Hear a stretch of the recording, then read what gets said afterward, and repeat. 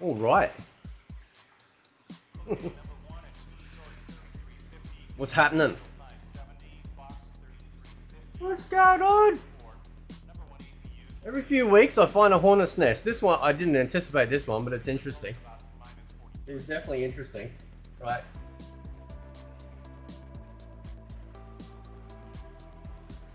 How you going, everyone in the chat? MLA, I did a review for Crazy Taxi. Go check it out. Yeah, I did Crazy Taxi, man, over on Retroactive.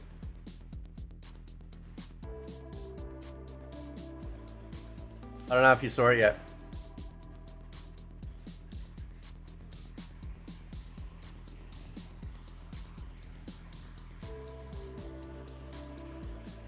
So, what's today? Today's Saturday, my time. We got a. I think it's gonna be. Is it gonna be? Is it gonna be tomorrow? I'll be having a chat with Mike, I think. Bloody time frames, man. I'll tell you what. So.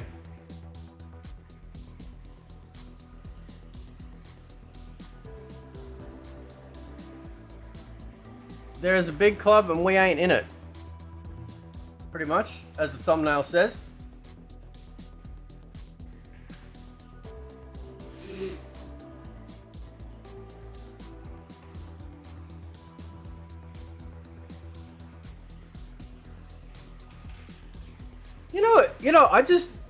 I want to clarify just something kind of small. When everyone goes, oh, the Foxy, what was it? The Foxy debate, the Diff debate, right? The Brusque Poet debate. I didn't set up no damn time to debate. I was just streaming and these guys just wanted to come in. Oh boy, my favorite people out there are very happy. They're very happy. Thoughts on Puerto Rican women?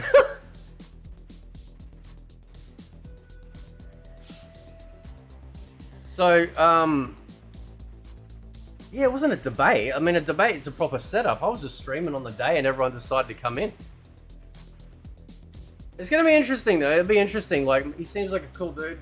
He seems fine. Obviously, there's a lot of connective tissue here, though. Right?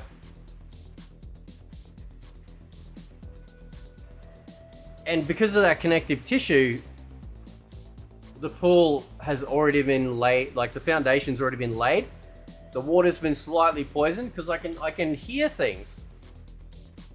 I can hear stuff. Almost verbatim from what I've heard from other people.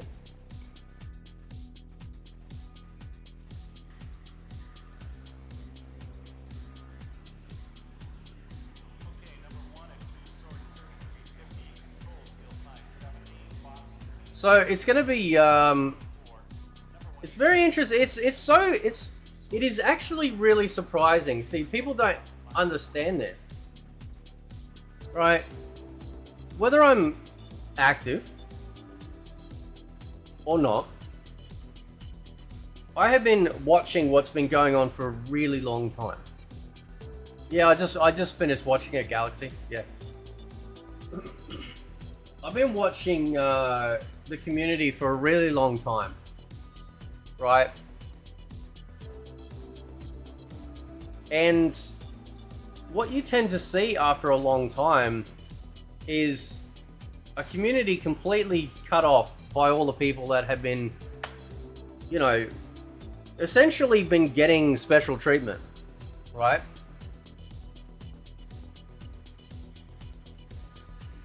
If you search up some of the big MK YouTubers, you know, you will come across comments and you'll come across discussions about them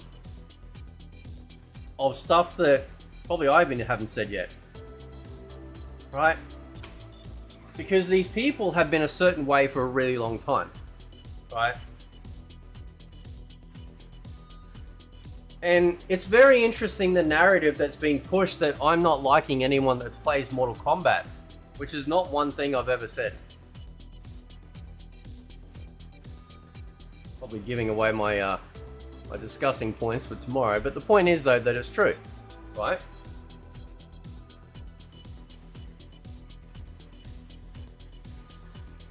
So this is kind of so there's sort of certain stages that happens, right? There's certain stages that happens when it comes to wandering in. If there are Christians out there, you'll understand. You're just up and block, bro. Yeah, I know.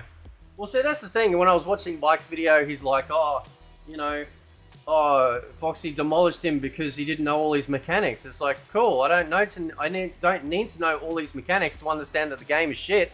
And as it turns out, the game is dying. You want to know why? Because you can see it coming. No amount of knowing every intricate detail in the combat system is going to matter. MLA says the community is divided. Well, I think the reality is it's been this. I think the status quo has been that way for a very long time. Right? What's interesting too about Foxy is that I never attacked Foxy. In fact, right before I was questioning the Condiment Twins. By the way, that's not an insult. That's just a funny nickname, right? When I called out the Condiment Twins for their involvement in testing the game and certain things I decided to pull on, he came swooping in to save the day, to stand up for their friends. Why? They're grown men. They can stand up for themselves. So there's no mention, obviously, of what Foxy said to me, which doesn't matter because I get comments made about my anxiety, you know, my ability not to be able to work, which were things that Foxy had said. No mention of that.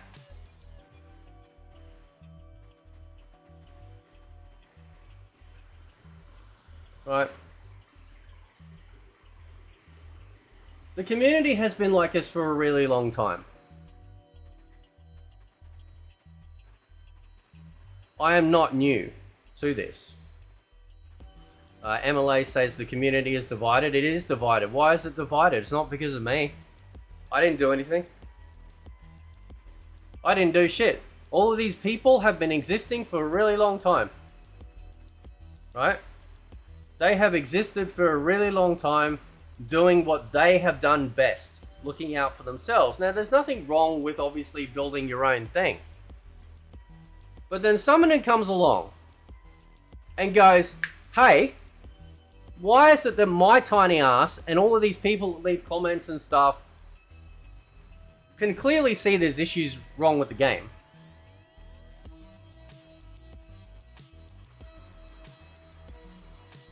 They just get ignored.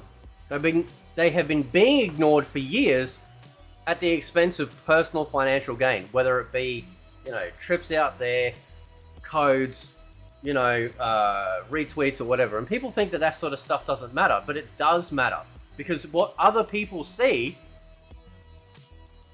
is favoritism, right?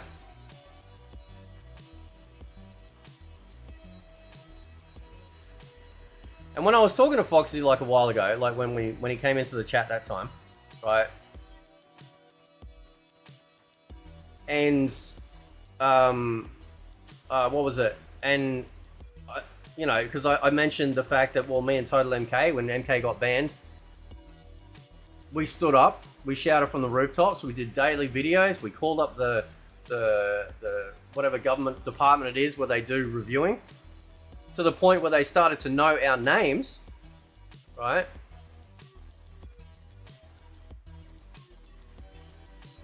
That wasn't good enough, right? So now I find out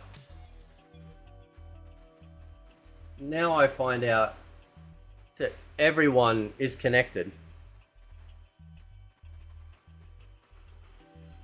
Right? Everyone's connected.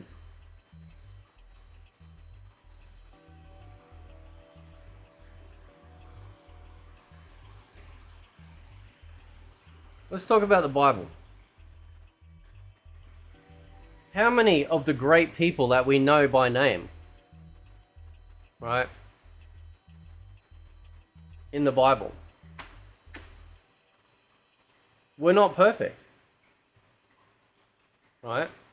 I mean, I don't know if Noah was a drunk beforehand. He certainly was after, right? None of these people, like Abraham or anything, were perfect. None of them were perfect. And this is a lesson that I want all of you guys to take on board. Don't be gaslit into thinking that you've got to know everything before you can start having an opinion. You don't.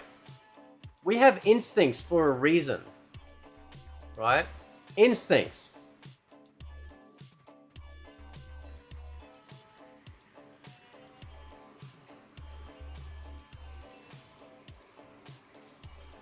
Well, see, the thing is, well, I mean, like, this is what I keep being told. And, like, look, I've talked to Fox, he's fine. Like, I mean, I'm not trying to be his best friend or marry the guy. Like, it's just, like, at the end of the day, you know, Foxy came out swinging because his pals were put under the radar. And the funny part is, though, is that I wander into the community and I go, hey, this is shit, this is shit. I don't think everyone's a shill. Okay.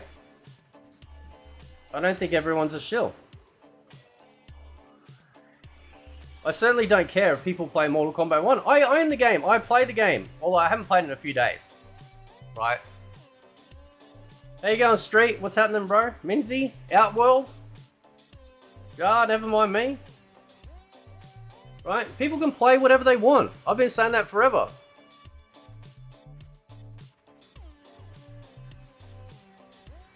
At the end of the day, people's, like, when you buy something, you have decided that this is worth your time and money, right? And that's it. When you're sitting by yourself and you're doing whatever, you know, like, people get shit on all the time for the games that they play or enjoy, but it's your time, it's your space, it's your money. Who am I to say that? Now, Mike is actively saying, hey, don't buy this game. I won't say that. The reason why I never say things like that is because I don't want to influence opinion in that sort of direct nature. I can say how crap it is. I can say this is shit. I can say that. But I also understand that people, despite taking on board what I may or may not say, you have got to come to the decision yourself. Right? I will not advocate and say, listen, you shouldn't buy this game. Because I own over 8,000 games on Steam. I'm pretty sure there's a lot of games in there that people would say, you're an absolute pleb for buying this game. What'd you buy it for? Look at all the negative reviews. And that's why, like, when with my review channel, where I think I've now found my groove, I wanted to tell people why I bought the game. What about the game made me go, yes, that's why I wanted it. And that's why I got it. Right? Which is different to reviews. because I didn't like. I was doing reviews. I'm like, nah, it's boring. You know, I just feel like I'm everyone else. You know, no, I wanna do the unique thing for myself. You know, and say this is what brought me to the game, and love it. And it is the latest Mortal Kombat game. People are still going to play it. People are still going to have hope that it can turn around, right? So, Zara's best friend says you're going to play the game and just complain the whole time. Oh, I'm just going to complain, thanks. Right. And it's obvious that, I don't think Mike's seen a lot of my videos because he would know that I have offered many solutions. It's just, those solutions are not what the pros want. I hated Mortal Kombat 11. Dog shit game. It didn't feel like an MK game, it felt like poo. Right? Absolute shit. Okay? But even I can recognize that to the majority of MK fans, it was a far better product in its totality, and it gave people more options when it came to their combat. Right? I was right about the combat system with MK1.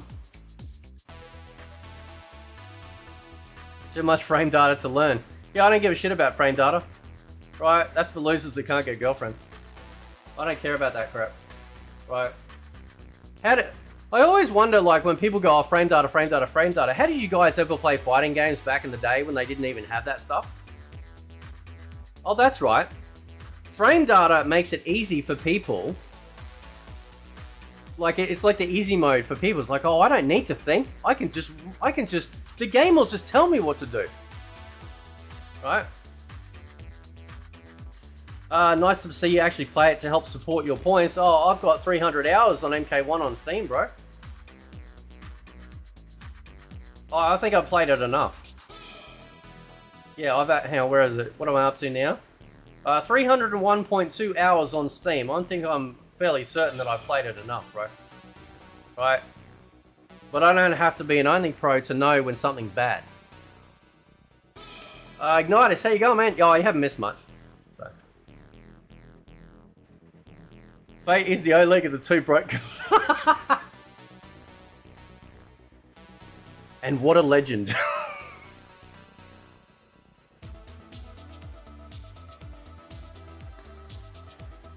You will never sway me from my path because my foundation always started from the consumer point of view.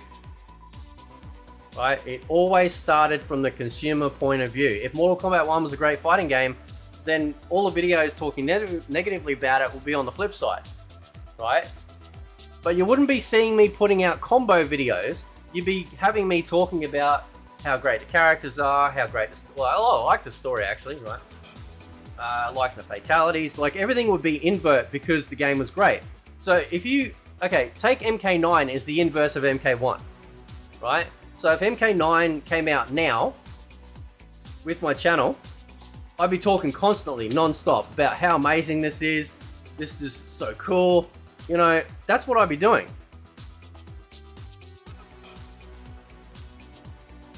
Frame data is new thing, yeah it is. I haven't not sleep until the last play. Look, I don't care if people play MK1, man. It's such a weird. See, I see this a lot.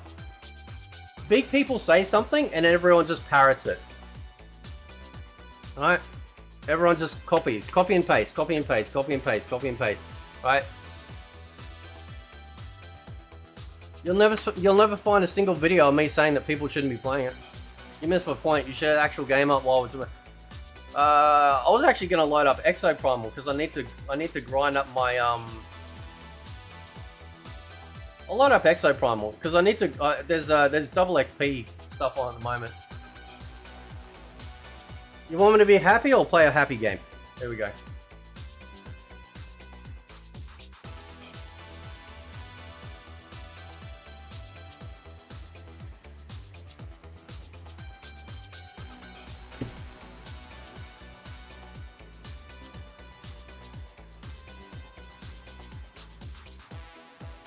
But it is very interesting, the connective tissue, right? It is very, very interesting. But the community itself has been going along on its happy way for a very long time, doing whatever it wanted, ignoring people's outcries and opinions, because what do they know? They're just beneath their boot. And then you get someone like me and other people, right, that come out of nowhere and just go, nah, not tolerating this shit.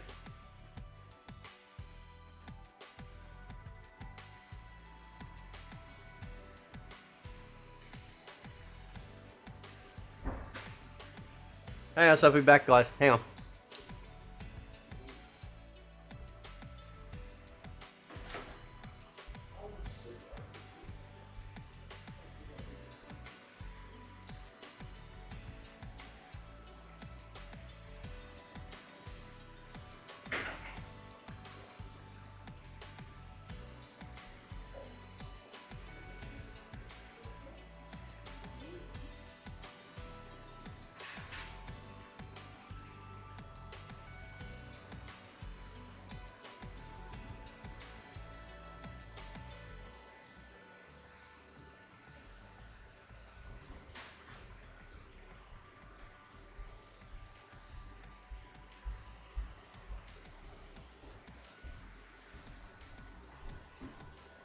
Oh.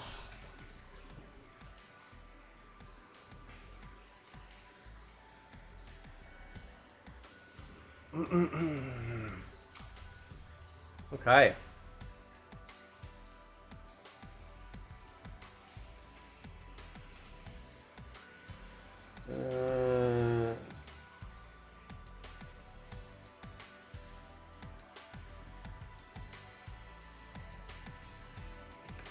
Trevor says, if I was doing positive, aren't you a shill? See, this is what I'm saying, right? You guys are being duped, right? You guys are being duped into saying what they're saying. Oh, anything positive is just a shill. No. Right? When you see with your own eyes, look with your own eyes, what they get, the handouts, the retweets, the special invitations and stuff like that. You notice problems with the game, everyone else notices problems with the game, and then suddenly, nothing. They don't say anything, right? So then I question it. And lo and behold, it's because they're trying to protect their financial interests.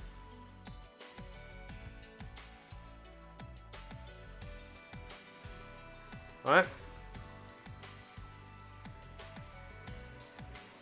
Oh shit, hang on. Hang on, that's right. Yeah, I got that. Yeah. Where's my damn... Oh, that's right. I don't have... Hang on. There we go. My bad. Sorry, I had the sound on mute.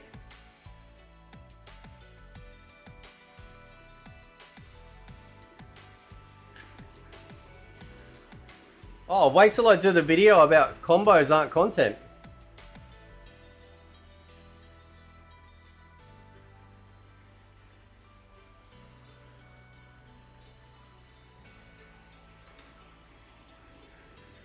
So I'm sure it'll be pretty good tomorrow. I'm sure it'll be a good conversation, right? Everyone, I do see the comments when people go, "Oh, Foxy bodied you. What's his name? Brisk Walk bodied you, right?" And lo and behold, if you follow Brisk Walk, you know, he's still doing what he's doing, right? Still running defense.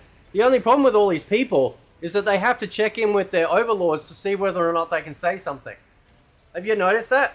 Then when everyone started talking about, oh yeah, this game really is bad, right before Chameleon came out, and then like everyone's like, oh yeah. But they're just like leftists. They just have this hive mind. And then Chameleon comes out, and then they're like, oh my god, this is the greatest. This is now Mortal Kombat 1 is like MK10.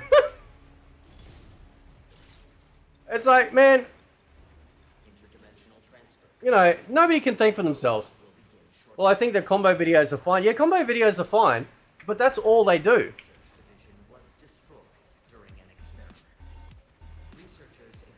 Damn, this is so. By the way, in case anyone doesn't know, there's a. I haven't played on this map yet. This is awesome. This is Exoprimal. They did a Monster Hunter crossover, so this is cool.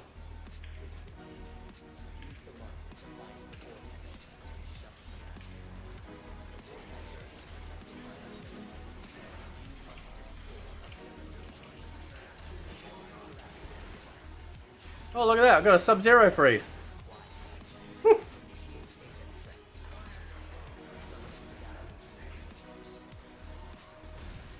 So yeah, it's going to be interesting. Is Exoprimal free to play? It's not. I wouldn't be surprised if it does go free to play, but it is actually really good. It's a really good game. Like, I absolutely love this game. It's so good. So, they've done a Street Fighter collab. You've got some Street Fighter skins you can get in the game. And now they've got the Monster Hunter one. So, shit.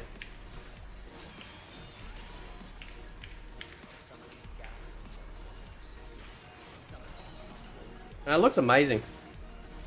So,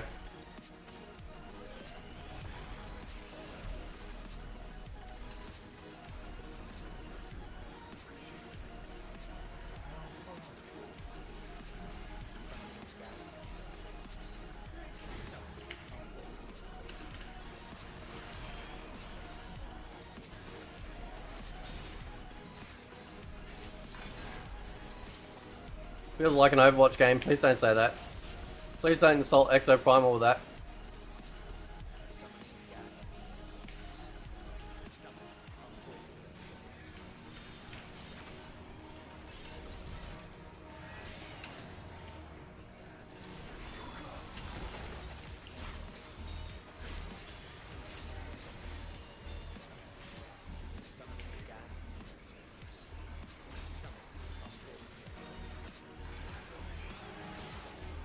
Who's seen Ed and Street Fighter 6? I haven't watched that trailer yet, man, actually. Is it good? Thoughts on the new Viagra? Thoughts on the... What?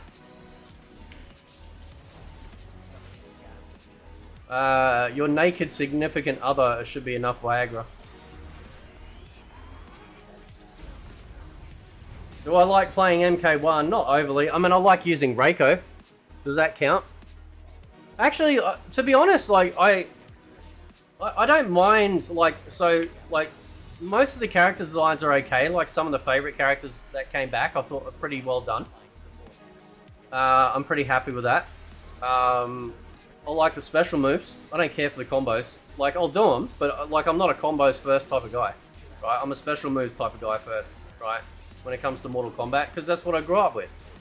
Right? I didn't grow up going, oh, I can't wait to jump kick, standing kick, and then, you know, whatever. I'm like, what special moves has Scorpion got? Right? Like, I didn't give a shit about that. Give me some heals, please. Heals, please. Chop, chop. Thank you.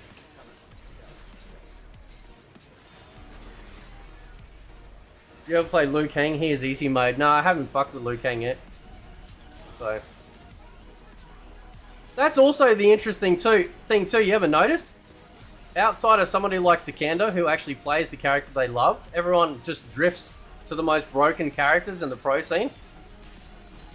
Oh, you're not seeing anyone main Natara, are ya? Right? Or Havoc. Nah, it's like the Cages, the the Raidens, the Liu Kangs. So it's very interesting that the very people that are sitting there going, oh, you know what you're talking about, have also got, like, you know, characters that are mind-numbingly, like, easy. So, yeah, I saw the Toy Story mods. I wonder if that was the final decision from Capcom.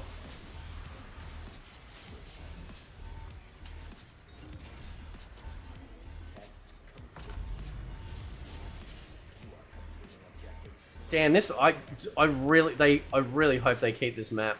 This is absolutely amazing. They need to keep this map.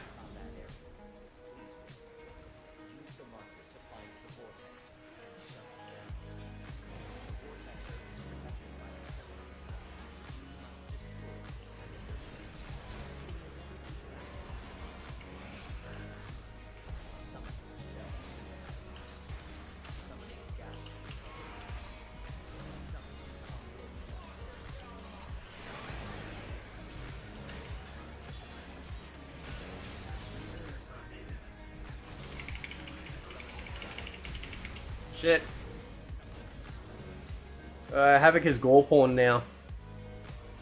Tekken Noob 8, how you going, bro? What's happening, man? What's happening, dude?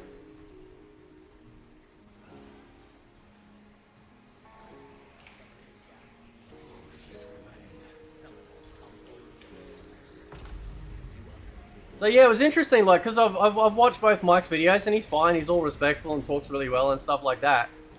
But I'm not going to sit here and be like, oh yeah, maybe I should behave. No, I'm not behaving myself, right? Calling somebody a shill is not calling somebody the P word, right? And having funny nicknames for people doesn't mean anything anyway. Like, what are they going to do? You know?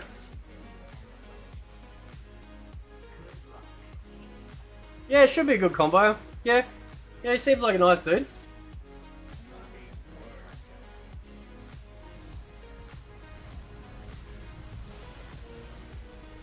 But yeah, anyway, I'll save it.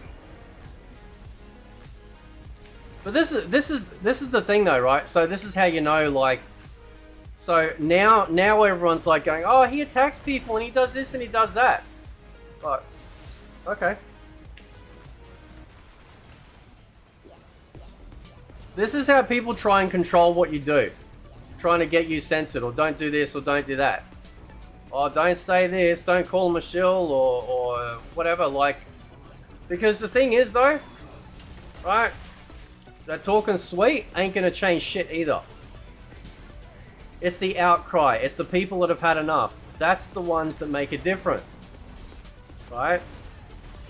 Because an angry or upset customer is the worst thing, right? What they should be wanting is the, hang on. Oh, is he gonna do his bullshit? Hang on.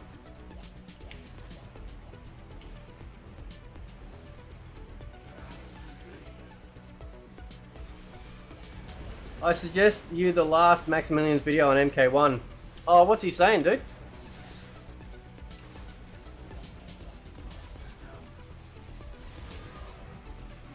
I've heard people say Max is a shill. I don't think he's a shill. Is he a shill? I don't think he's a shill.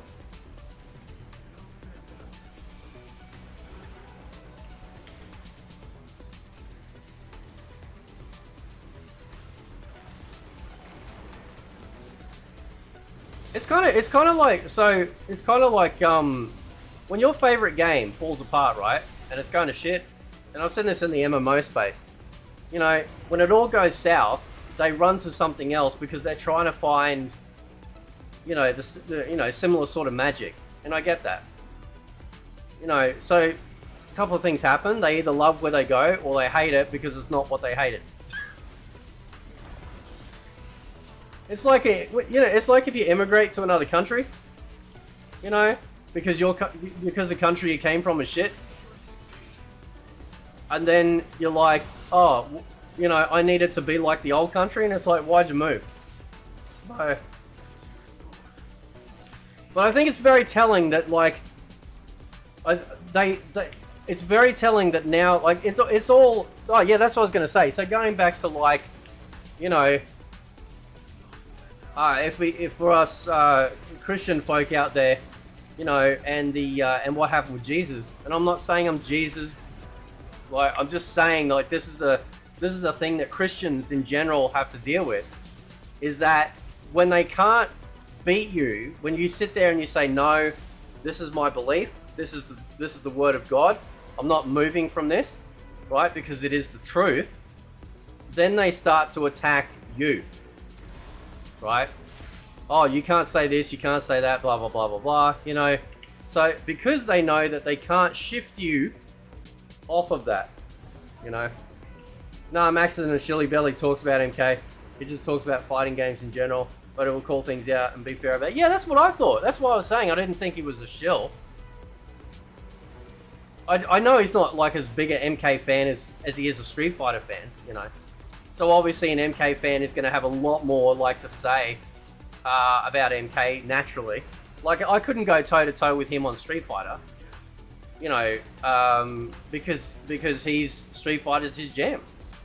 You know, probably Killer Instinct as well. I'd probably say they're the two big ones.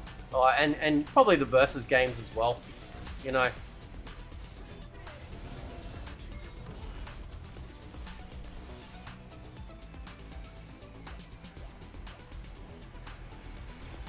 Come on, wakey, wakey.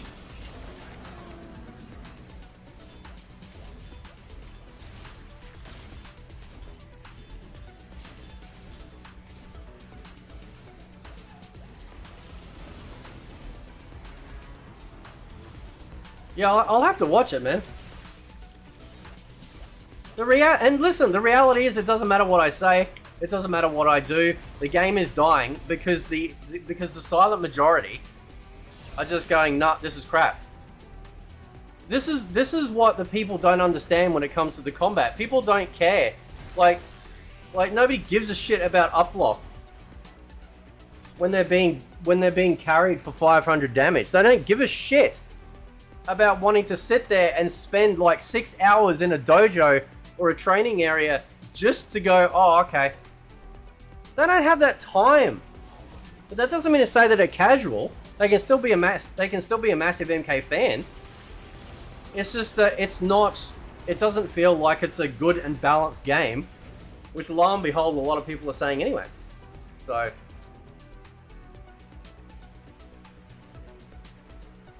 I am definitely ready for the next battle, MLA. Definitely, man, 100%. It's not long now. One more Tekken review. I've got to do Tekken 7. I don't know if I'll have time to do the PSP one, but I've already done Tekken 5 anyway. I've already done 2 Tekken 5s, actually. Right, PS2 version and then the PS3 version, so...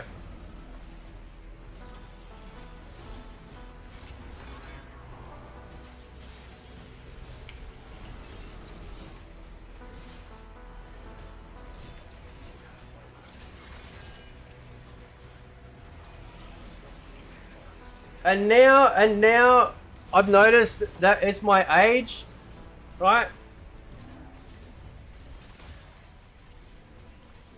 So they bring up the age as a factor, right? Oh yeah, I shouldn't be talking about I shouldn't be talking about video games. I shouldn't be saying this. I shouldn't be saying that. Oh, okay. Or the other classic one. If you don't like it, stop playing it. Well, I haven't been playing it the last few days, right?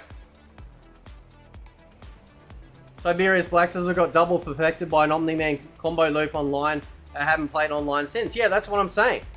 Like, nobody gives a shit about, like, you know, nobody gives a crap about that. I do find it funny, though, that people say I'm terrible at Mortal Kombat. I didn't say... I know I'm not terrible at Mortal Kombat. I didn't say I was like, the most perfect player. I'm just, like, I know how to fight. So what's terrible? Not doing a 400 damage combo? Or not knowing up block? Age is just a number, that's what she said.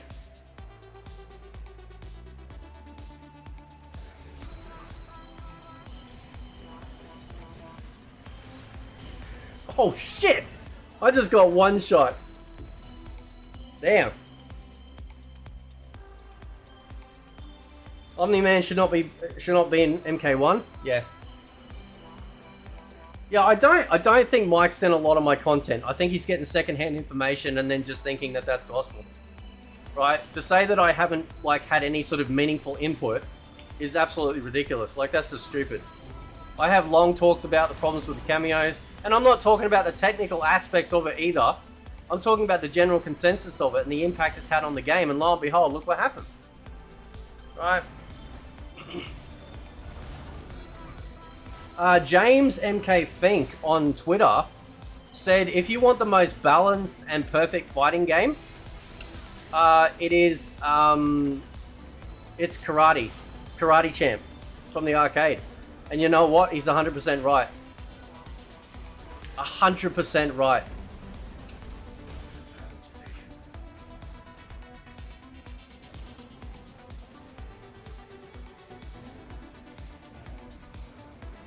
Street Combat says, I hardly use Uplock and MK1 and still flawless opponents. Yeah, that's right.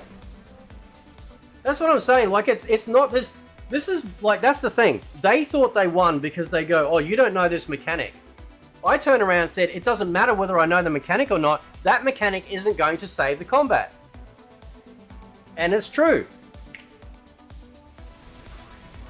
A fighting game, as far as like a video game, should encourage you to want to get better, right? It should be fun enough to want to encourage you to get better. Now, people that like MK1, they're doing that, and that's fine.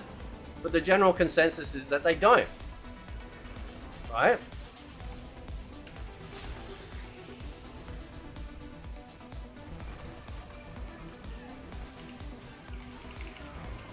Oh shit, I can't use my moves because I've got a giant Triceratops dick in my body. Who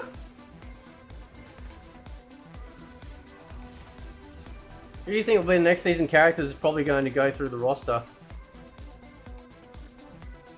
Next season, for what game? What are you asking me that?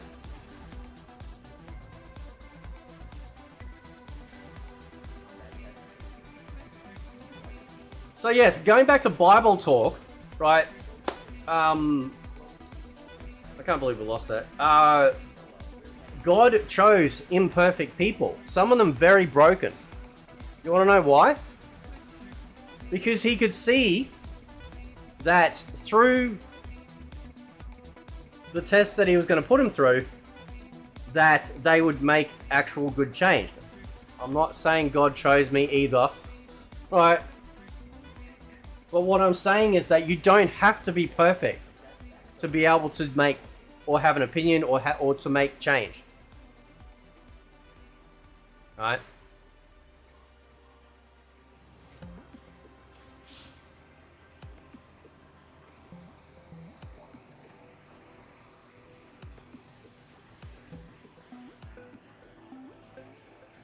MLA says that MK developers don't have the same passion as Japanese. No, that's right. Because it's a different mindset. The Japanese people realize that the customer comes first. That's their mentality, right? If they lose the customer base, it's all over. Look what happened with Final Fantasy 14 1.0. When Final Fantasy 14 1.0 came out, it was absolute dog shit game. It was horrible. Everything from the way that the game moved, graphics, everything. It was just woeful, right? So, rather than give up, they went back and they said, no, we've got a good vision here.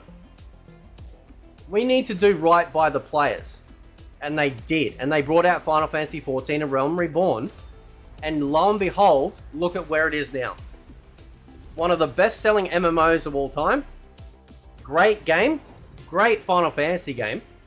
If anyone's not played 14 online, it's great. Loads of content. Because they realized that it's like, no, we need to do the right thing. So the Japanese have got that in spades. That's why you see the love come through with their games and stuff. So it doesn't matter how many people sit out there and run defense for Mortal Kombat. People are gonna go, look, I don't care anymore. You know, they just when does Tekken 8 come out? Oh, about 6 days, I think, bro. Yeah, 26.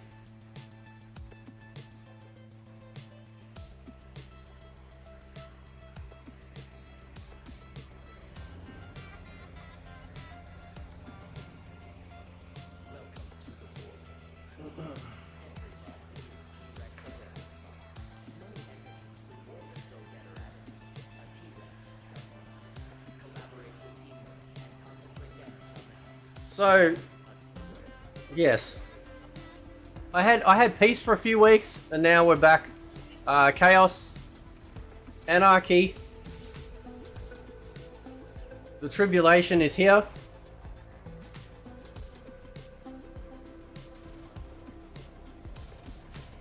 Warner Brothers is turning into Disney. Warner Brothers has been shit for years anyway. Remember when they put loot boxes in Shadow of War? Like Lord of the Rings Shadow of War? Single player game, by the way. Loot boxes. Faye, did you know that Street Fighter 6 already sold 3 million copies? Probably a little more. Yeah, I think they announced that it sold 3. When did they announce that it sold 3 million copies for Street Fighter 6? Was that a couple months ago or not? Because it would have sold more by then. You know, winning Game of the Year, stuff like that, that has impacts, you know.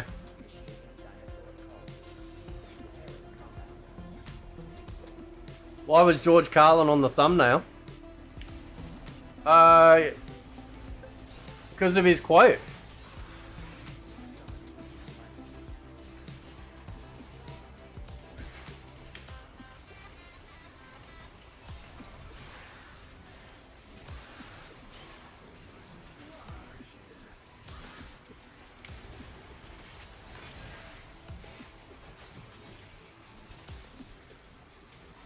Street Fighter 6 has a weak roster. Yeah, I'm not a fan. Like I'm not a fan of the roster of Street Fighter 6. If you want my personal, honest opinion, my favorite Street Fighter game, still for a while now, is Ultra Street Fighter 4. I think Ultra Street Fighter 4 is kind of like my modern day Street Fighter Armageddon. It's got everyone I wanted in a Street Fighter game. Everyone. It was kind of like having like Alpha 3 but on steroids. Like the Alpha 3 PS1 version. Where they had extra characters when they brought out the home version for Alpha 3 for PS1. Right? That's how Ultra Street Fighter 4 felt. Love it. Still love it. So, and you can still play people online too. So, which is cool.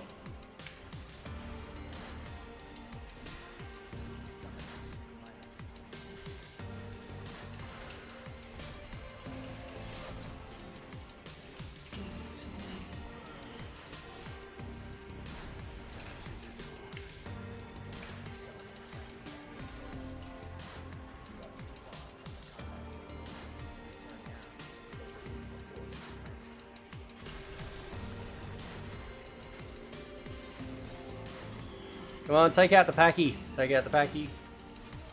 There we go. Done. Do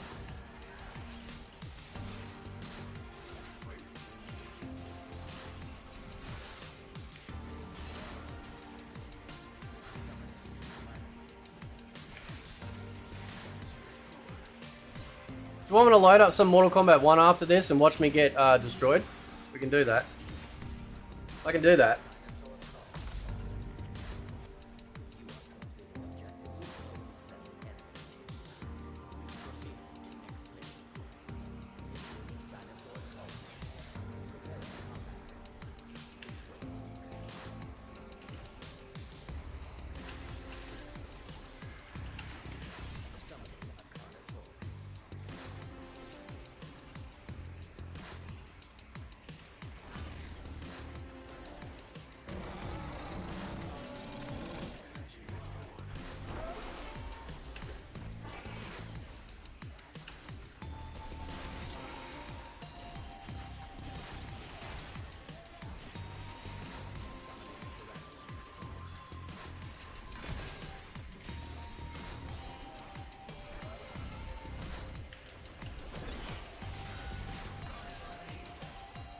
I saw the drama thumbnails, but didn't bother to see them hour-long videos. Yeah.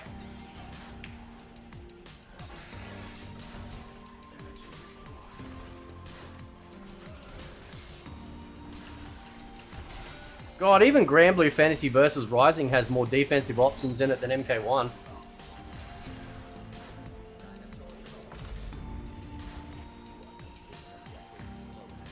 Who here is getting Tekken 8?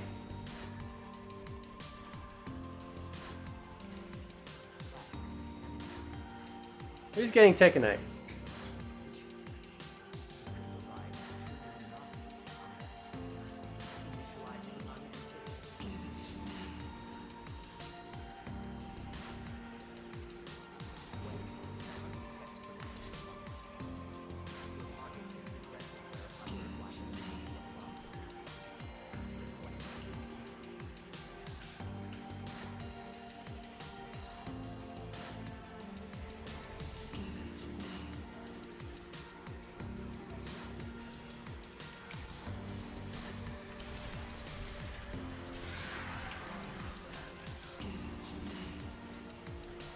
No, okay.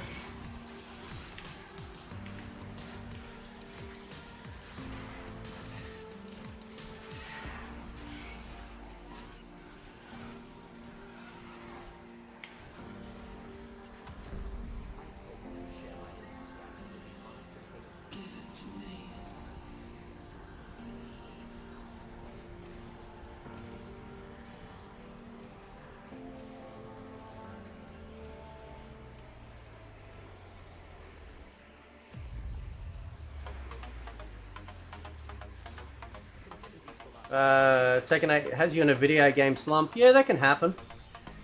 That can actually happen. Yeah, that sort of stuff can get to you. You know, you look forward to something for so long and it ends up being a steaming pile of shit. And then people just, they go, yeah, moving on. You know. So...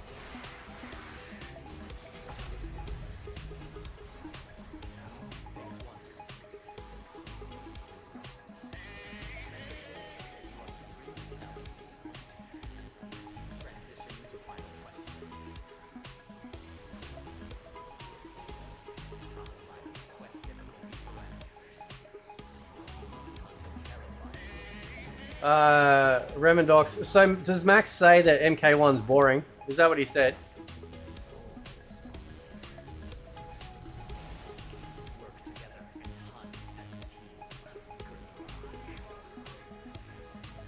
I haven't been a fan of like the way NetherRealm's been doing their fighting games in general for a really long time. MK1 is just the pinnacle of like the frustration. Holy shit.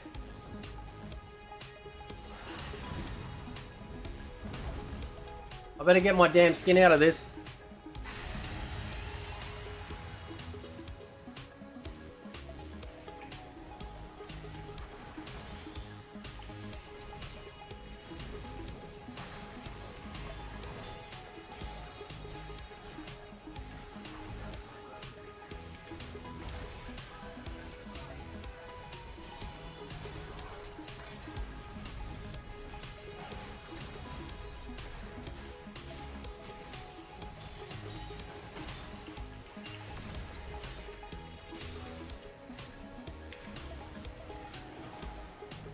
Get your ass out of the way. There we go.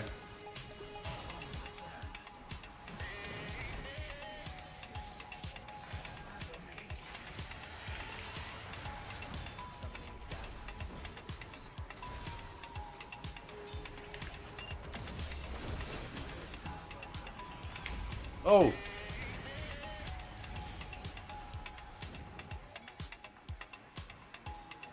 Yeah, he says it's boring. He doesn't shit on it. I guess he has to keep his nose clean. It's so funny how people... It's so funny how people don't like me saying that, right? Right? And yet, like, people see it for themselves, right? It's just that these people don't read their comments. You know, and there's probably like that. They get so big that they're getting like thousands of comments and they're not seeing that stuff, right? Whereas I'm small, so and I try to read everything that comes through. But yeah, man, like, you know, you got people calling them out all the time. They've been doing it for years. And then somebody with a camera just goes, "Hey, yeah, these people are telling the truth."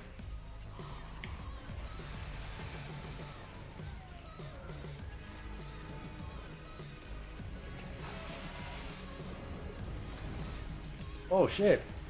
Up you get.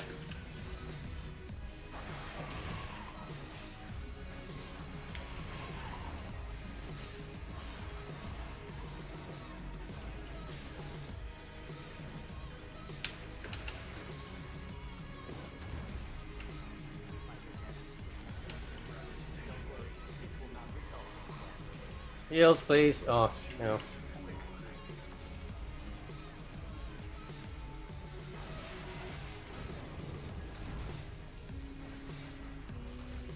Damn, he hits hard. Shit.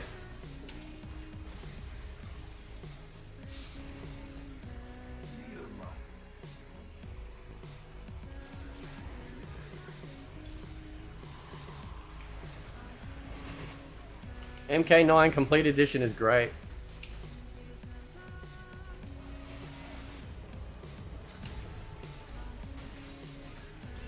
I didn't like guest characters then.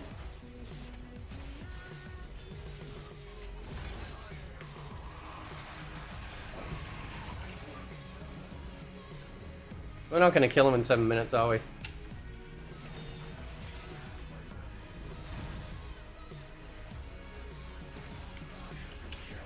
What's this floor is a lava shit?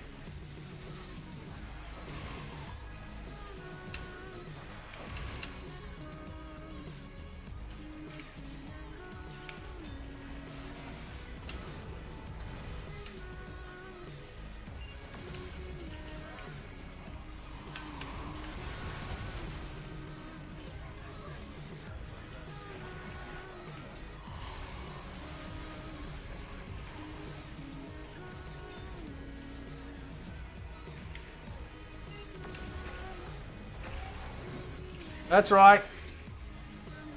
Wail on him. Fucking lay into him.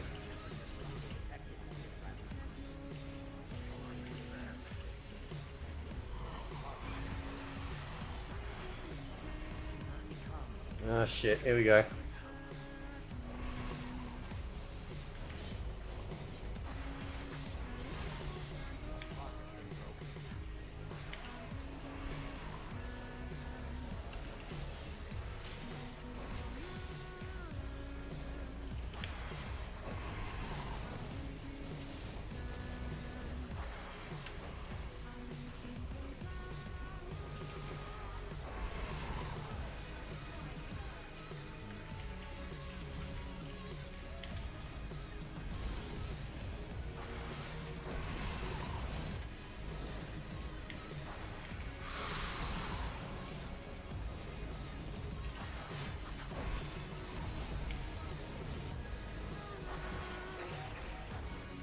There we go.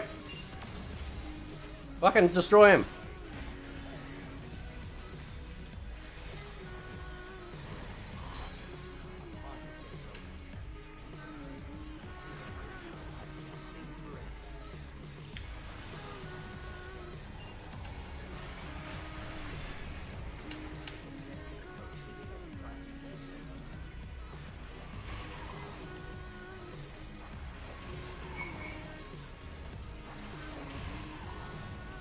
Here, come here.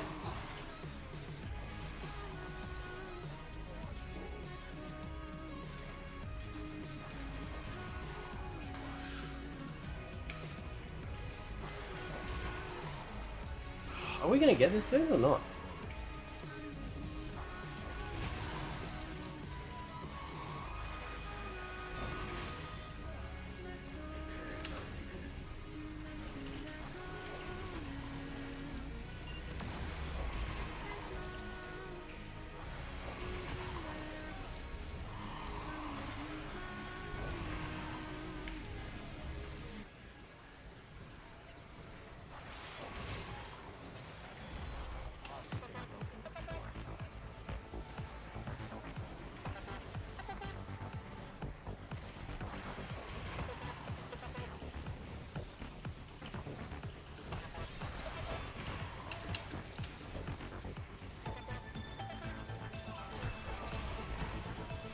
But oh, we might do it. Maybe. Oh, it's gonna be tight.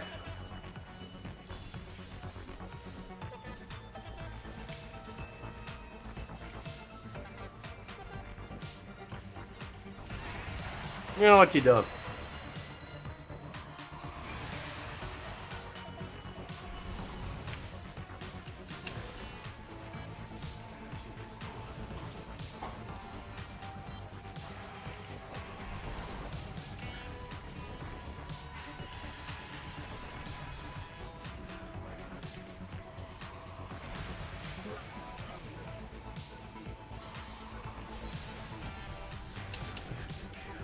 Oh, quick, heals up. Thank you.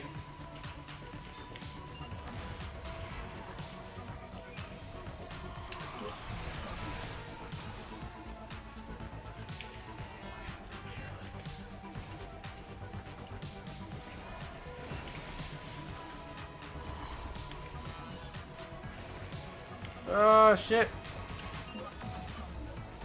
Get some sound up. There we go.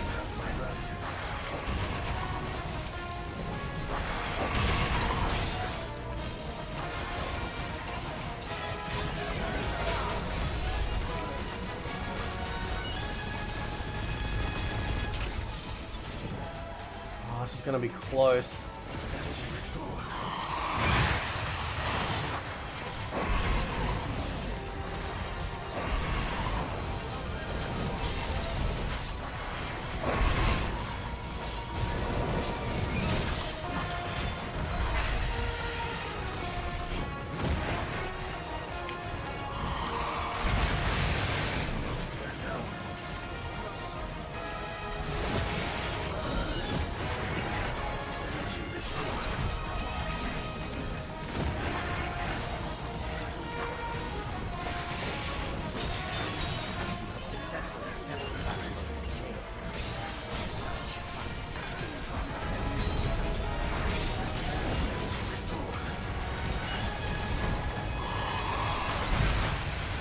Hell yeah. Come on. That's it. You have proven yourself worthy contenders. Quest complete. Enjoy this interquest interval and prepare for your next hunt. How you going, Just True? How you going, man?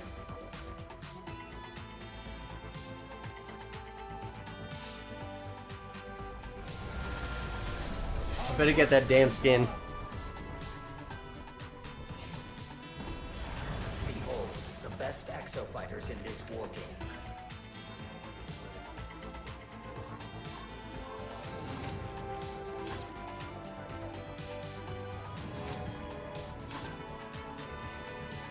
There we go. Give me that.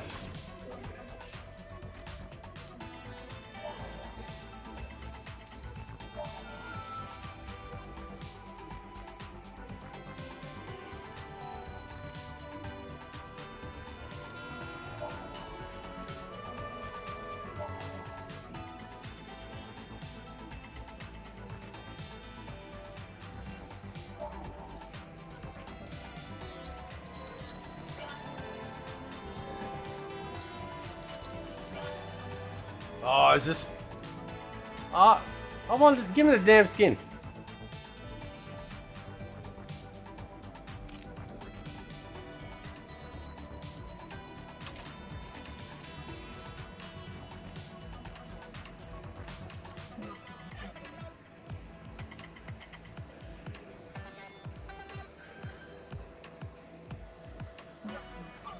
Not bad. Alright. Despite my synthetic nature, Alders considers me a member of the Hammerheads.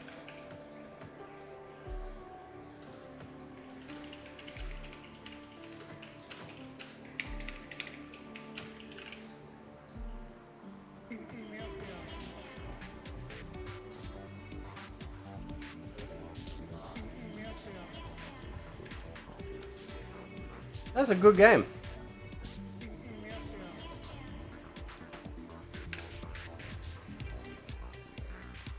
Alright, here we go.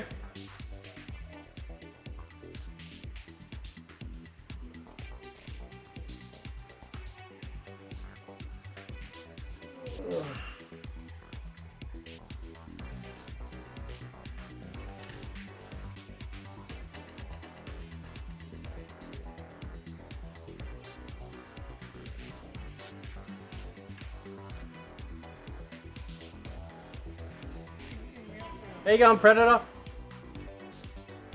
What's happening, dude?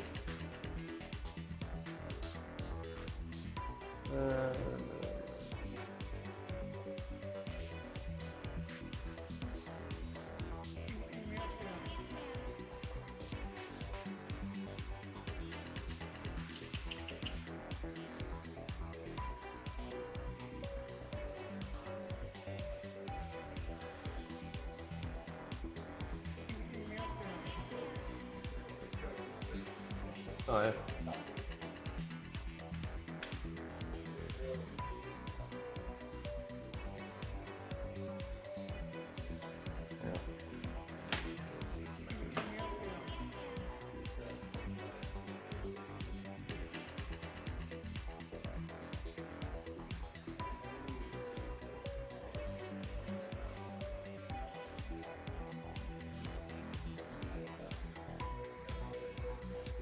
How does this shit work? Hang on.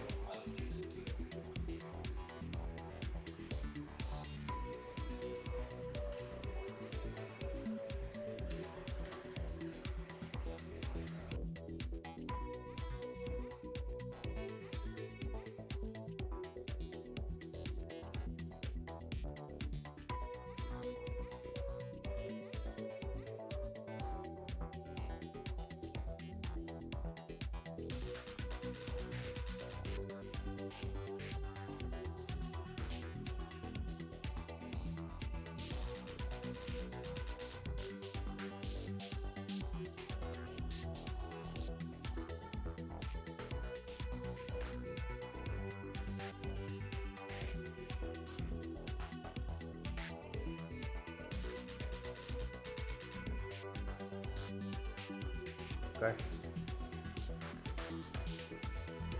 All right, let's load up the greatest fighting game of all time. Where is it? Here we go. I haven't played in a few days.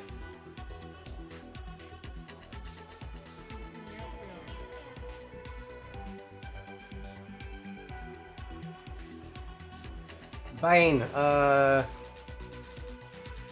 Oh, thank you for the compliment, dude. Thanks, man.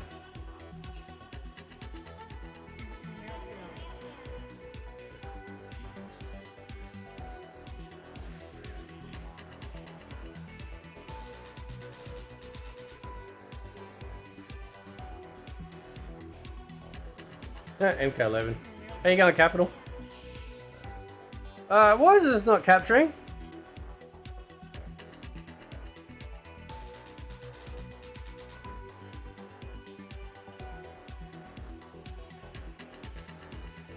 Oh, because it's still processing the shaders.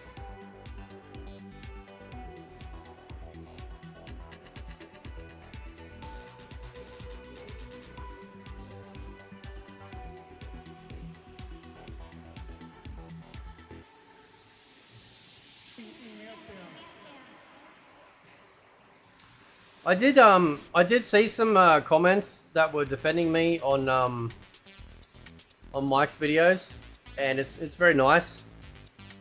It's very kind of people to do that. You don't have to though, like it's fine, but it's very kind of people to do that. It's so yeah.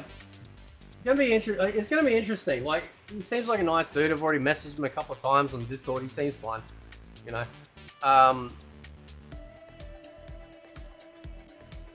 Yeah.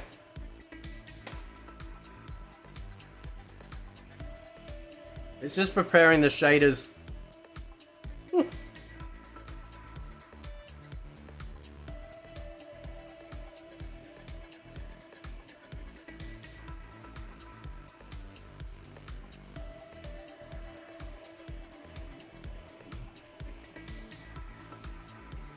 There we go.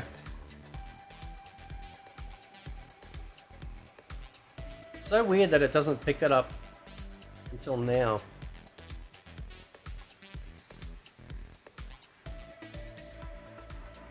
I want to thank everyone too, by the way, just because we're live. I want to thank everyone that's that subscribed to my other channels. I really do appreciate that. I love doing those channels. They're so much fun. I was gonna do a waifu my laifu video, which is my anime review channel, or like my anime coverage channel. I like that name. I do.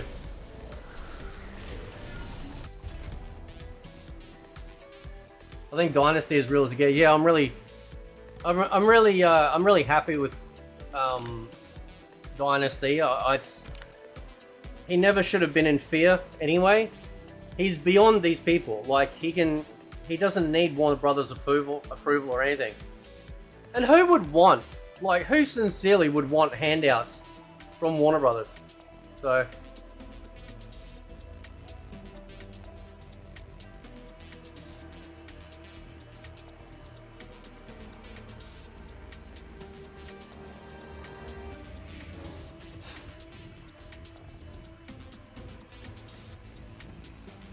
Is MLA still on the chat? MLA, you there, bro?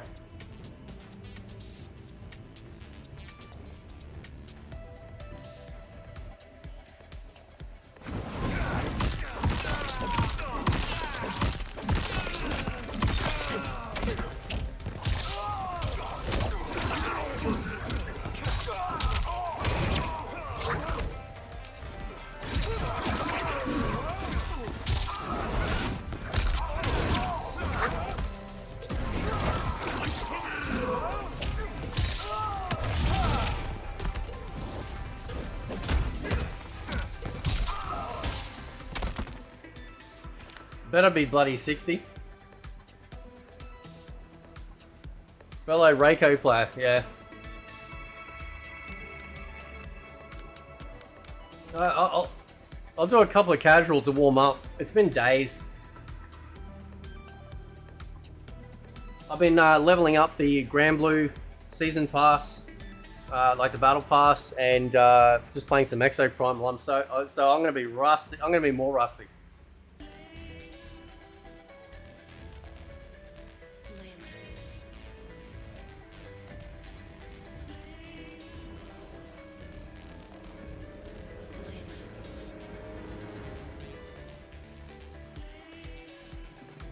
Bro, like, what was it, the Globals or something? Like Mortal Kombat wasn't even in, like, the top 8 or something. Like, it wasn't even a shit, like, nobody gives a shit about Mortal Kombat 1 in, like, whatever Globals 2024 thing that's coming up or whatever it is, right? Yeah, I like Reiko on MK1. I think Reiko's pretty good, actually. I'm very happy with his moveset, to be honest. So... when we... I have an idea for, like, I have some ideas for, because if we get rooms with crossplay, that'll give me some stuff that I can do with you guys. So...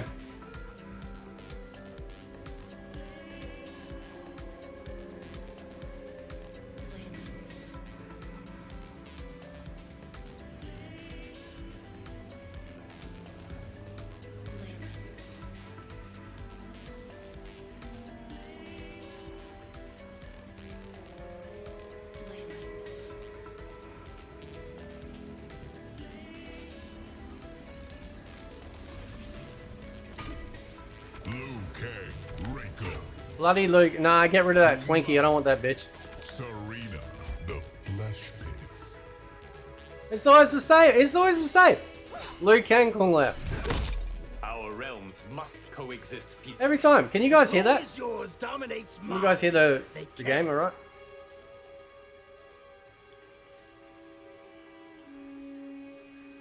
Predator Gaming. Fate, we should put a team together and make a fighting game. Get Mac McMuscles on board. Yeah. Round 1. Fight. Oh, okay.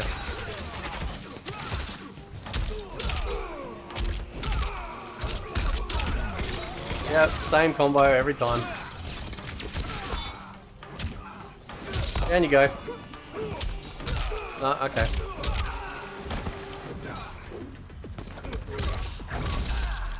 Audio's good? Okay, cool.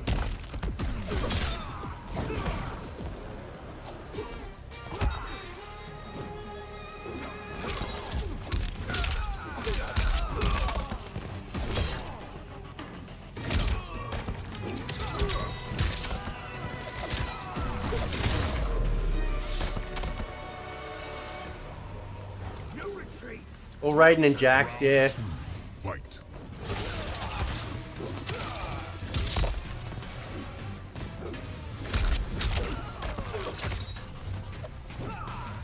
No cameo, by the way. I don't use cameos when I fight. Right. This is probably to my detriment, but at least that's what I do. I did in season 1 though, in case anyone's gonna bitch about it. I just don't like the mechanic. I don't like the mechanic, and I want to try and beat people without it.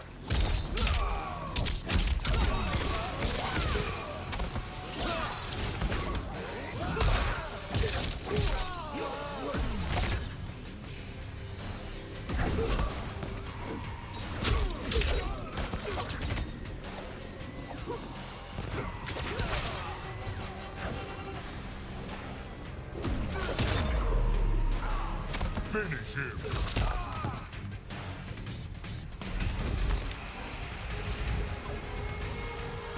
Draco wins.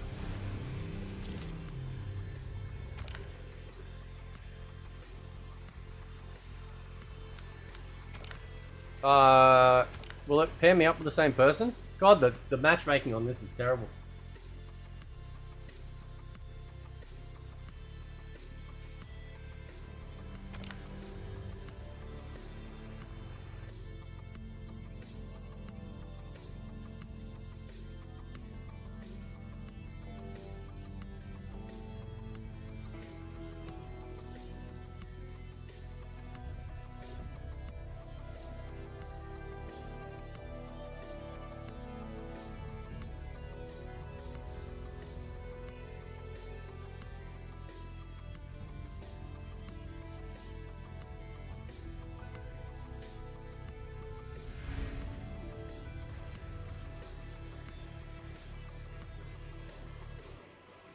Huh?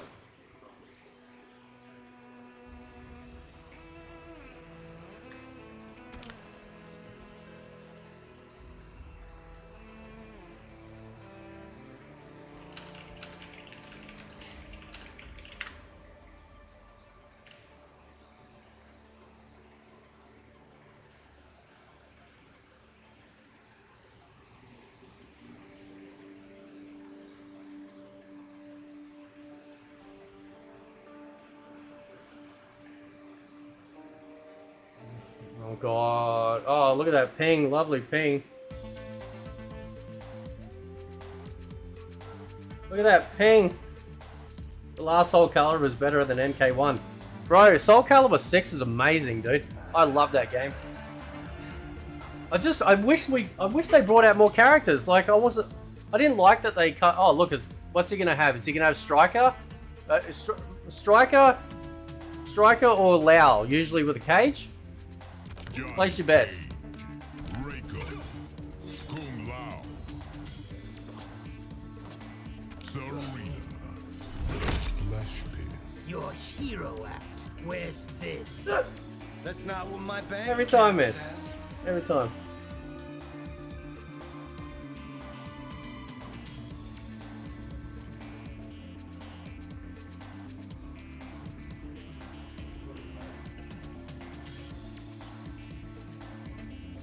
Took them 4 years to make this garbage, yeah, I know.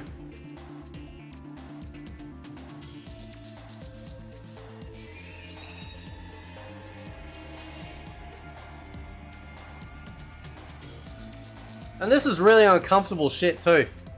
This whole forearm foreplay crap is rubbish. Round 1. Fight.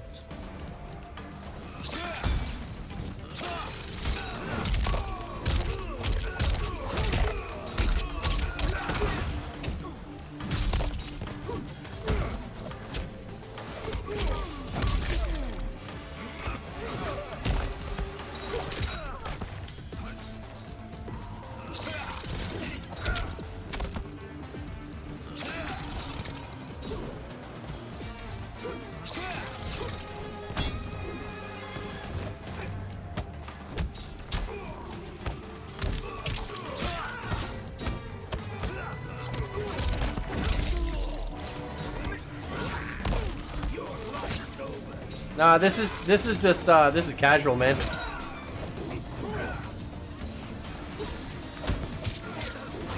Okay.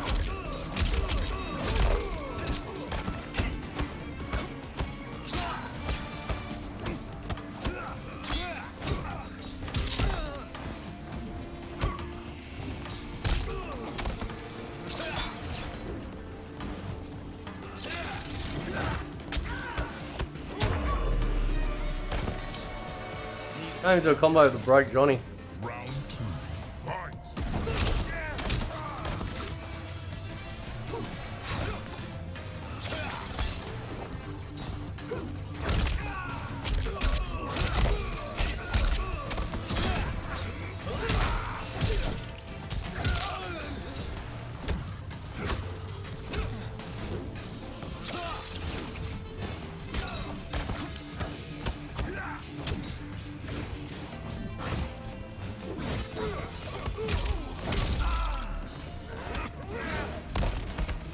He's up, yeah, I know.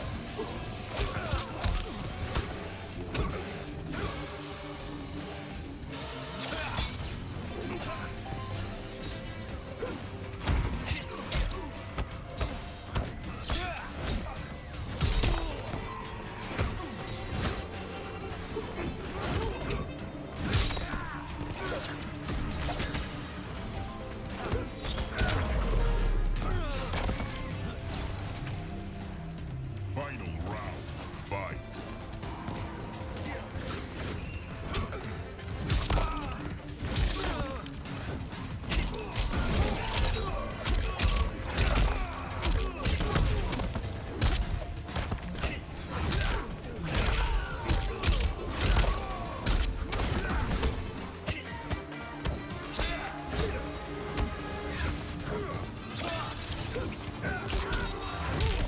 This broke ass game.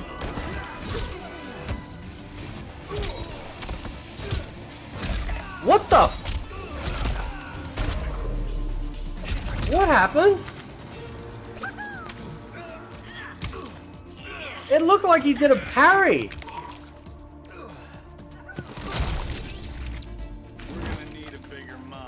Brutality. Holy shit. Johnny Cage wins. All right, let's check. Let's jump into AIDS League.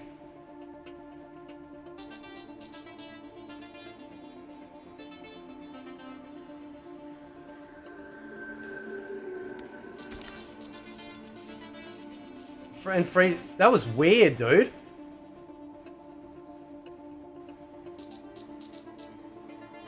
That was really bizarre. I hate this music. Sounds like fucking Marvel music.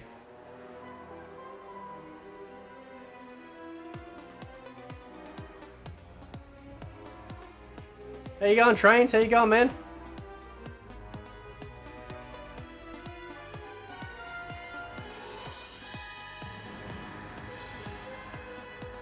Oh, shut the fuck up. Oh, that damn music, I tell you what, man.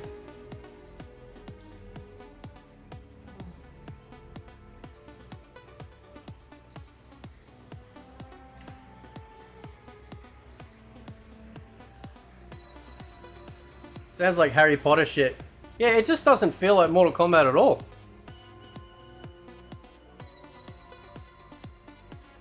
You got the main menu music that sounds like shit you hear when you walk into like a brothel. You know. Probably shit left over from Injustice. You know what? It sounds like superhero music, yeah. Like Injustice crap.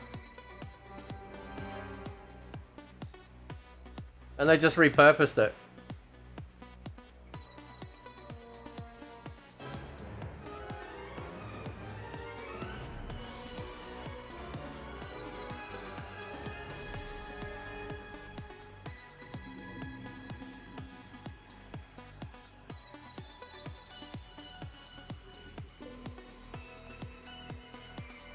Yeah, but I don't want Harry Potter music in my Mortal Kombat game, though.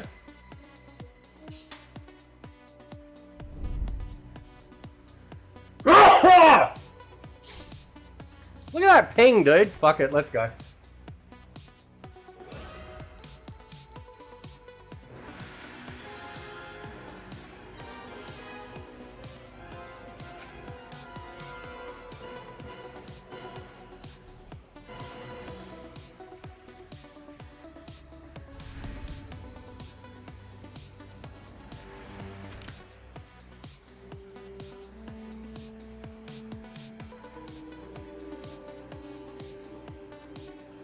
TV show Angel. Shit, I haven't watched that in a long time.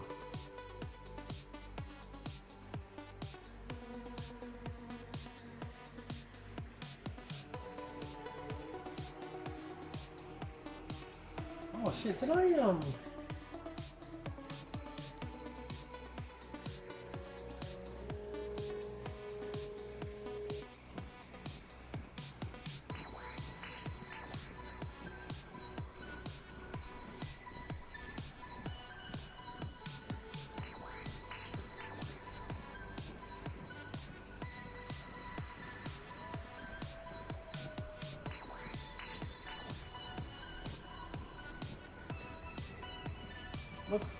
What's going on?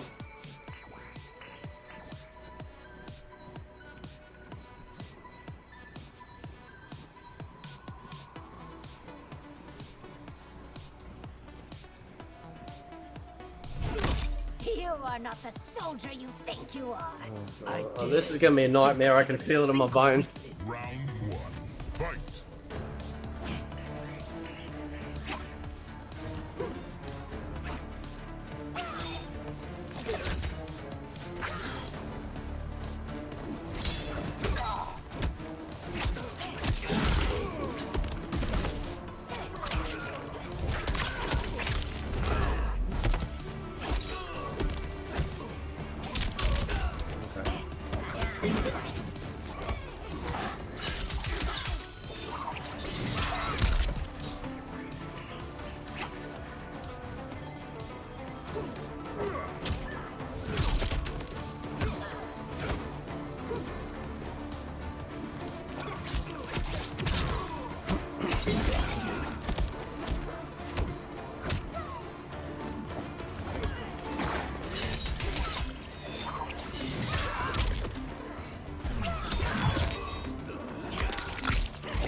I hate this stun part where I just waddle back. God, I hate that part, man.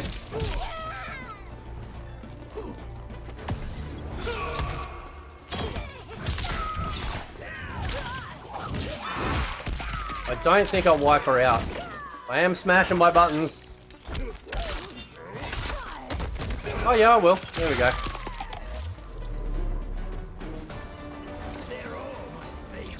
Round 2. Fight.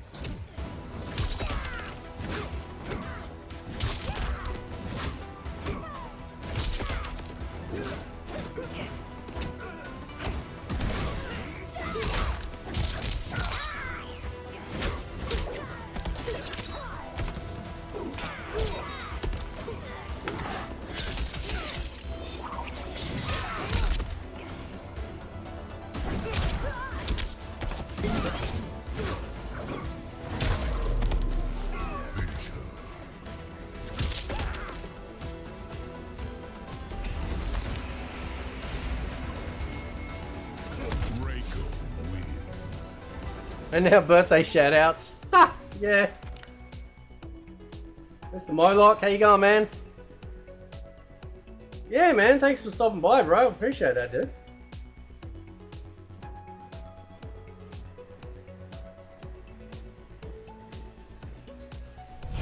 Round 1. Fight.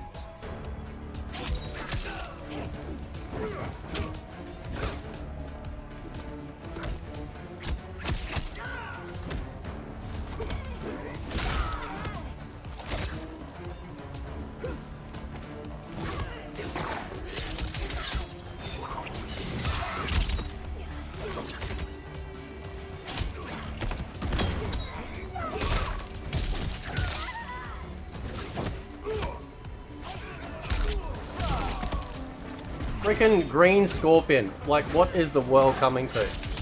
What a disgrace. Right?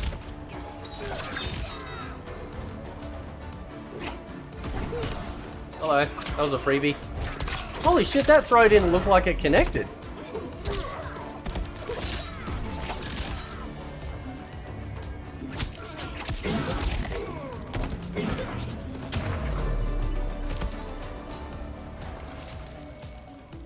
Round 2. Fight.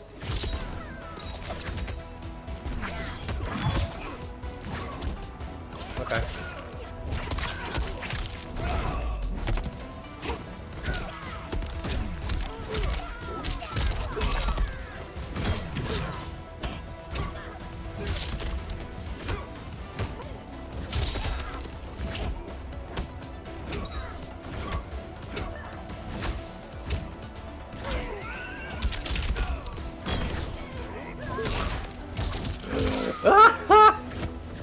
love being annoying with Reiko. There you go. Finish her.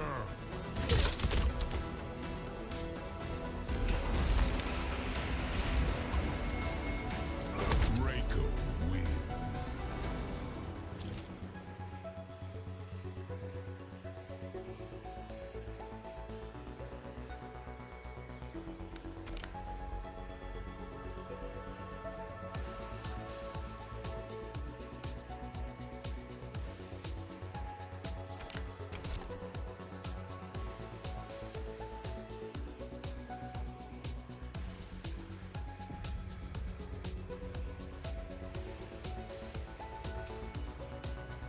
Come out, then come back in. Otherwise, you keep being paired up with the same person because it's crap.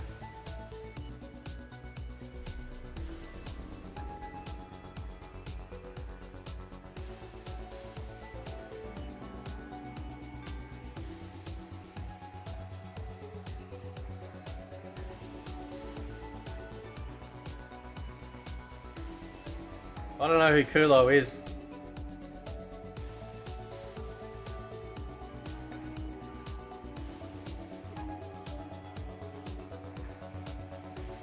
God, millennials are so sensitive, aren't they? Does that work?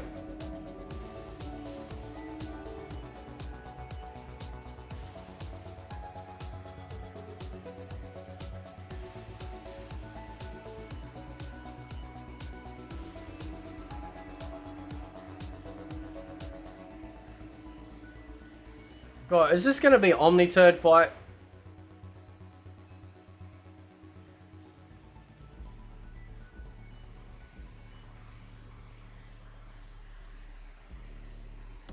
Oh, Omni-Turd.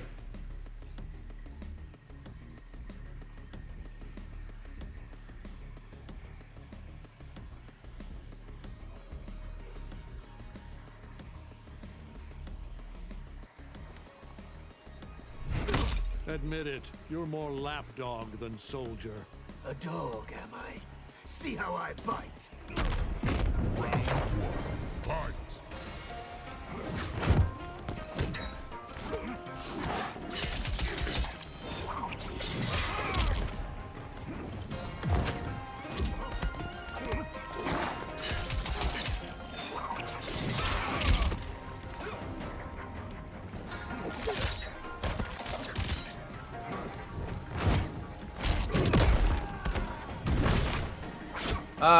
What?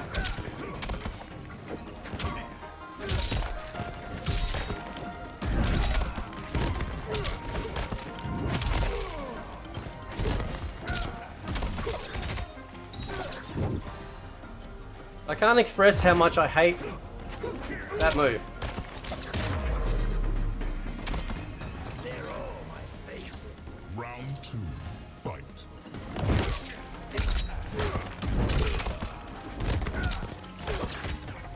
That tickles.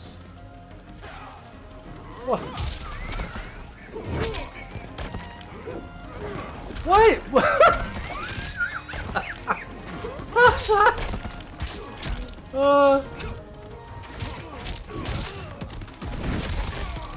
Oh, okay.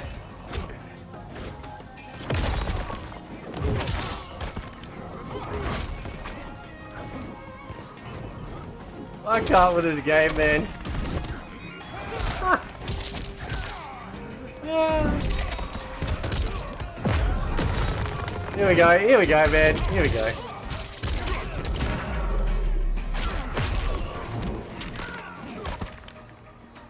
Stop embarrassing yourself. Final round. Fight. You're off balance.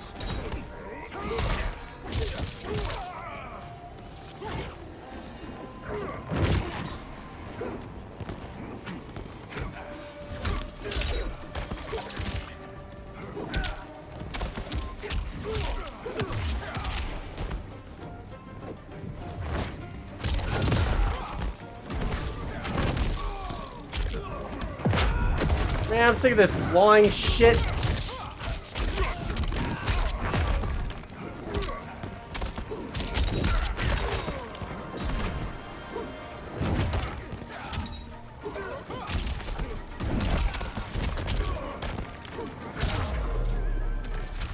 This flying crap.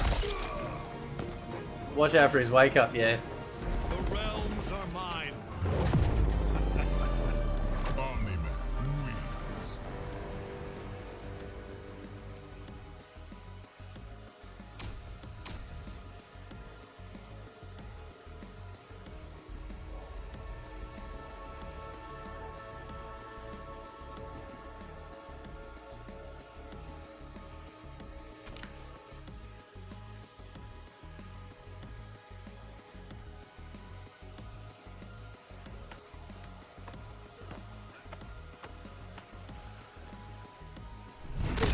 Round one, fight!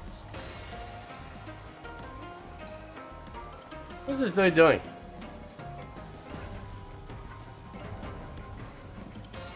Is he glitching?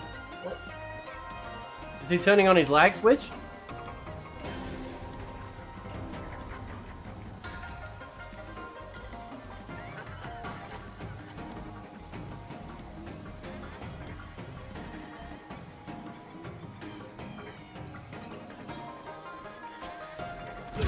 What's he doing?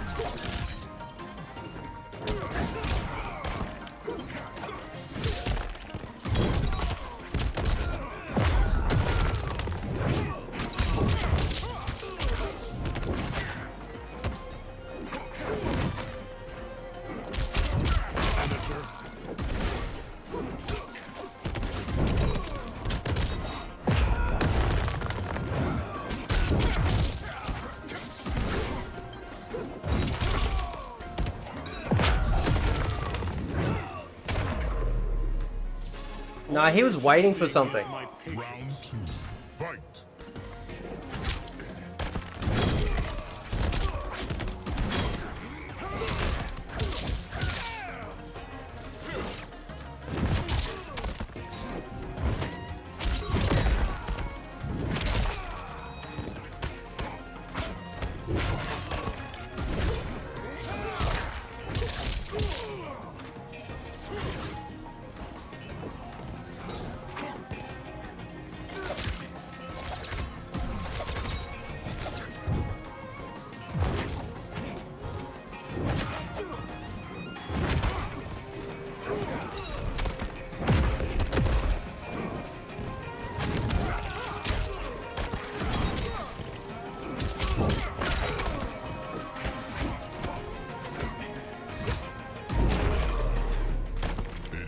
This fucking character. The realms are mine. Omni-Man wins.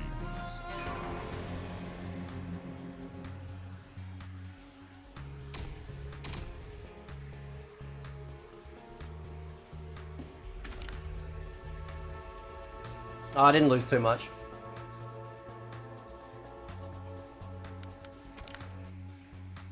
The only reason, yeah, so the only reason why I go back to main menu, because if you don't, it'll pair you up the same people over and over again.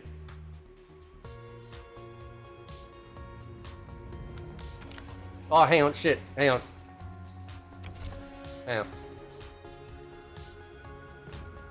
Go back out, come back in, there we go. Pay to win character. You think so? That just doesn't fit Mortal Kombat. I just, like, it's just ridiculous. It's like somebody's made a mod and stuck it in the game.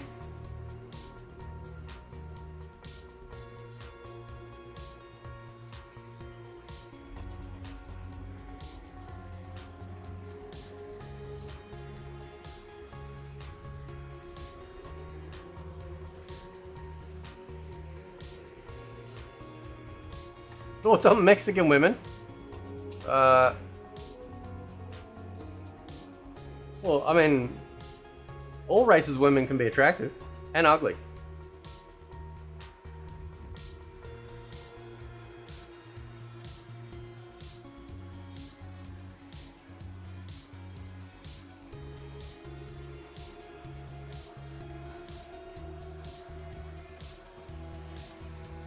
Bro, I can get like 3 matches for Grand Blue in the time it takes to find one on this game. Oh, 36 ms ping on Wi-Fi, huh? Uh-huh.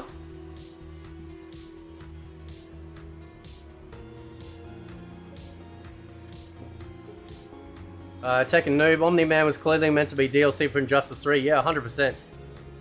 100%.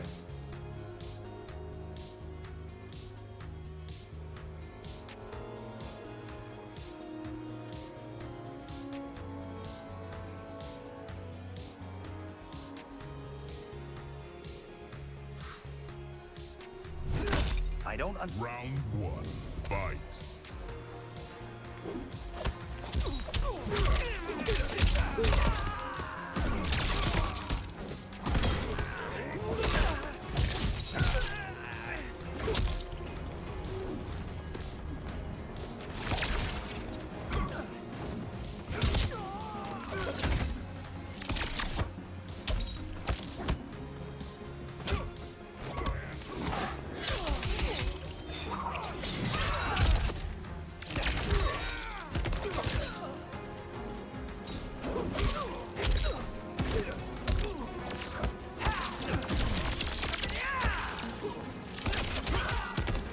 What? This fucking mess, just shit. Like, you know what I mean? It's like pouring cereal over somebody's head. Round two. Fight.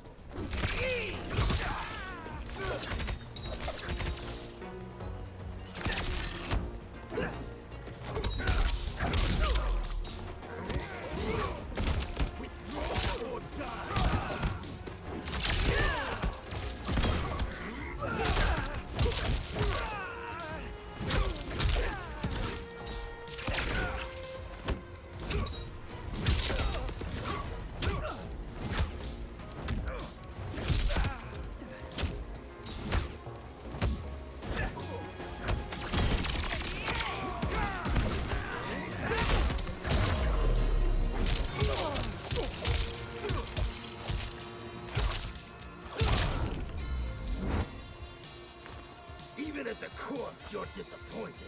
Brutality. Reiko wins.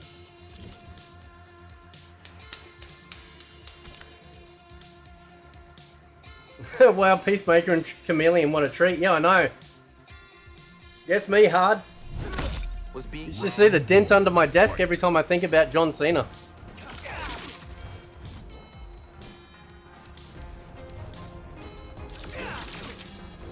I actually thought when the game loaded up I was fighting Kung Lao. That's how stupid a difference they've made. Like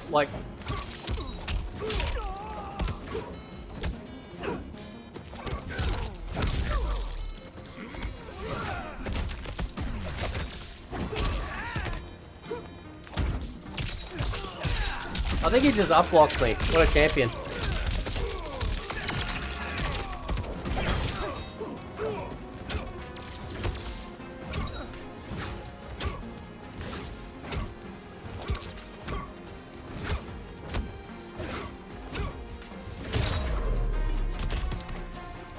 one more dead enemy. Round two. Fight. Teleport. Do it.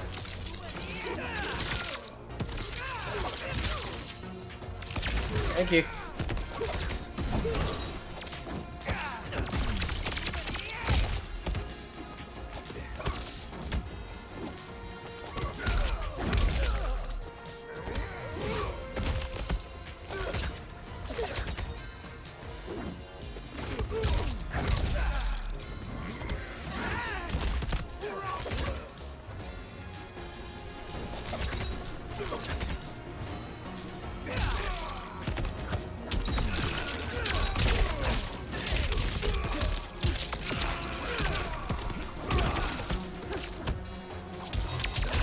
Okay.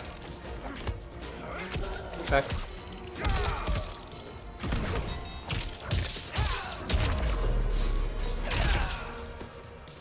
Shall we go again? Final round. Oh, everyone's hard all over freaking Chameleon. It's so funny. Right.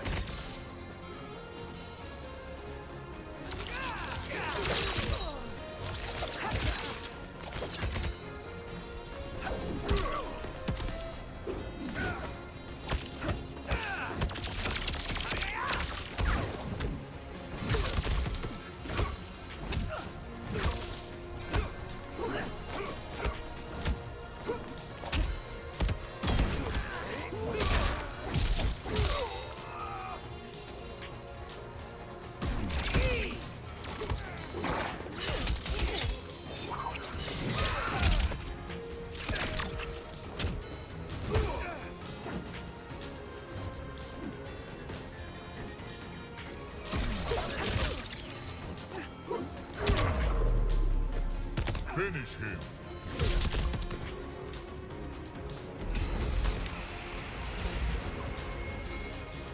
Reiko wins.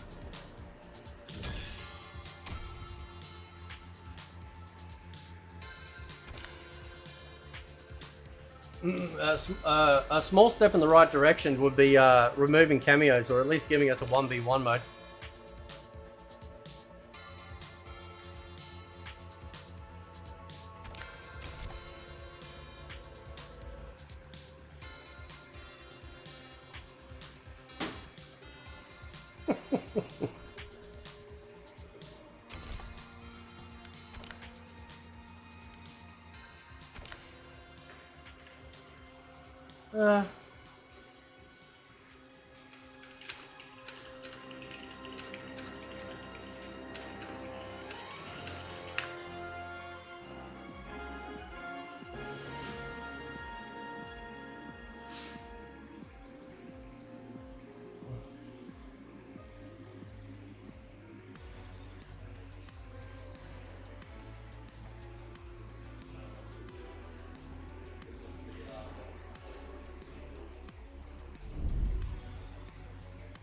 Oh, let's try the bad ping.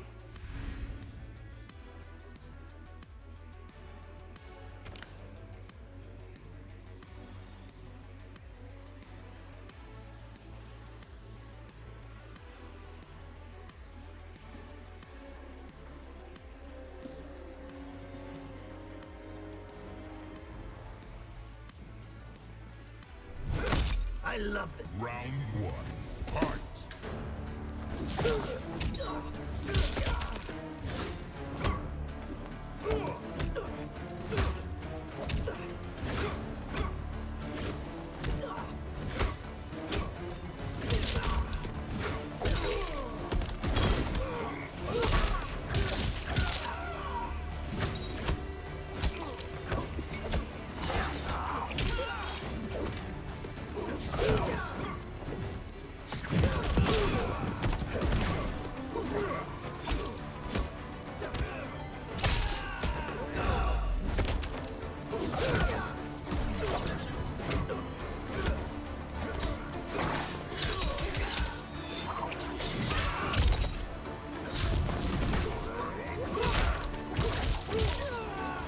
Yeah, I got a chat coming up on Sunday, man.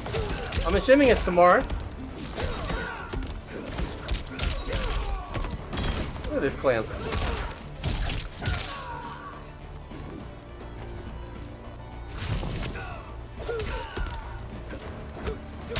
Oh. Watch your back. Round two. Fight.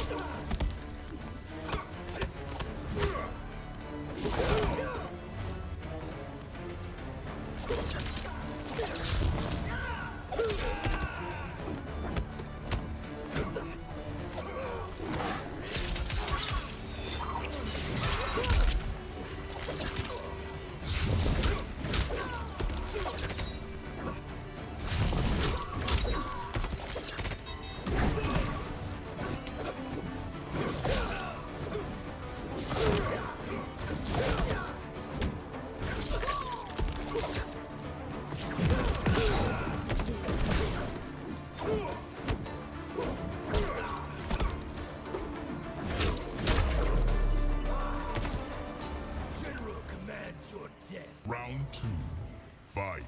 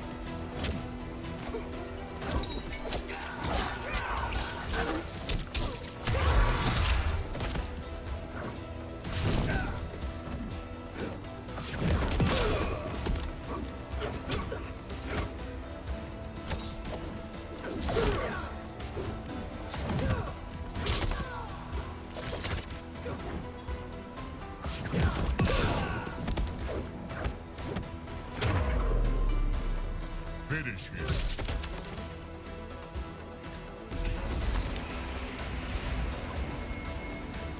Draco wins.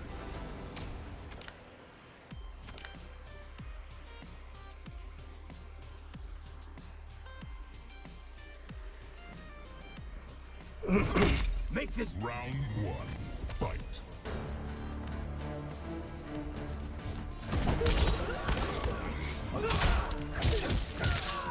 Why are they fighting on a Vienna cake? I don't know, that's a good question. Here we go. Here we go.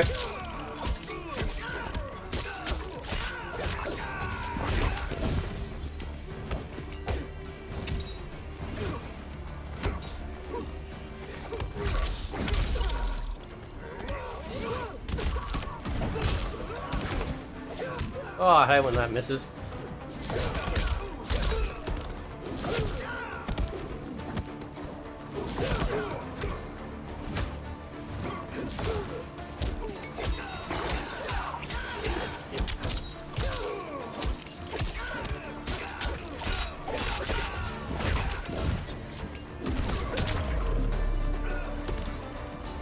Not using Twinkie cameo, nah. Round 2. Fight.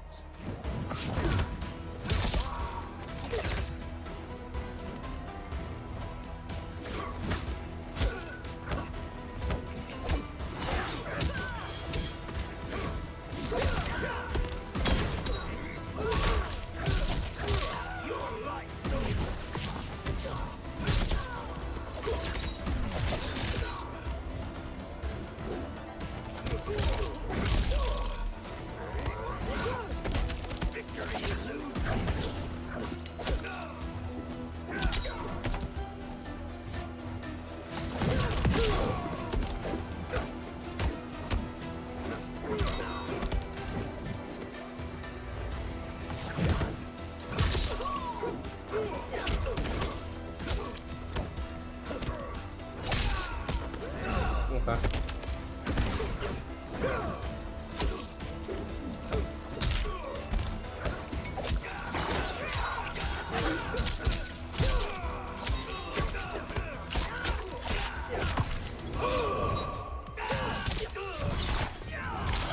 You gonna get me, you reckon?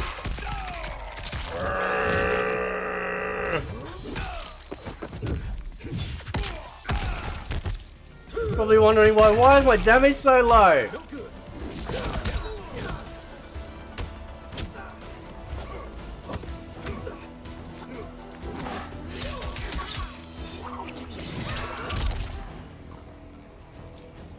please me. Final round.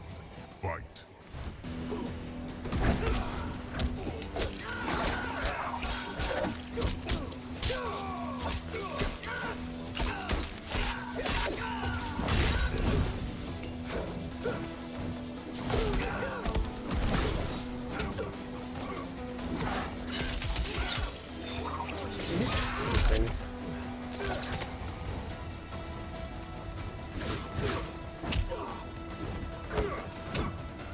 This dude's jittering all over the place.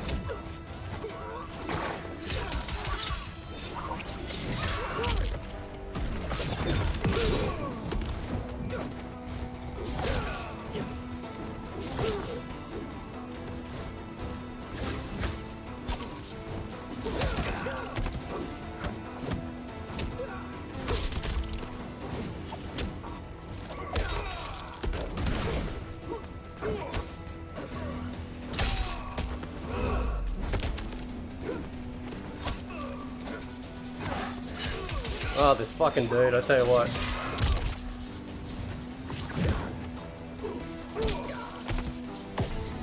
Go and jump. No, okay. Brutality. Smoke wings.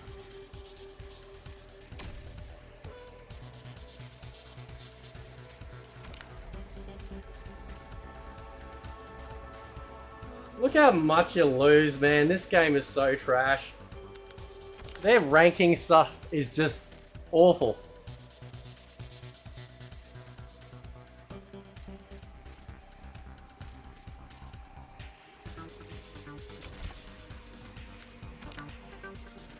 I like how when people go, oh, well, you know, you can't complain about losing if you're not using the tools given to you. And yet, I can still beat people and lose when it comes to the game without using a cameo. I actually like the challenge. Cameos just feel cheap.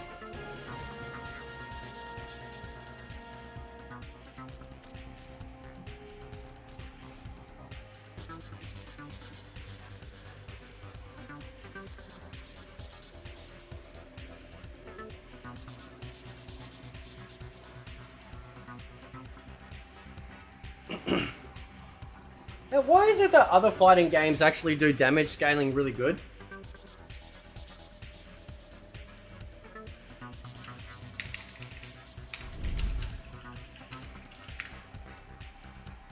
What of us sort of ping this dude's got?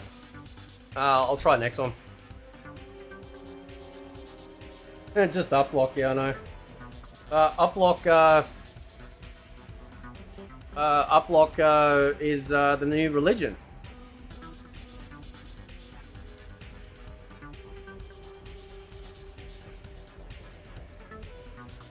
While we're waiting for the match, let's just check in on Steam. Where we are population-wise.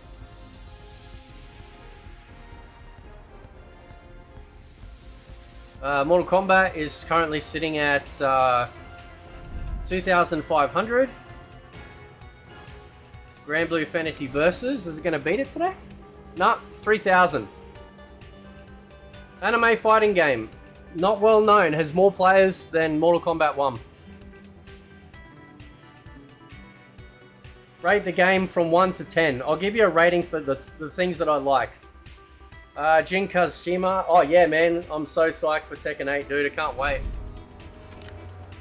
I'll give it 1 point for the stages, 1 point in general for the character design, and 1 point for the story. There you go.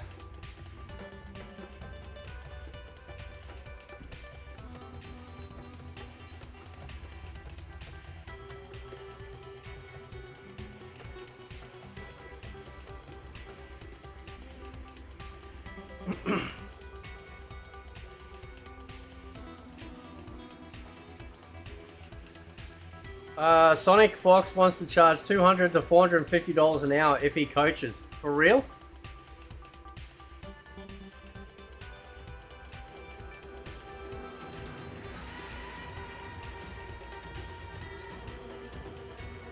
Yeah, it's a 3 out of 10 game. Round 1, fight.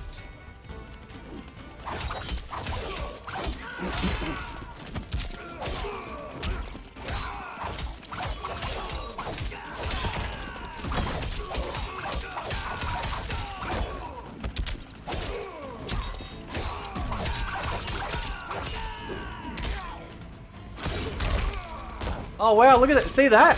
I slid through him and he still hit me in the ass.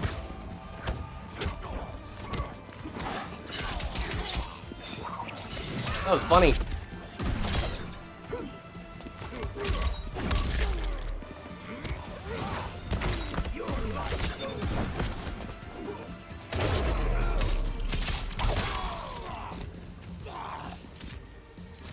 Round 2, fight.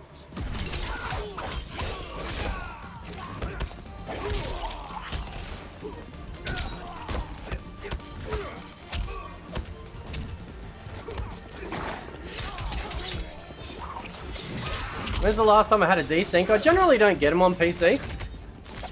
So...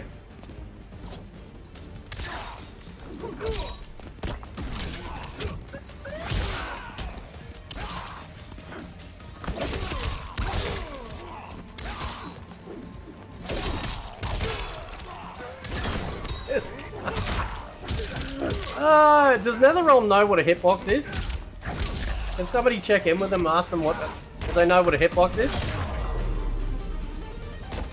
You will fall today. Final round. Fight.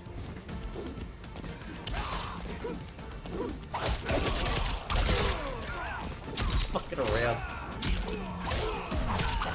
Look at this dude taking his life seriously. Look at him taking him seriously.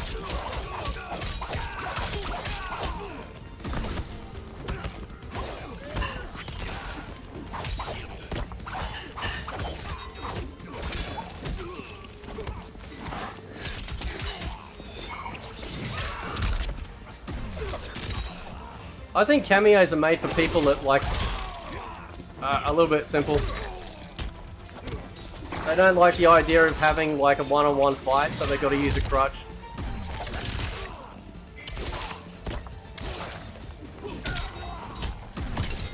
Oh, did I get him? No.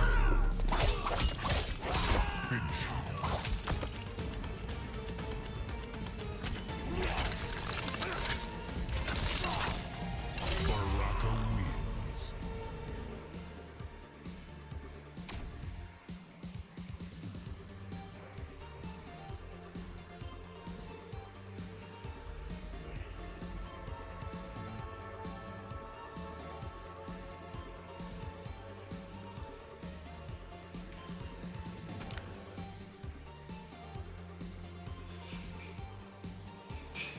His butt is clenched doing combos, yeah.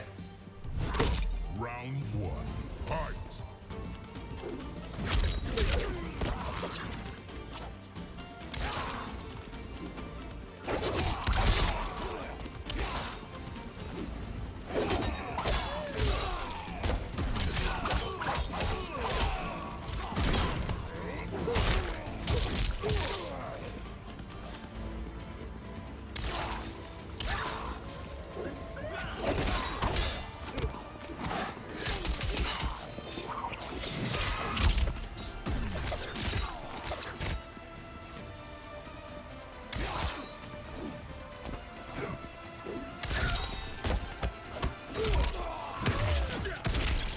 Okay.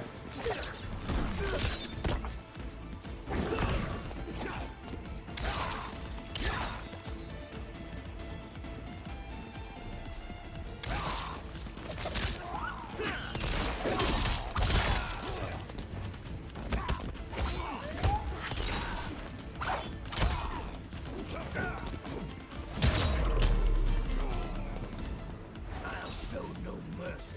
Round two. Fight. Oh, I don't have the consoles, man. I just play on PC.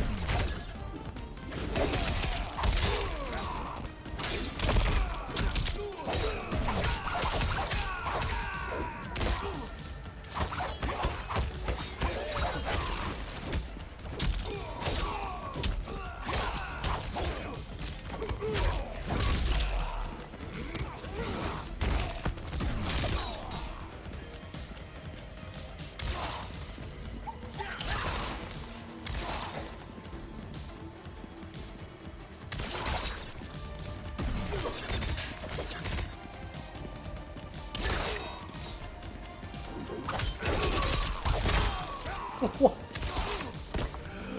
Oh man. Okay.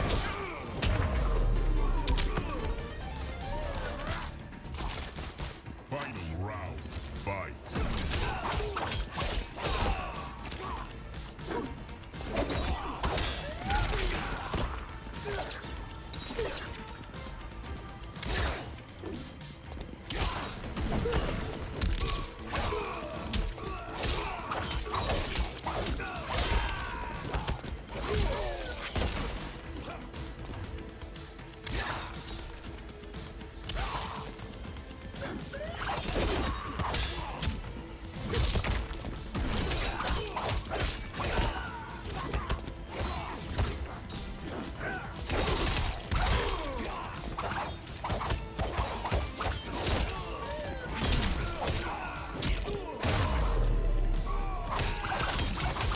That's all this game does. It's just put it in the corner. We will be together again. Brutality. Doesn't it make you a shield defending Tekken and Grand Blue? I'm not defending it. I just said I like them. There's a big difference. And I also don't attack people for liking Mortal Kombat. I'm pointing out creators that are in a big position that don't say anything about the glaring issues because it hurts their bottom line. That's what I talk about. Try not to sound like everyone else that just parrots the same talking points from people that aren't actually saying the correct stuff.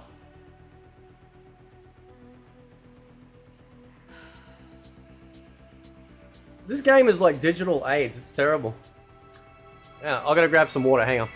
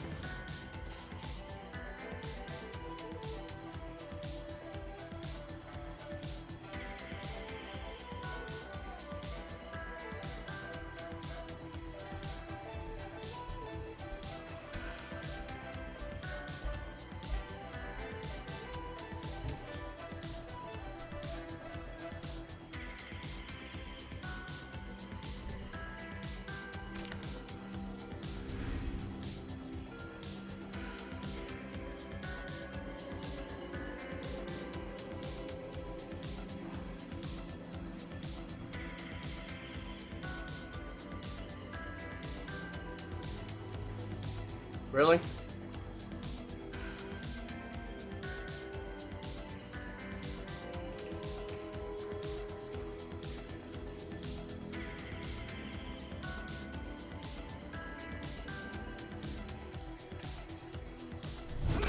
Go back to your... Round one. Fight.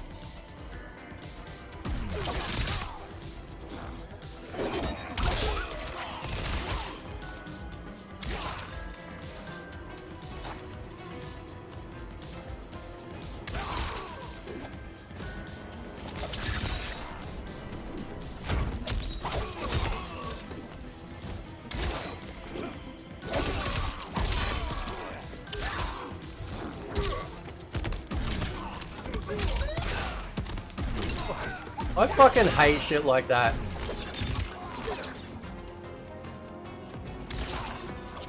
Just calling out crap.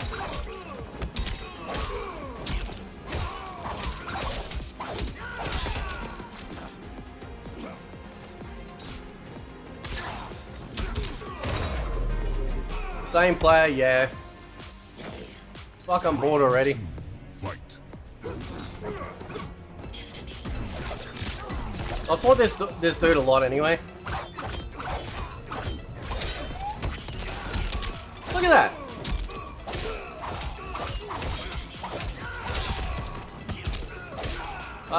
Okay.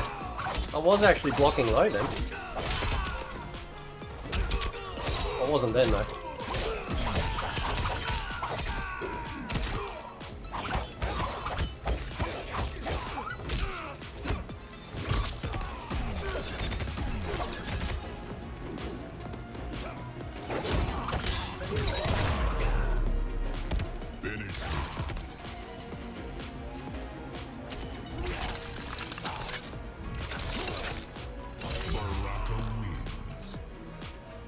Toby, please don't call it MK2.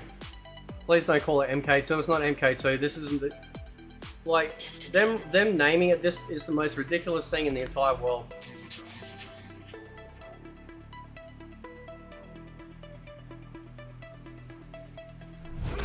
Street combat, yeah, I generally, like, I've done, like, empty jumps, like, forever.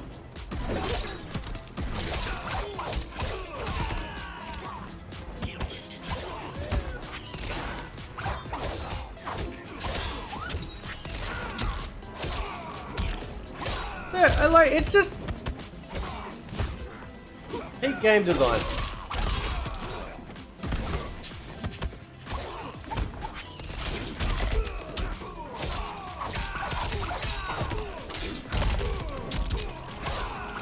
Oh, thanks, Masterpiece.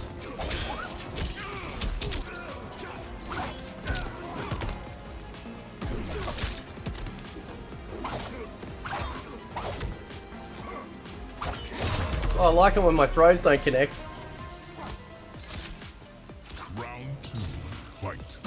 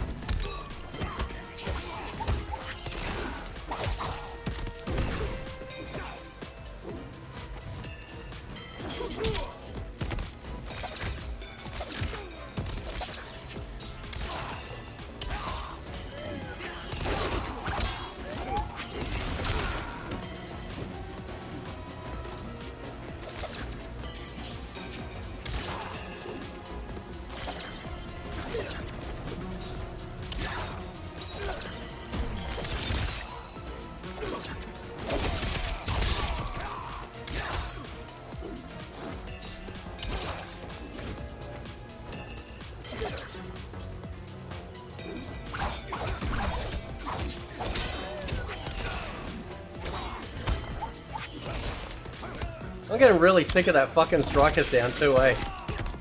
That's giving me PTSD.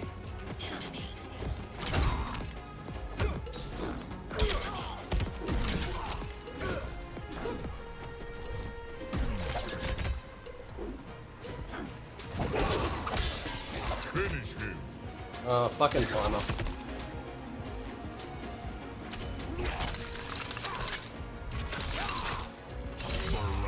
Next game, well, yeah, they only put up block to counter the strength of the jump kicks from MK11, so I was told. Oh, I fucking hate this game, I really do. It's just like, there's nothing about it that feels good.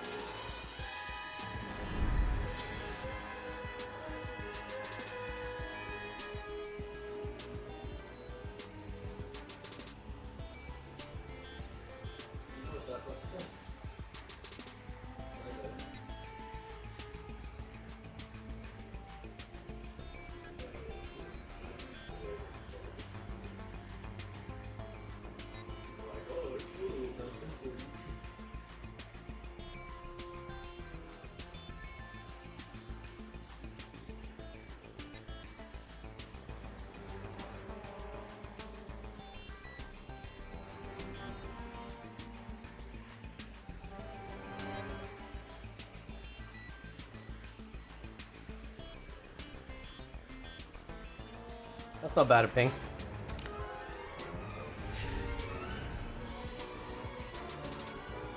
MK9 is not an NRS game, dude.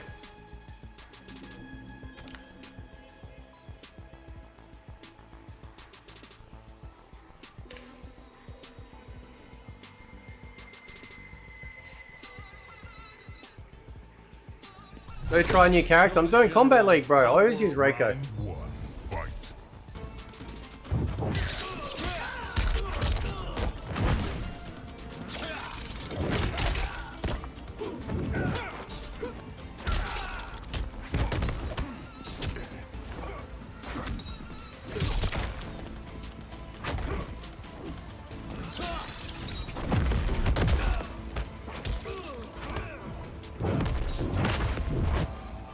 It's not an NRS game, bro. It's made by Midway. It was made by Midway before the act was before they changed the name.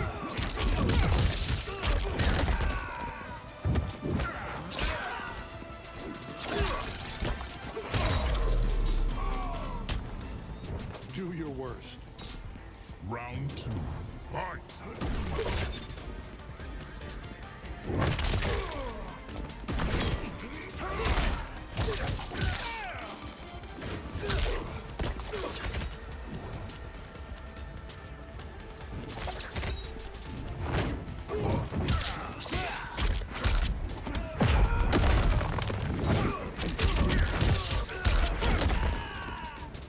Am I playing the same two people?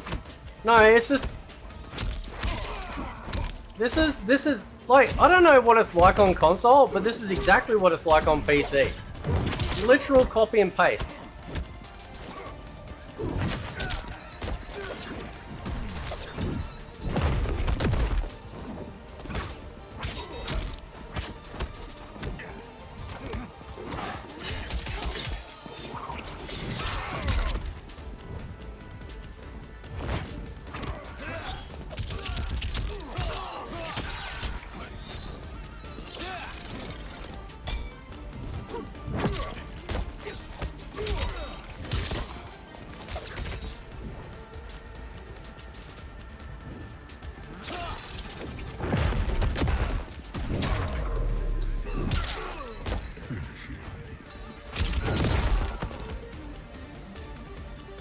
The realms are mine.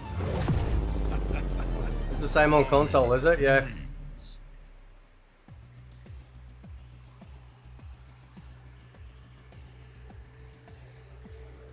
I think the NRS community is mentally ill.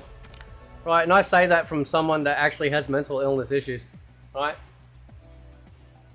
They recognize the problems, they speak about the problems, but when I say something's wrong, oh no.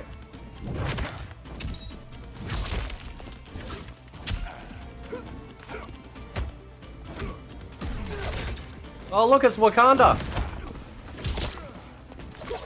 Get excited, it's Wakanda. Son of Jackal, $2. Thank you, bro.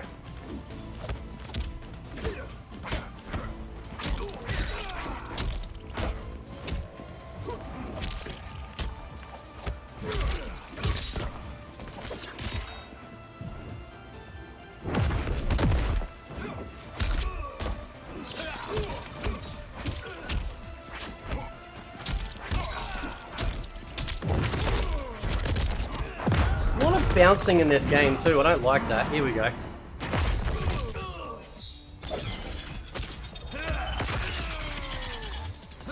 A lot of bouncing.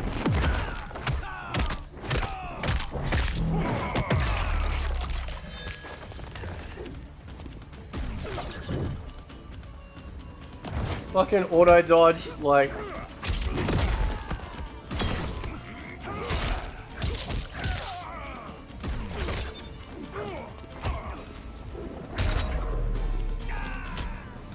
Are you pulling punches? Round 2. Fight.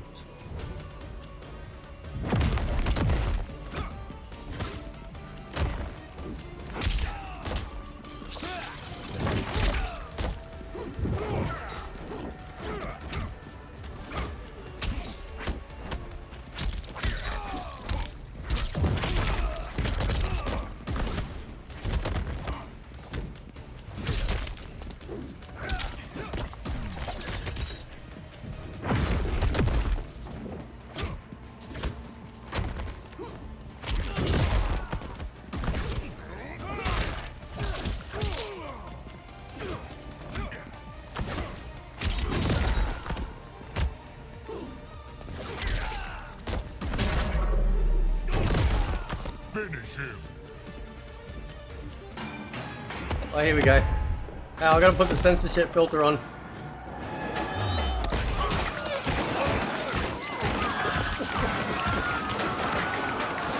Not that I think I need to, but I just like doing it anyway. Have you ever tried Reiko Juggles? Yeah? Alright. Omni-Man wins.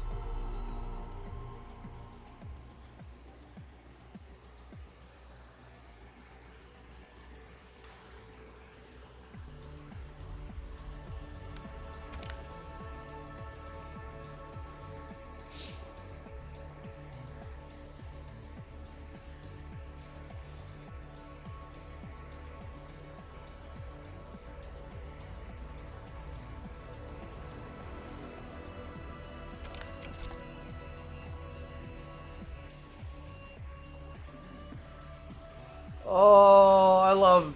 Oh, no. This game is not worth saving. This game needs to die.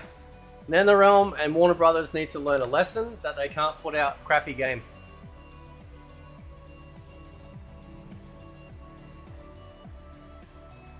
And you know what's going to happen? Right?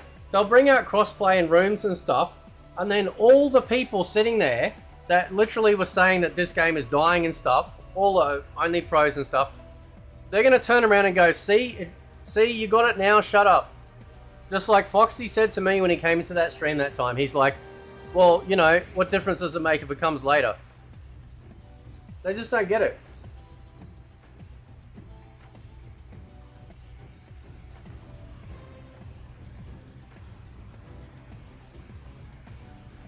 Oh, I could load up MK11.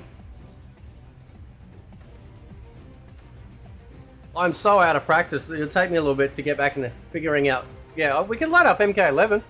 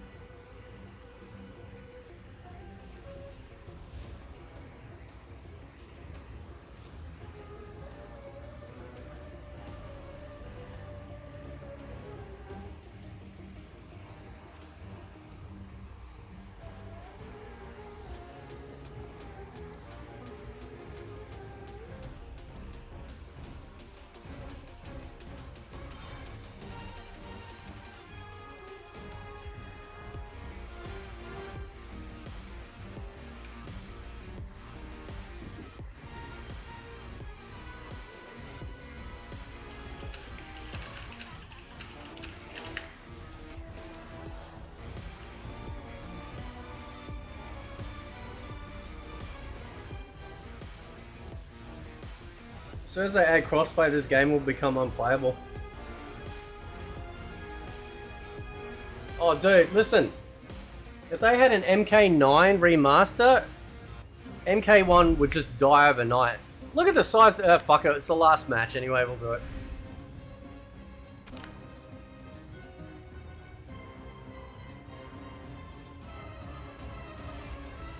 Do you still actually believe uplock is useless? Yes. Because you clowns act like it's the gaming, like the savior of the game. Yeah. The only reason why Mortal Kombat is dying is because people don't uplock. Oh, this is going to be fun.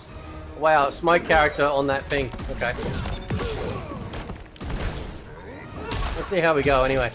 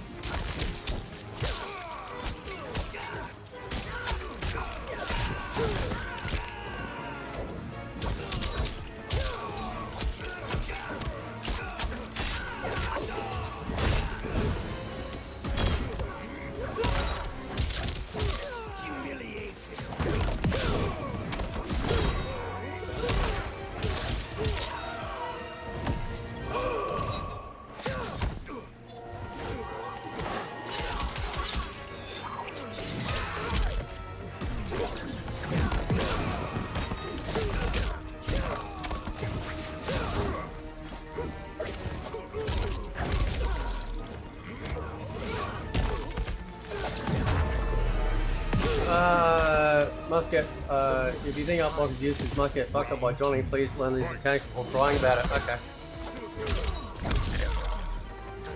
I can beat Johnny Cage players. You don't need to use uplock to do it.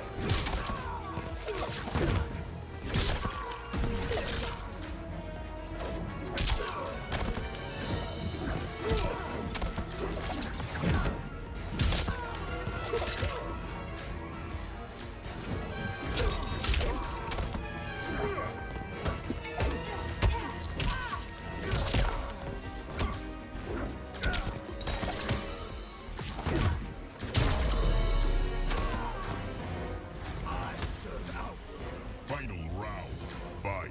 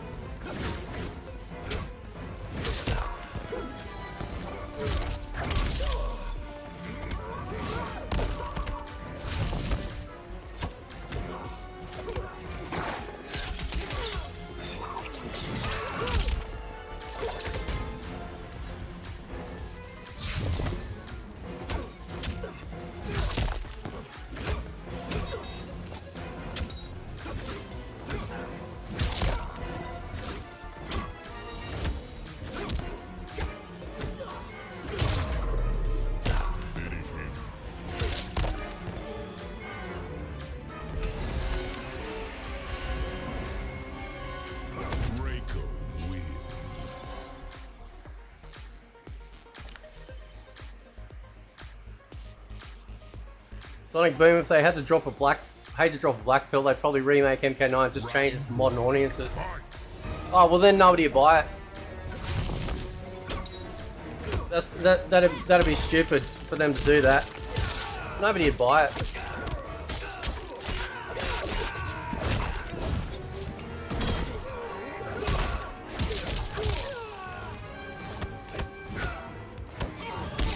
Oh, I should have ducked.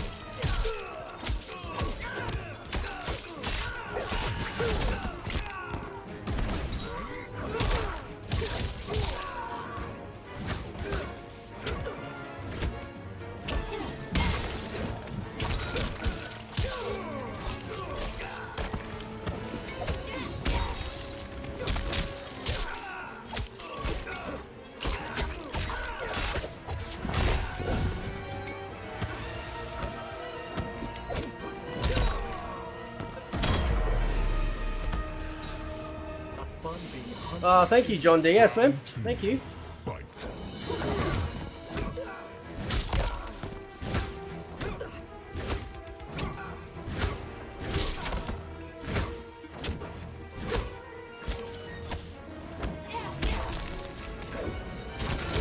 My brain just isn't functioning with that freeze.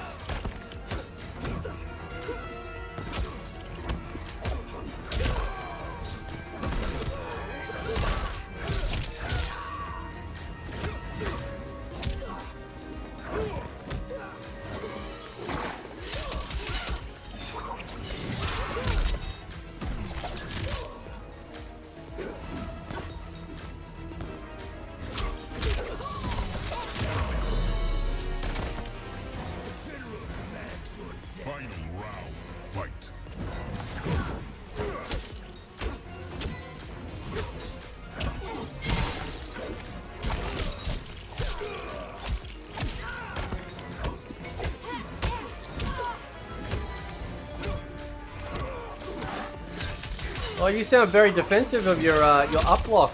Yeah, you sound like somebody that can't think for themselves.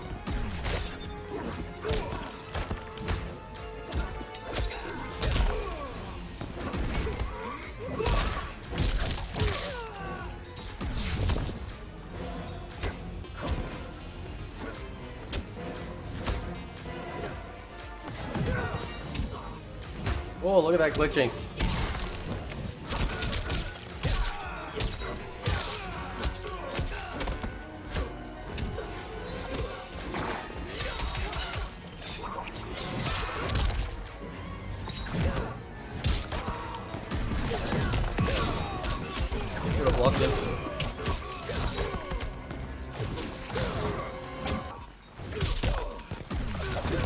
Oh, that was close.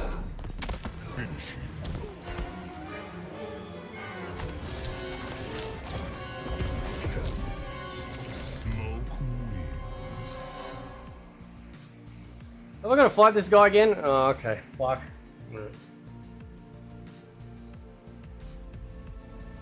Well, the defensive mechanics in MK11 were really good. And they took them out because the pros cried. Because they weren't smart enough to get around it. How do you feel about that?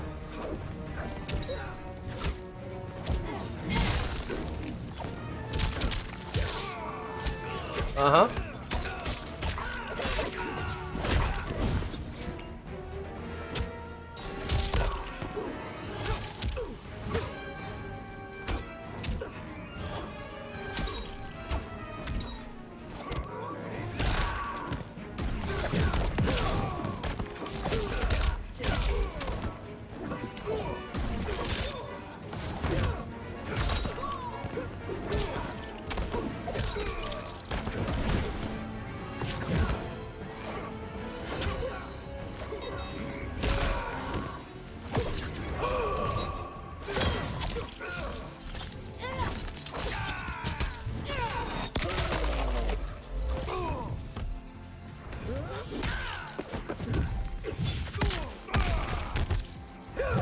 Well, we know what uplock's used for now, bro. It was a knee-jerk reaction to the jump kick potential in MK11, and that's what a pro player said. So instead of nerfing jump kicks, what do? They just add another mechanic. When they could have easily just nerfed them. Easy.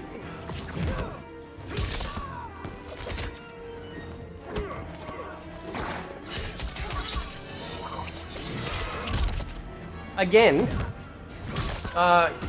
you can't play your way apparently because if you're not doing what everyone else does,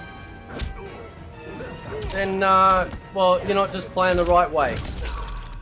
The NRS community is like fucking lefty groupthink.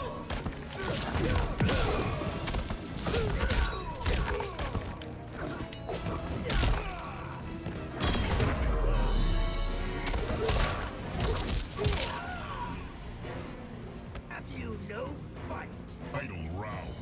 Fight.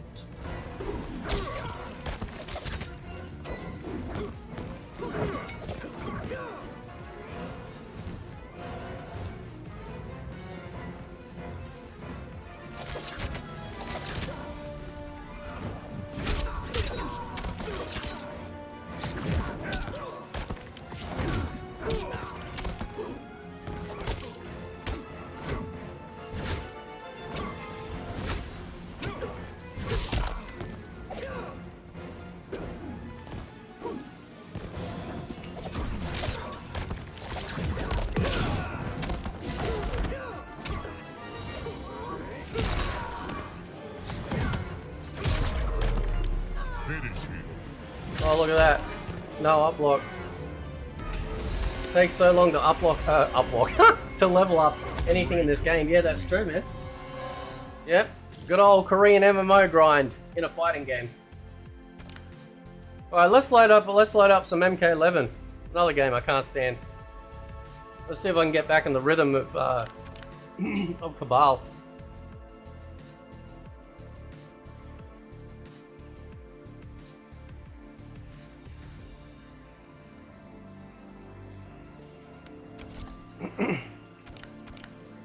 Alright, let's have a go.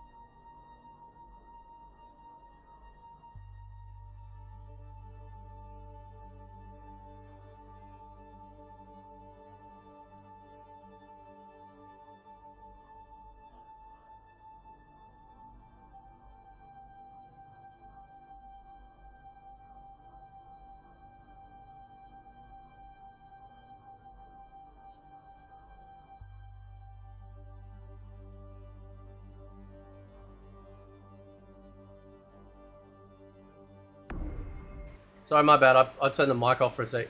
My bad. Where's my damn sound? Did I mute this 2 ages ago? Oh no, we're good. Oh, there we go. Sorry, my bad. My bad.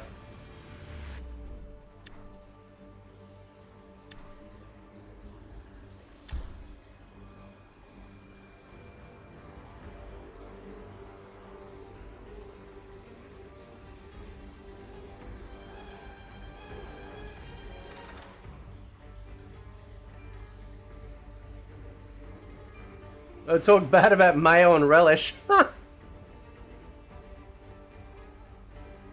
Oh yeah, that's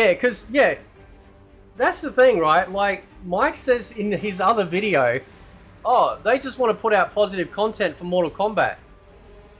Fine, people can do whatever they want. But the reality is, though, these guys aren't just some average dudes. They commentate, they were paid by Warner Brothers, they're on the inside track. Come on, they're not just like the rest of us, you know. And now we find out that Mike is friends with all these people anyway, which is why, you know.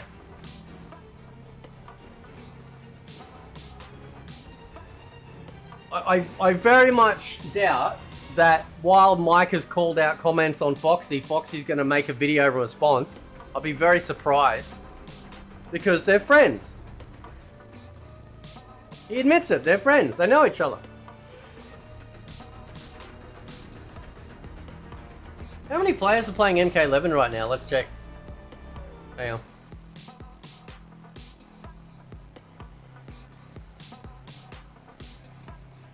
$1,398. That's not bad considering.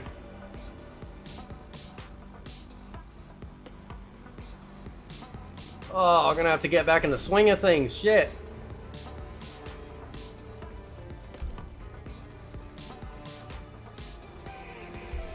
Literally the swing of things.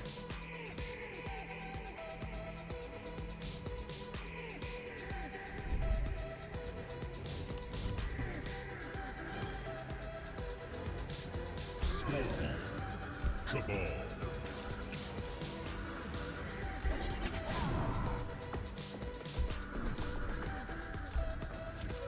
Tarkasp War Cannon.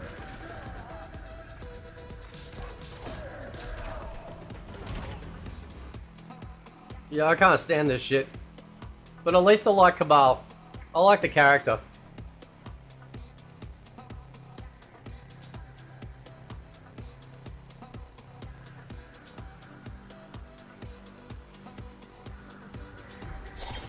Round one.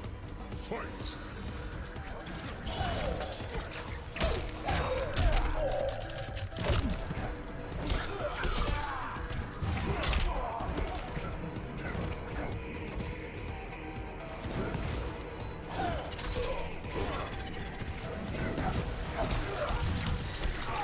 How do I enhance my moves again? I'm so used to...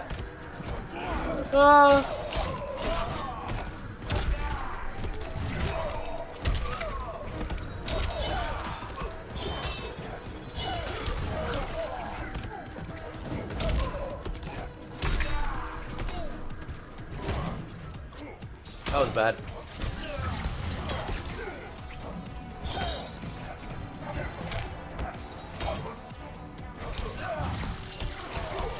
Whoa! How do you enhance the moves again? I forget. Holy shit! Round two. Fight!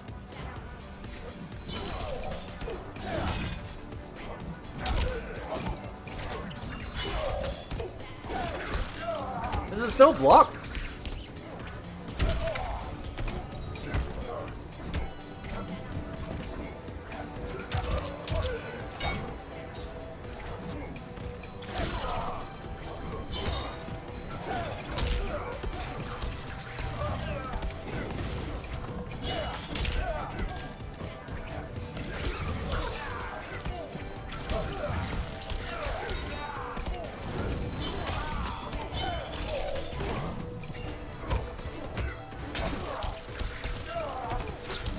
Oh.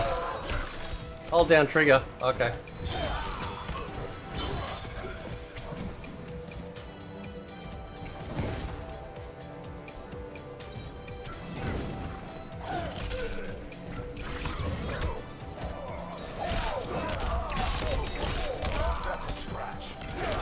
Oh! This looks faster than MK1. Oh, the combos come out a lot faster, actually.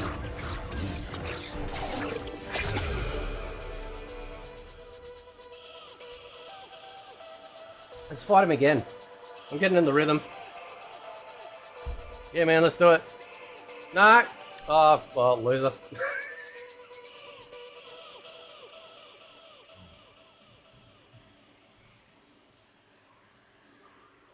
Characters feel heavier in MK11. But the combos are faster.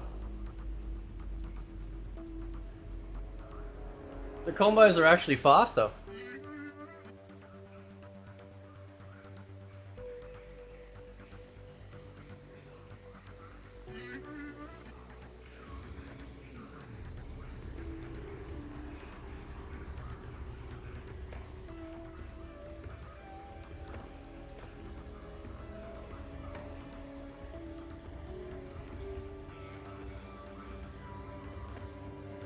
I don't think my platform's big at all, Jack Crispy. I'm tiny.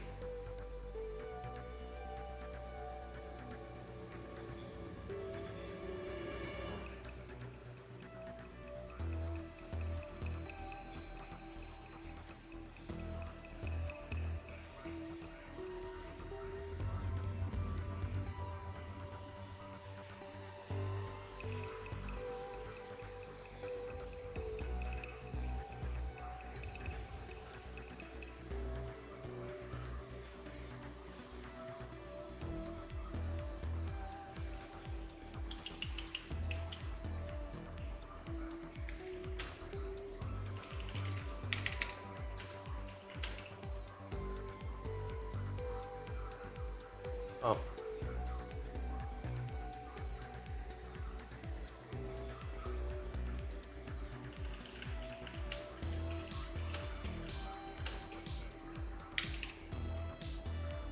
That'll be nice and inflammatory.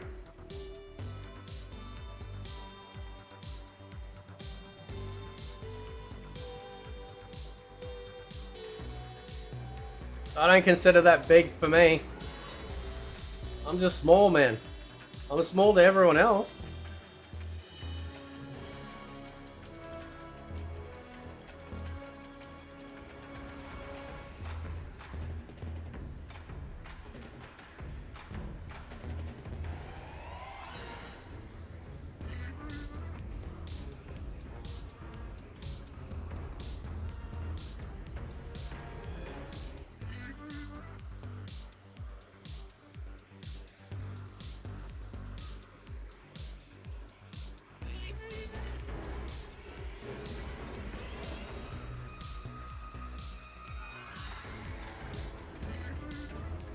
It's just taking it a bit to get matches.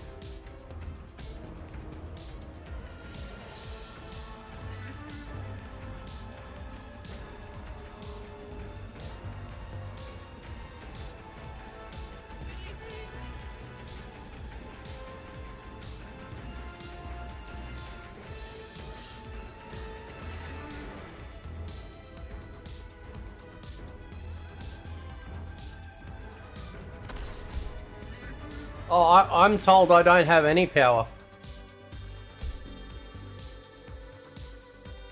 I'm told I will make no impact.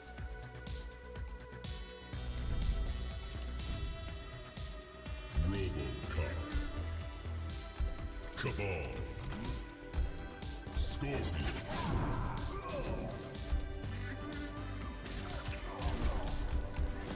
Notice something too.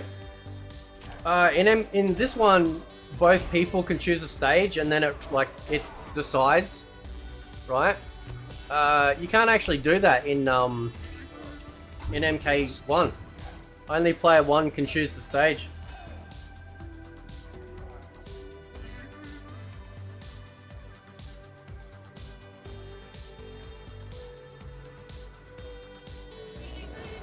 Round one. Yeah, Foxy said I have no power because, you know.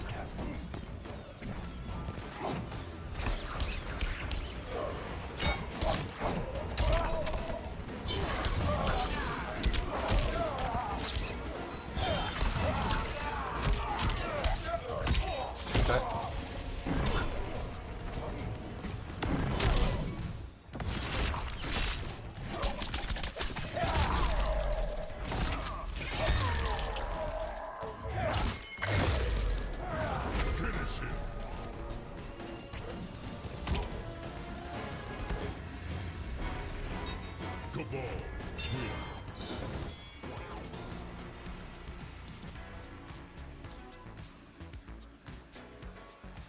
Yeah, I've noticed that too, Crispy, about the movement.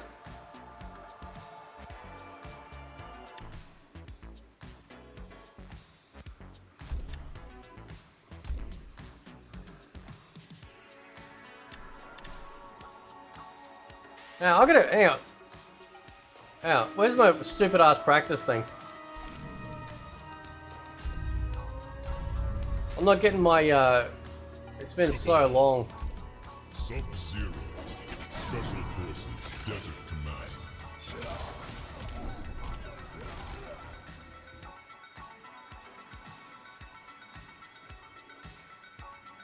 You ain't Robin Hood or some shit like that.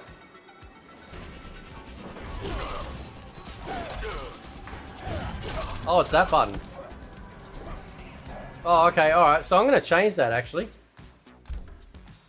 Yeah, that's why. Fuck. So so it's interact. Yeah. Yeah, okay.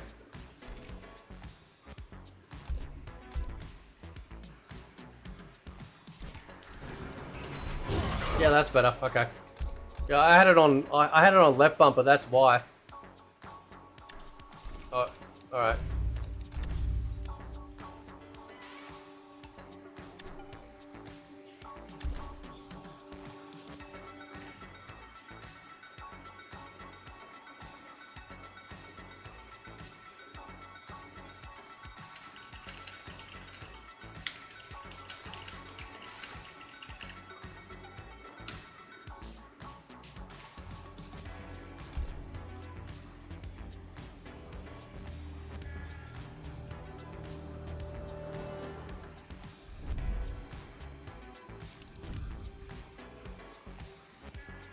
Devora.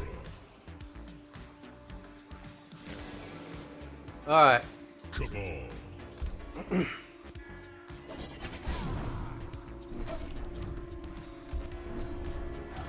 Wuxi Dragon Grotto.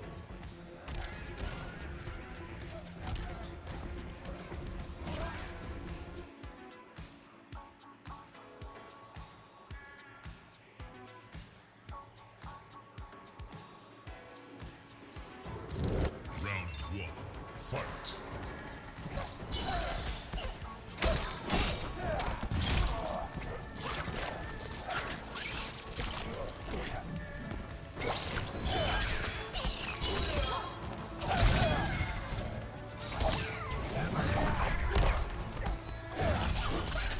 There we go.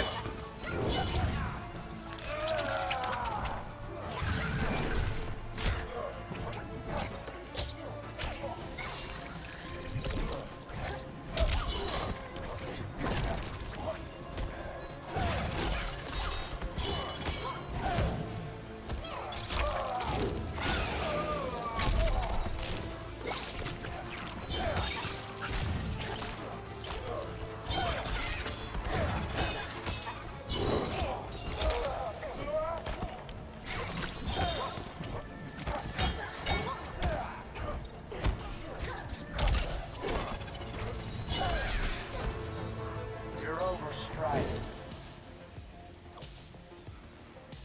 Round two. Fight.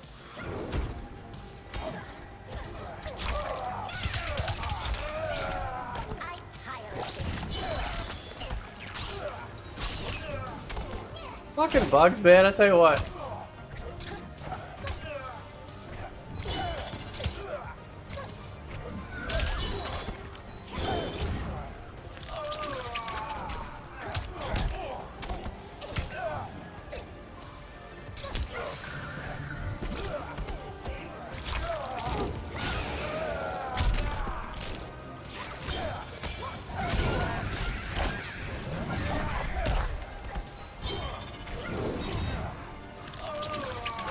Good.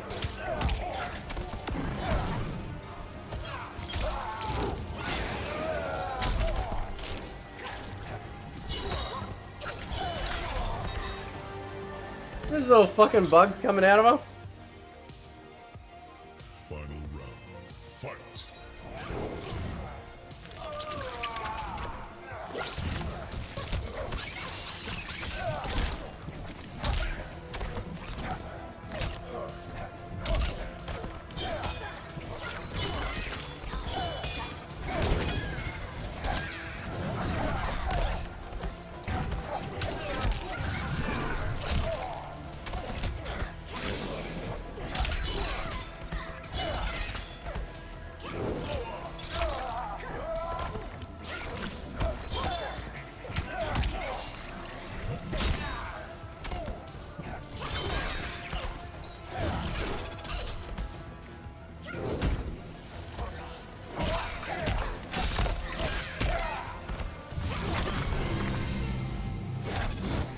Brutality. Can't anyone stop me? Cabal wins. She has an unlimited amount of bugs. Yeah, bitch.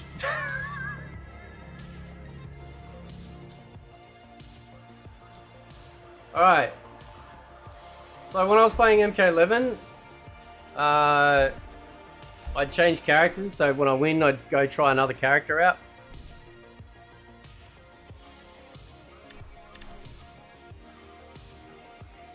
I'm gonna be real, man. It's better combat. It's better.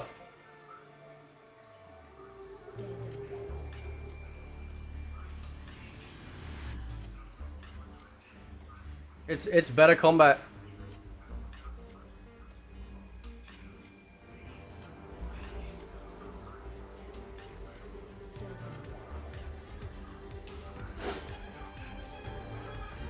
Doesn't mean to say the game's great. I'm just saying, like, combat-wise, that feels so much better. And it's fast. Characters feel heavy.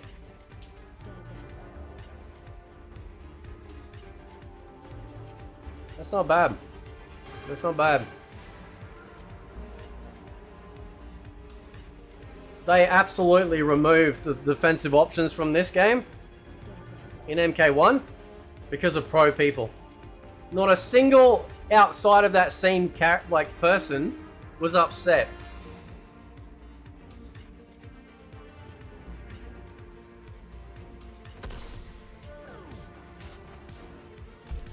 Wow.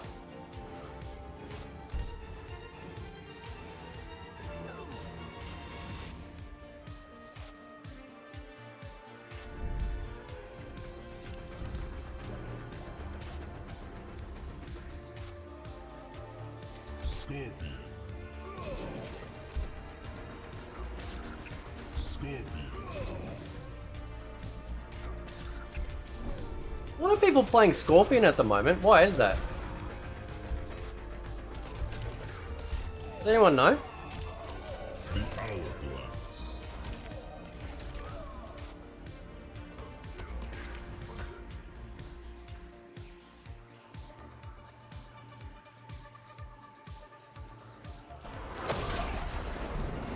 Round one. Fight. Oh, yeah, I have beaten Trilogy on the hardest difficulty, man.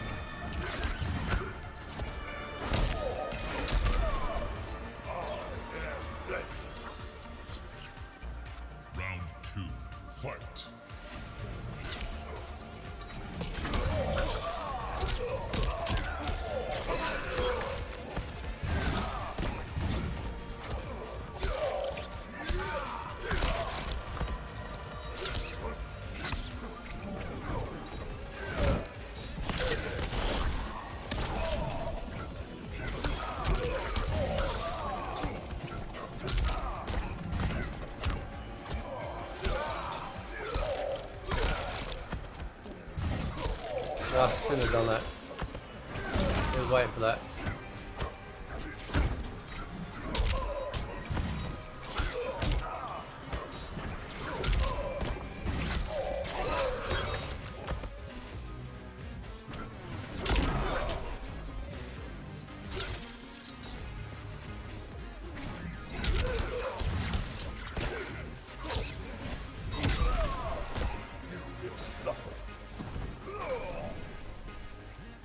Final round.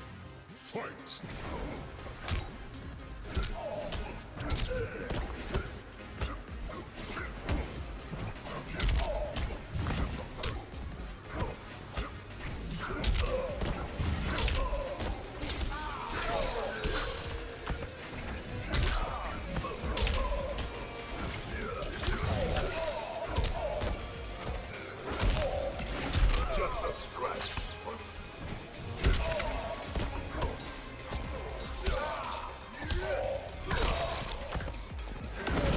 Oh!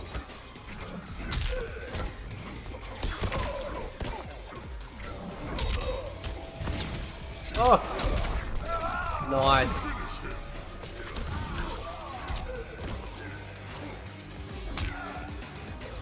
Veteran spot.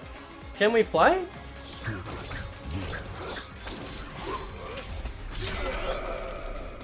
MK11's crossplay, isn't it, Spartan?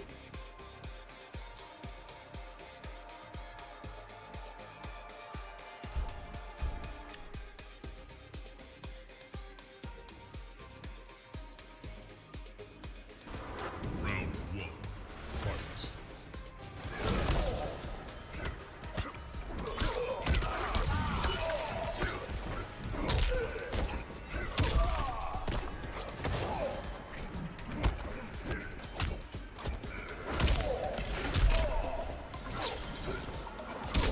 Oh!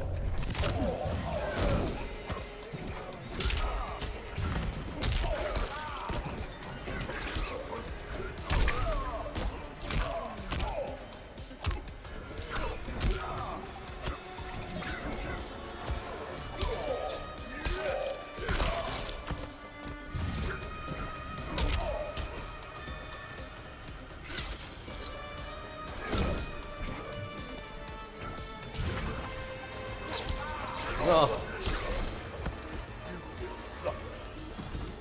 Do I have MK9 on Steam? Yeah, I got MK9 on Steam, man.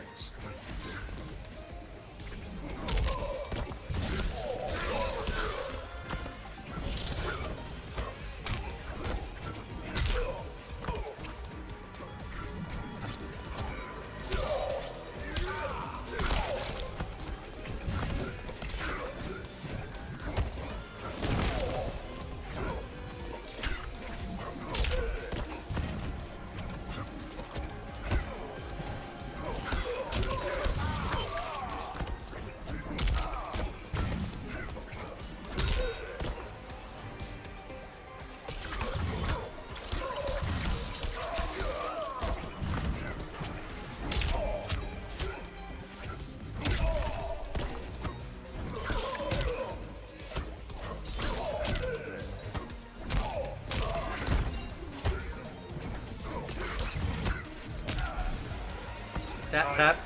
Wanna have a go? Got that too? Yeah, man, just look for me on Steam, Infinite Retro, you'll see me. Final round. Fight!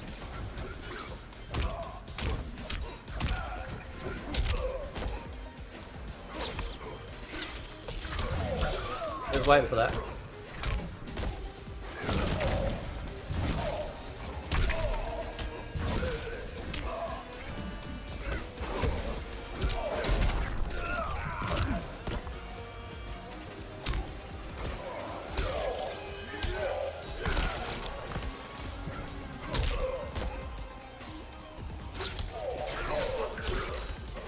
Is he glitching?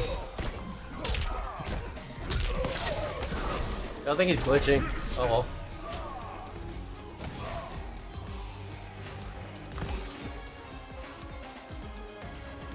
Well, what'd you want to play? Hang on. Did you want to play MK9? Do you want to go some MK9? We could do that. Oh, no. Oh, hang on. Where are you based? In America? I don't know if we'll be able to connect. No. Just look for my name. Infinite Retro. 2 words. The only problem... Like, we'll try it. We'll see if we can do it. But because you're so far away, it'll probably disconnect. MK11's probably safer. So... It's probably a safer bet. Yeah, it's because it's got the old shitty connection, so if you're only sort of really close in countries. Alright, so I beat him with Scorpion, so now I'll go Sub-Zero.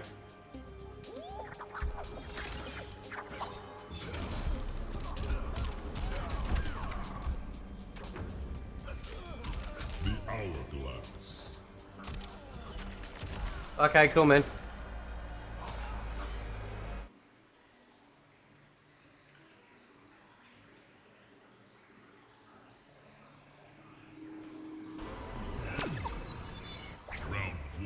Fight. Look how fast... Dude, look how fast this freeze is! Now, what's his slide?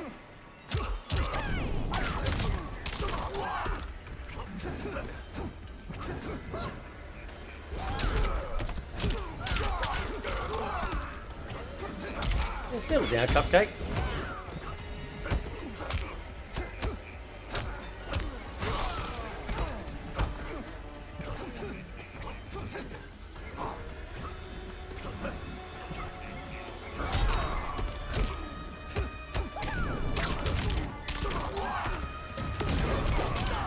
Now, what's his moves again? Now, what have we got? Oh yeah, okay. Round 2. Fight.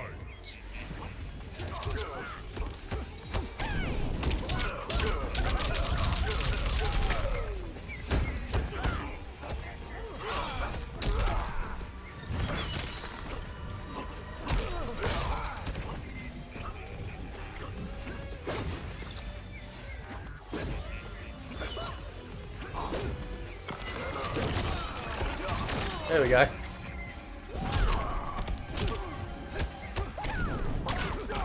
Does he go Ice Climb?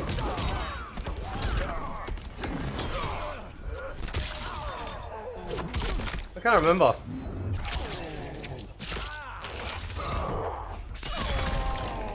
Ask for mercy.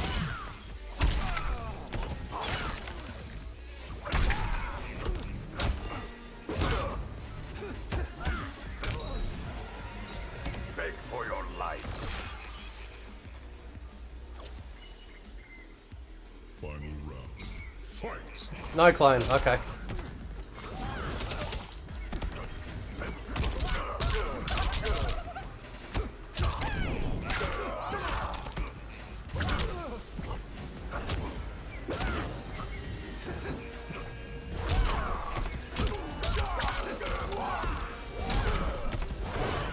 Oh.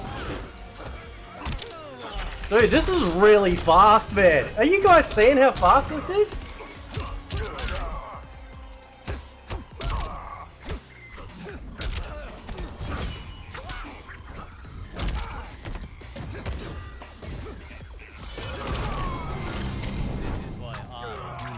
This feels really fast.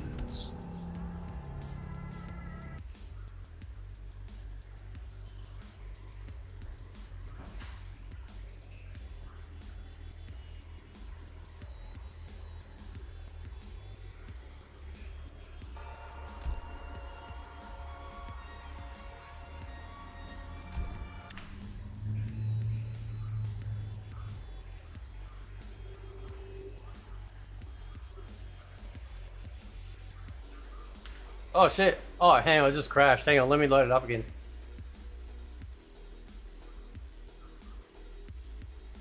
Probably because they're fully alt tabbing.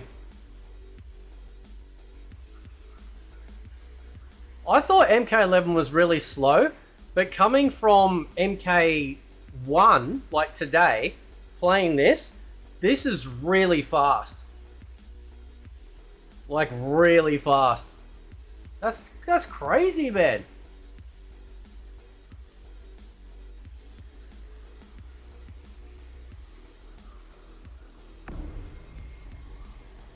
You want me to load MK9? Oh, okay. Alright.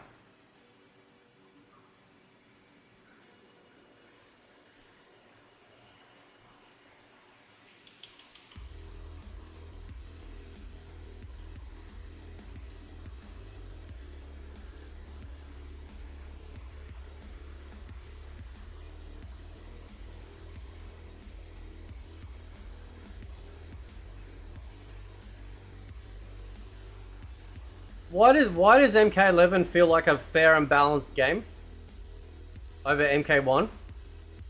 And it actually feels like a proper game?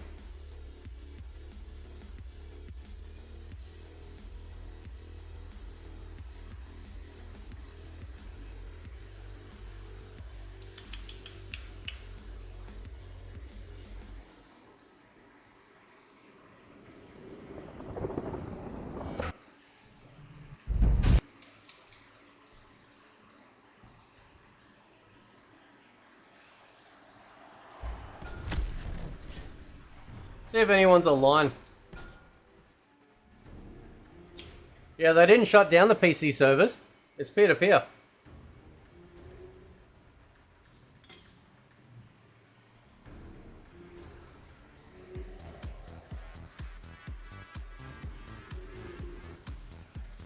God, remember when they like, yeah, there's no one online.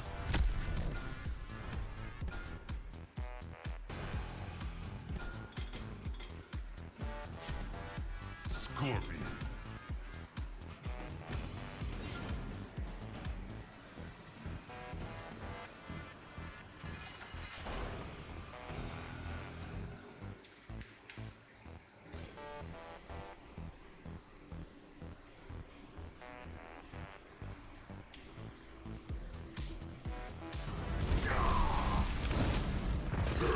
Round 1. Fight.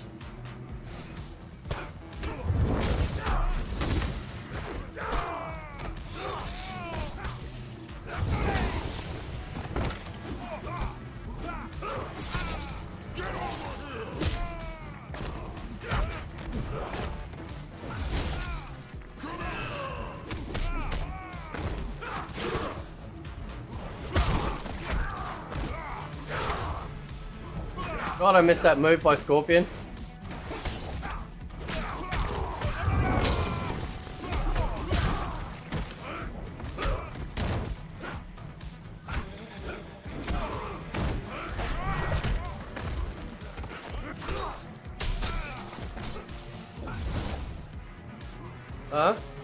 Hang on, what are you on?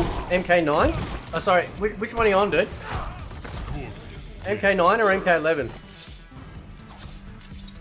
Round 2. Fight.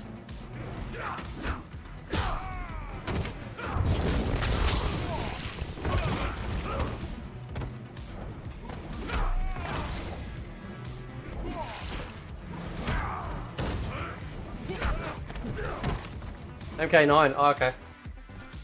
Yeah, I don't think it'll hold up, man, just because it's old. Like the old tech. But we'll try. Otherwise, we'll just have to play an MK11. So.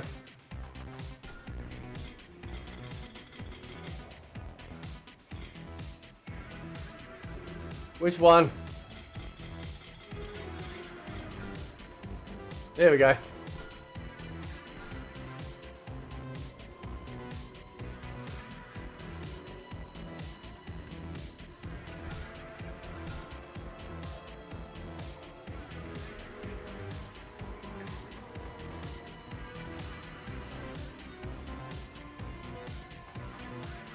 Do you want to hit me with the, do you want to try inviting me?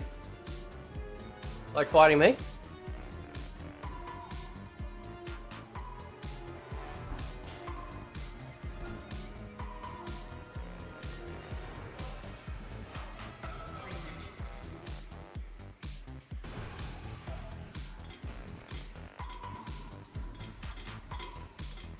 Reptile.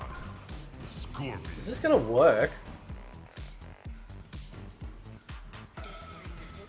No. No, it's gonna drop out, I think.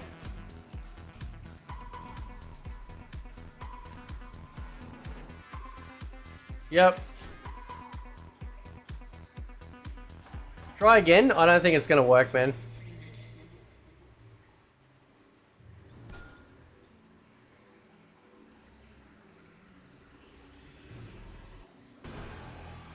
Sub-Zero. Reptile.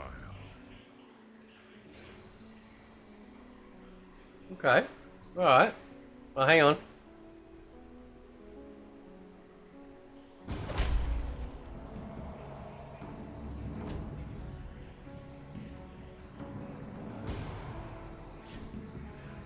Nah, it's not gonna work, man.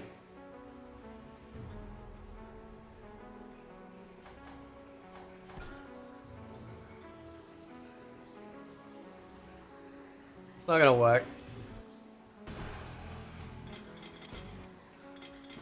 Reptile. Scorpion.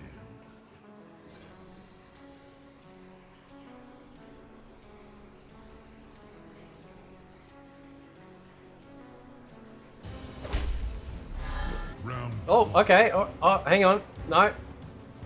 Nah. What the fuck, man?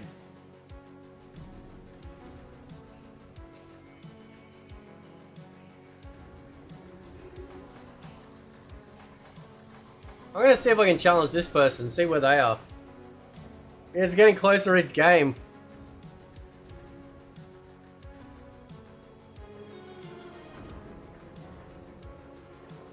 Because I played this on PS3, right? So we used to set up rooms Scorpion.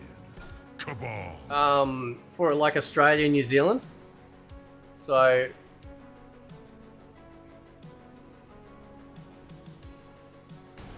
Round this guy must be close. 5. Maybe?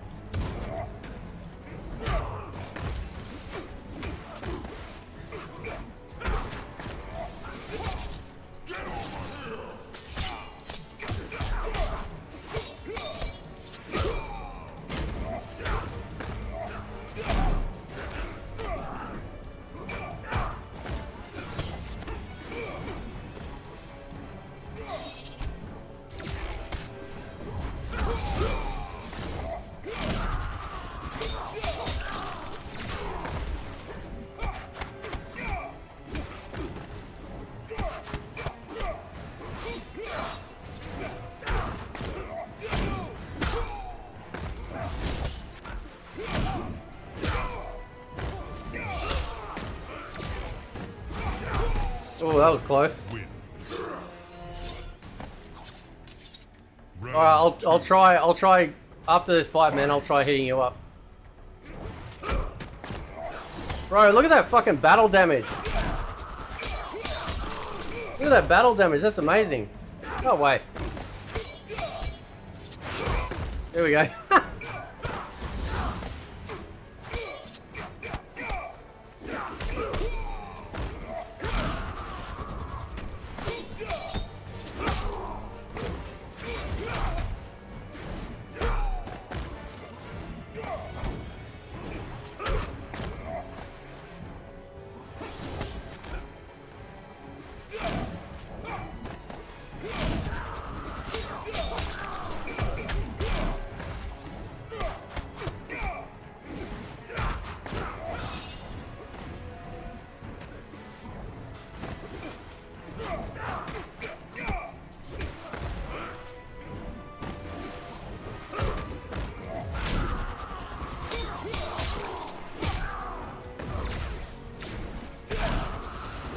Cabal wins. Round 3. Look at Scorpion's face, man. Holy shit.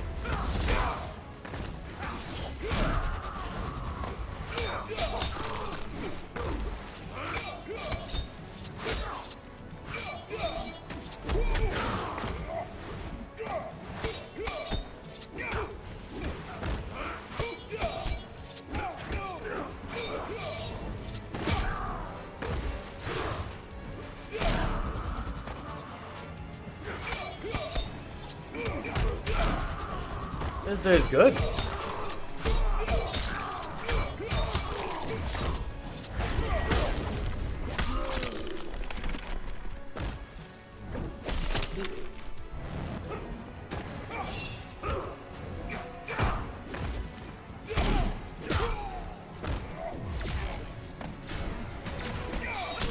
Oh, that was good. I'll try and hit you up.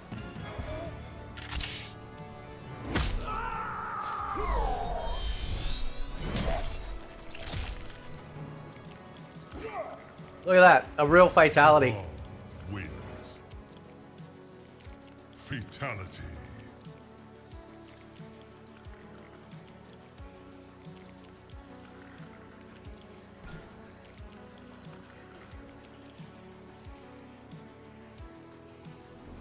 Yeah, let me just...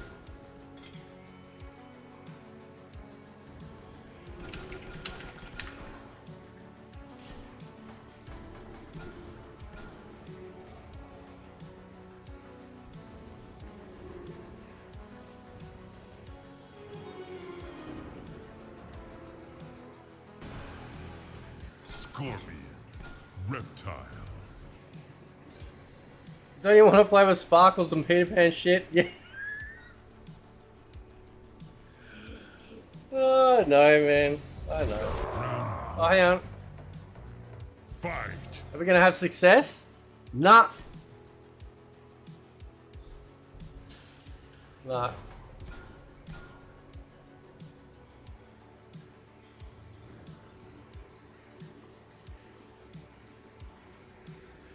I think we'll just have to stick to MK11, dude.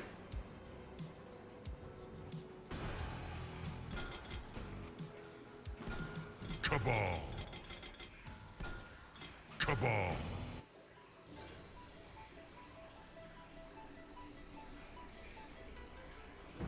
Round one. Fight.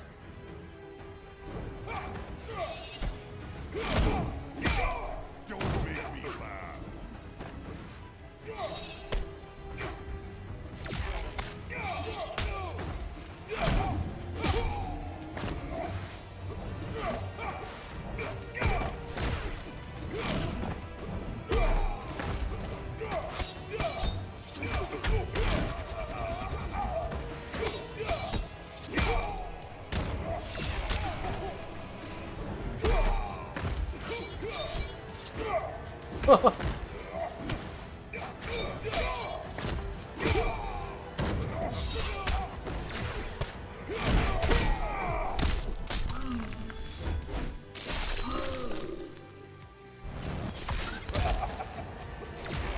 Cabal wins.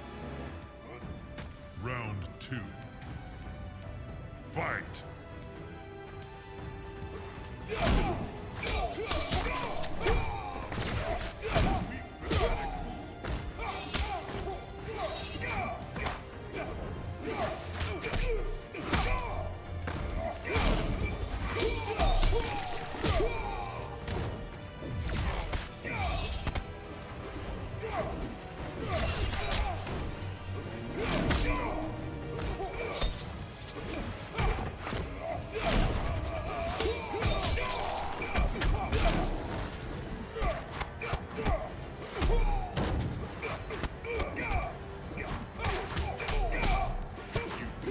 Cabal wins. Round three. Fight. He's cranky now. Oh, dash. Dash. Whoop.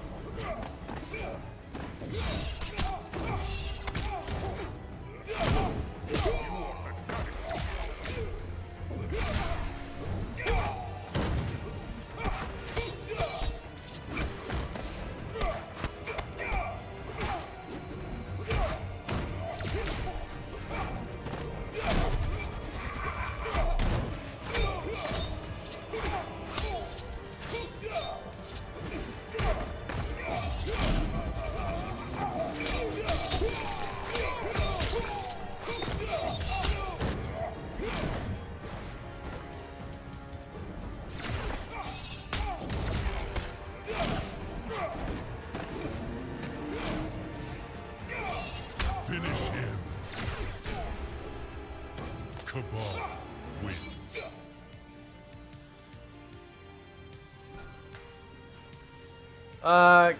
Can I change? Can we select character? Hang on. You got to select screen again once you like. You're not stuck on the same character again, eh?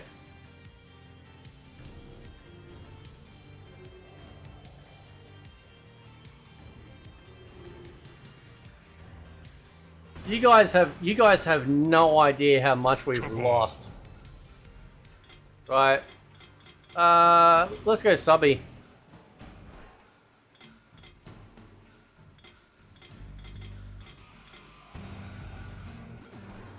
Sub-Zero.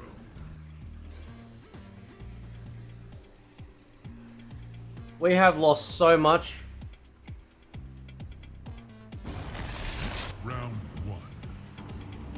Fight.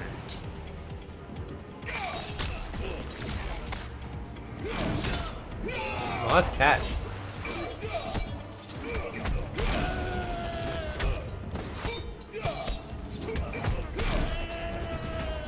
Alright, this dude's mad. Yeah, settle down.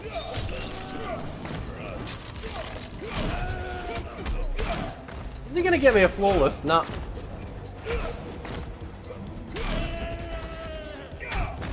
Actually, I'm so not used to wake ups that were decent.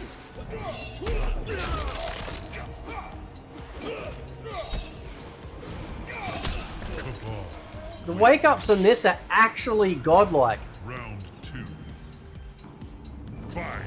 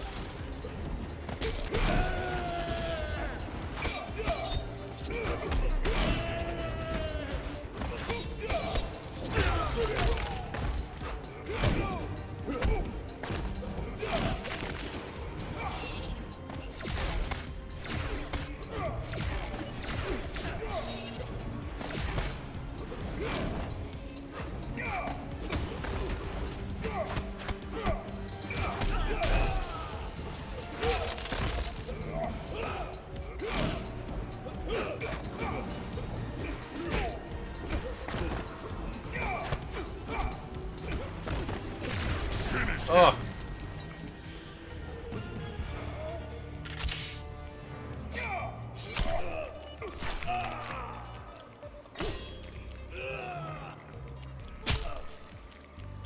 Cabal wins. Look Fatality. at the damage, man. Look at the damage.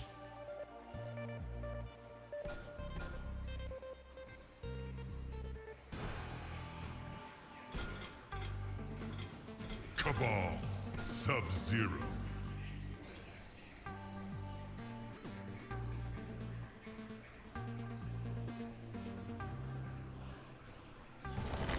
Round 1. Fight.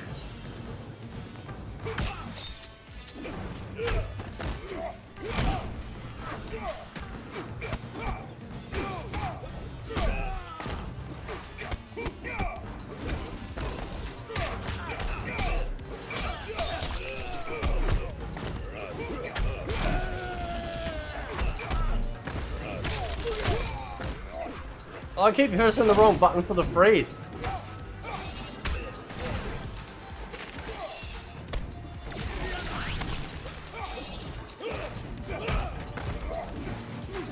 Cabal wins. Round 2. Fight.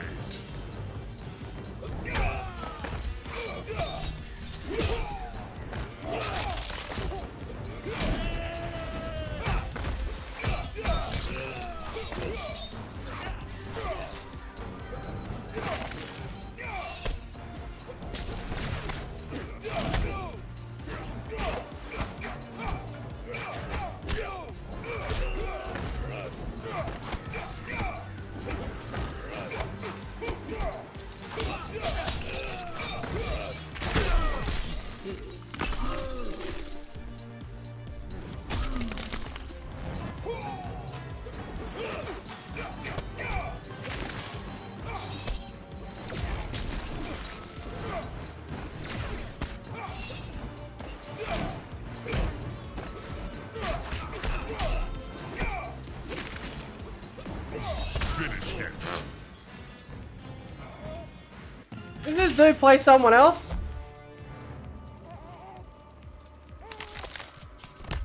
Cabal wins. Fucking beat Valides, man. I'm gonna still try and beat him.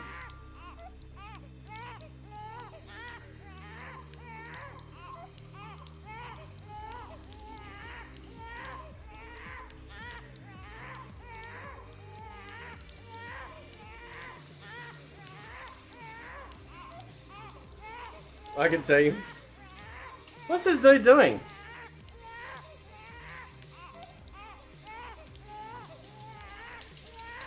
Is it locked up?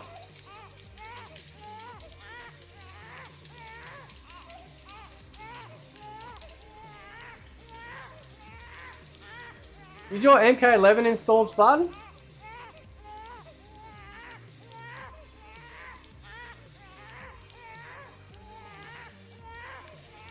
Oh, I think it's glitched. Oh, there's fucking baby. Hang on, I'm gonna have to close the game and relaunch it.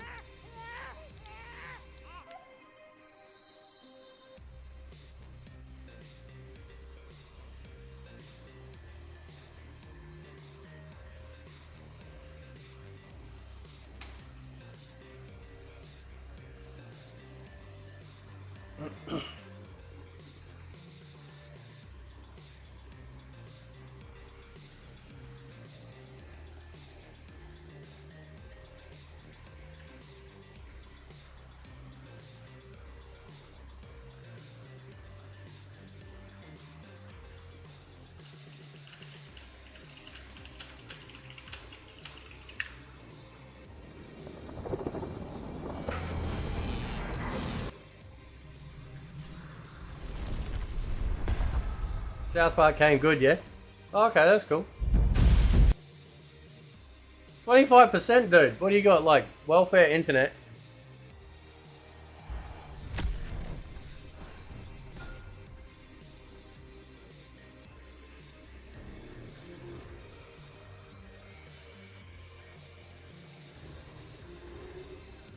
He left the room. Oh shit, did he? He might come back because it probably locked up. It probably locked up his as well.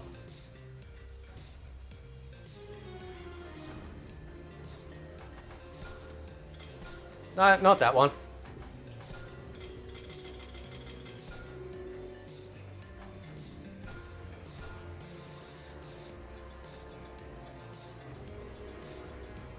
Okay. Yeah, alright, I'll try that.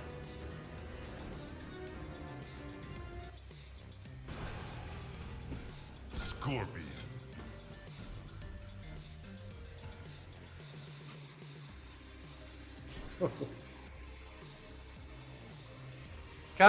You can't even get that far.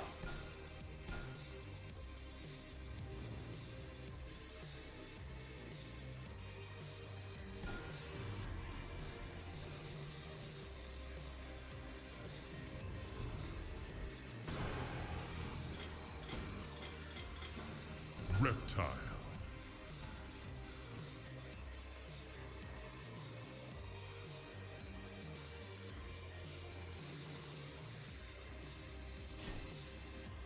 No, it doesn't want to borrow it.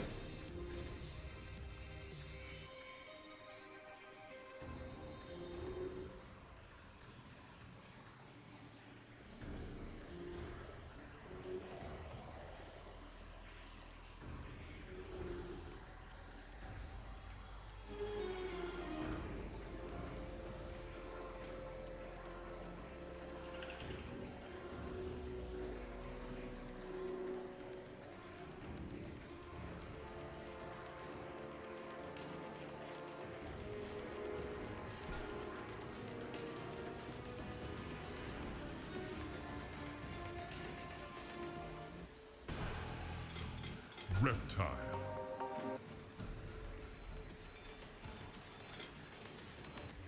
Nah.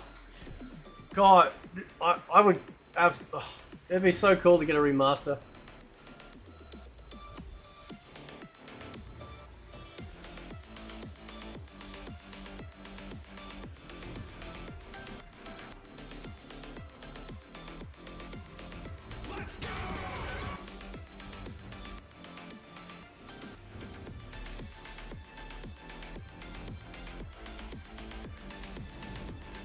MK9 servers up block, yeah.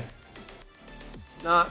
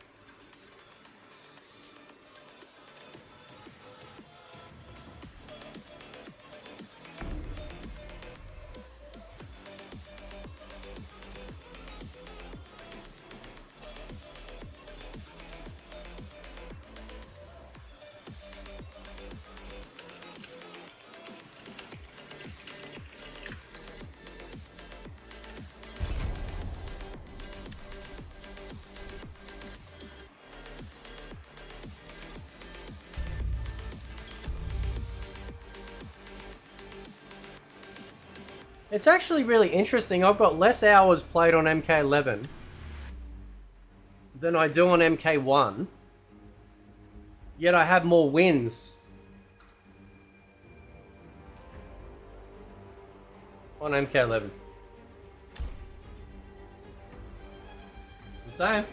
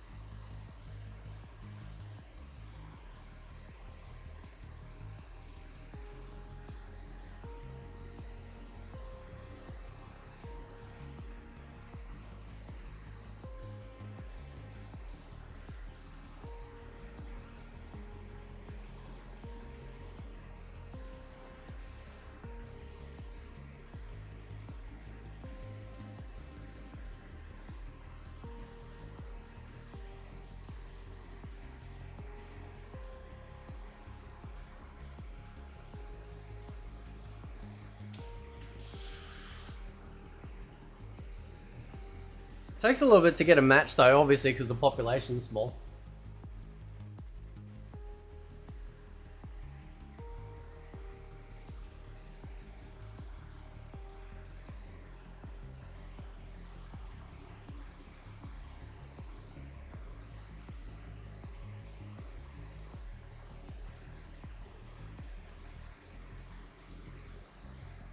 We need stories.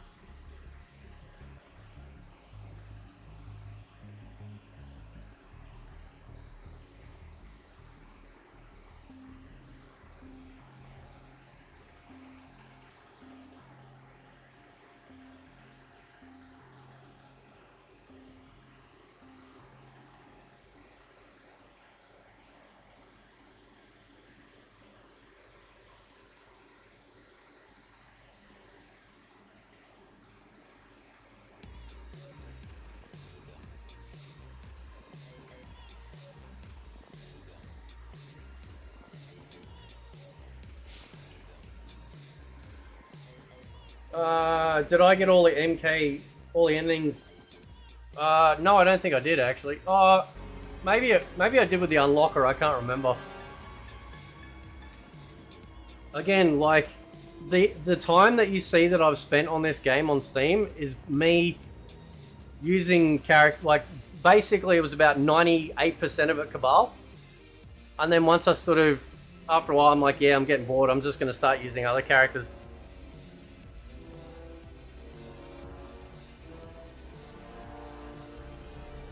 You can actually scrap better in this game than you can in MK1. Which is pretty cool.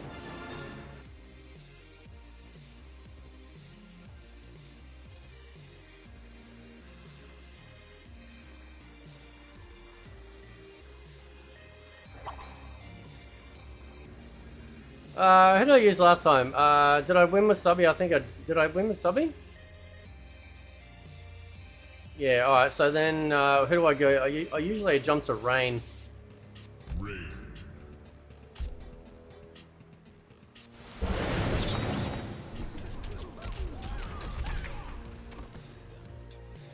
Special Forces Desert Command.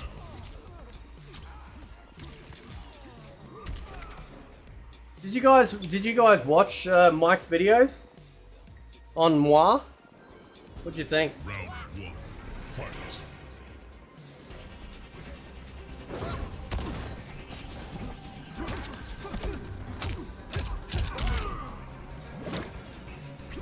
What's this clown's moves again? I forget.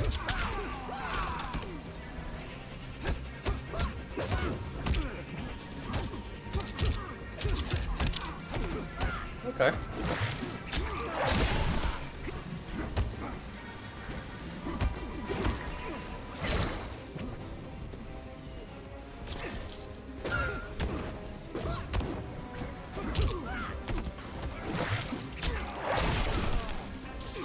What the hell's that, man?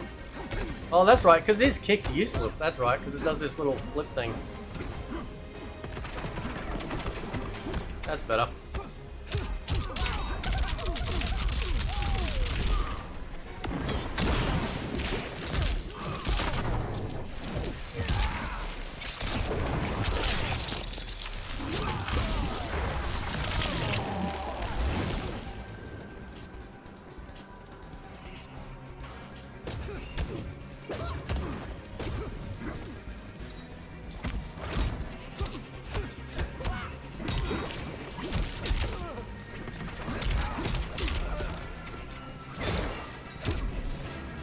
Oh, that was close. You won't harm Earthrealm. Round 2. Fight.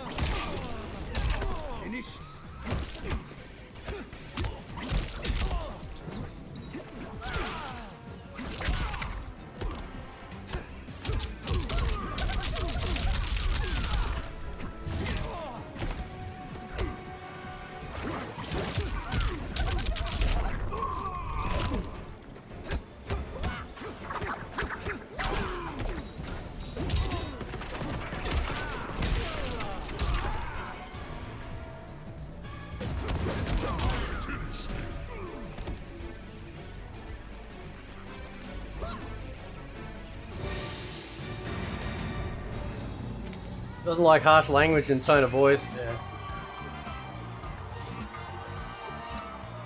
What's this gay shit? French. Liu Kang wins.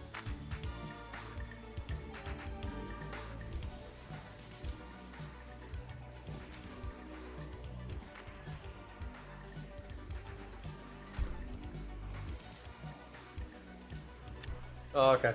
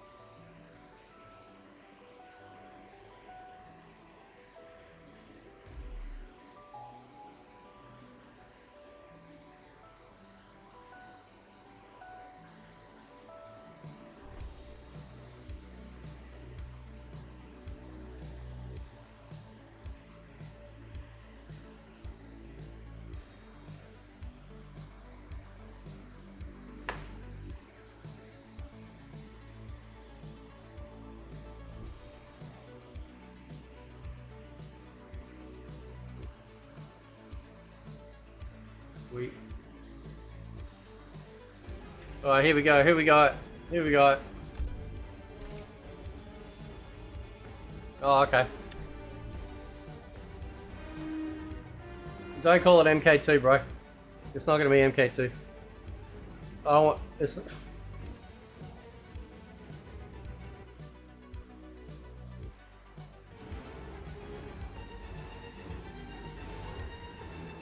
Do you like old Sho Kusogi? Oh yeah, dude. Oh yeah, man. Holy shit. He is brilliant.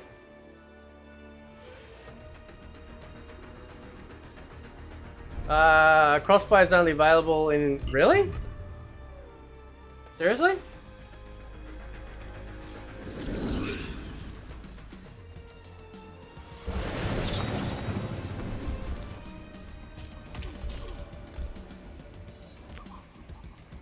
Soul Chamber.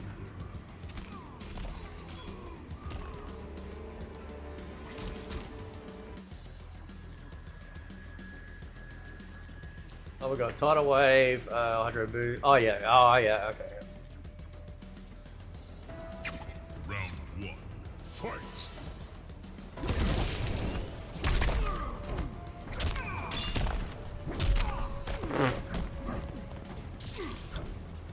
What is that gonna do?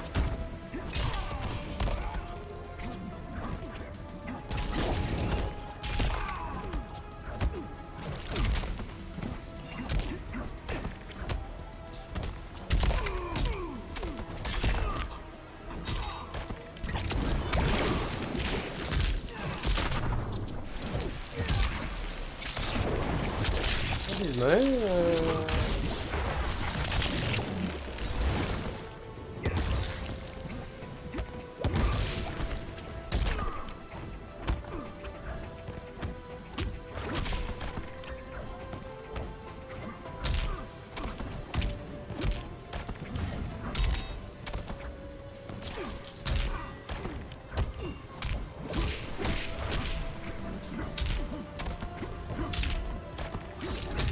Oh!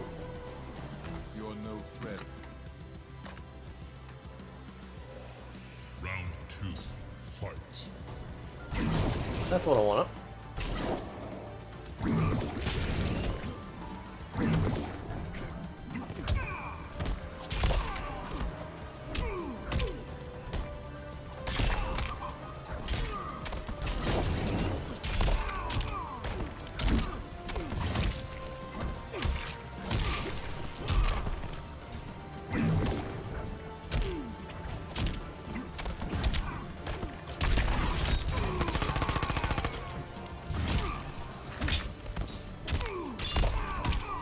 Finish him!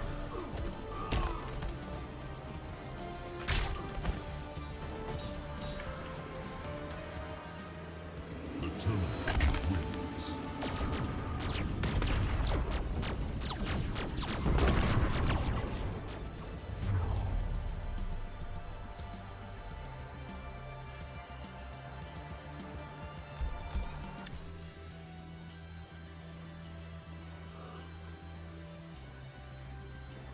Oh! Round 1. Fight!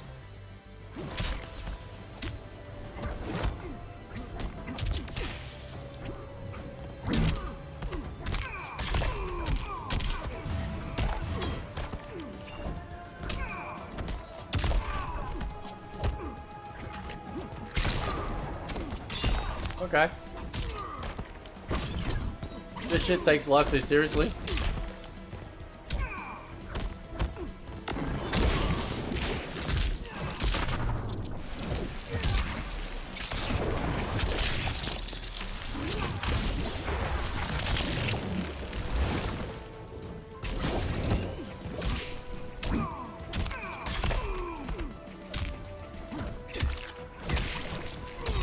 So weak.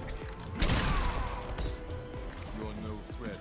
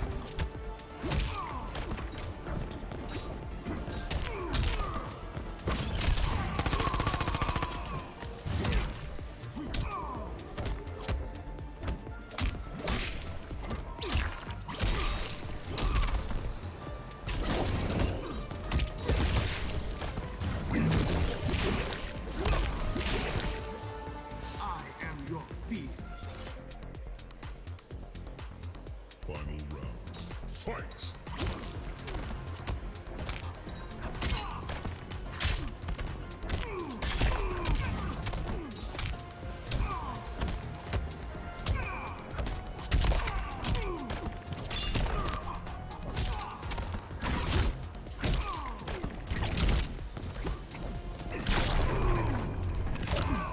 Okay. Finish him!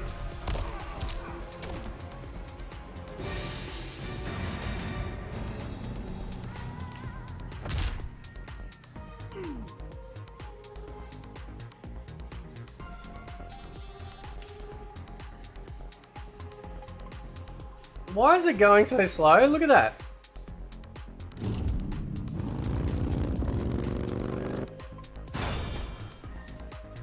Dude, that's weird.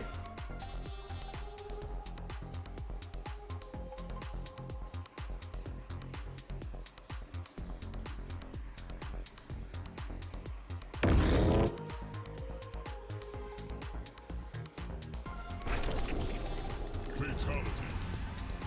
The Terminator wins.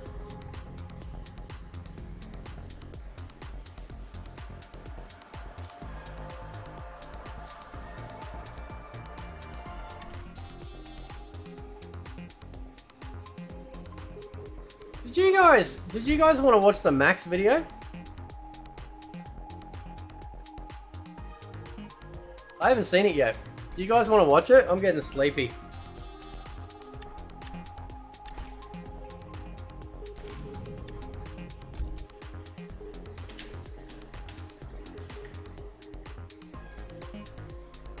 You guys want to watch it?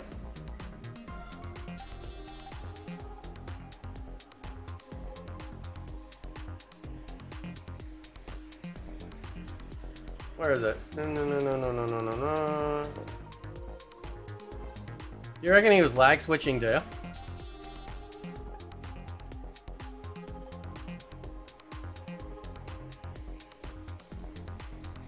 Alright, let's do it.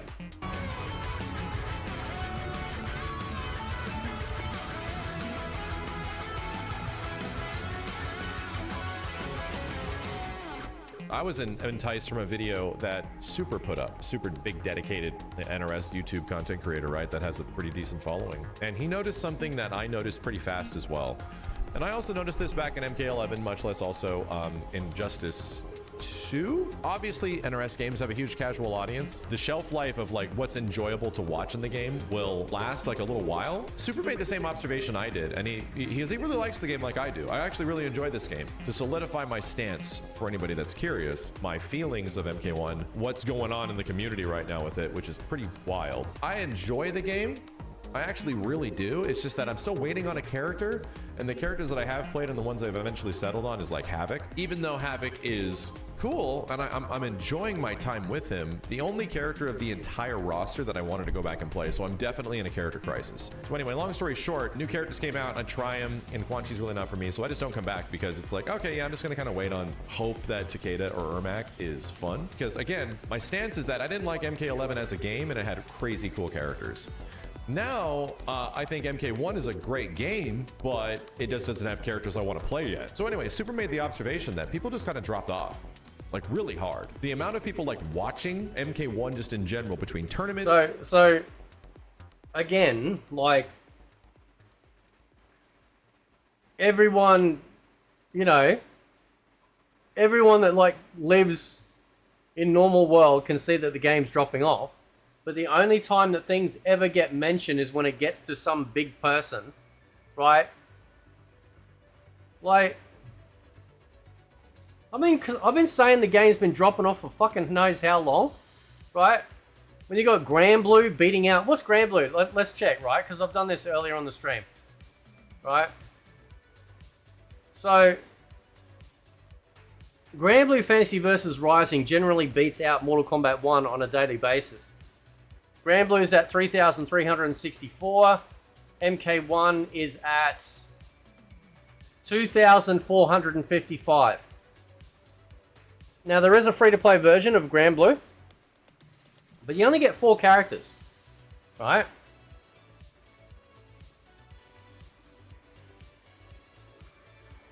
So it's just it's just annoying, like, you know, that, like, everyone's been saying this for ages, but oh, Super said something, just like the Player One Advantage. Oh, Super covers it, so now something gets done about it. It's just ridiculous, man. Just overall viewership, everyone just sort of lost interest really fast. So there's a couple of things to boil that down to, and it's the fact that every previous NRS game is a pretty big casual draw at the start, and then eventually it teeters out. MK1 seemingly lost a huge amount of its casual audience, I'd say, in the first few weeks. How did that happen? MK1 just didn't have the features MK11 had. MK11 was a game that just had characters people liked more. MK11 had a... MK11, despite whether we like it or not, was a full Mortal Kombat package.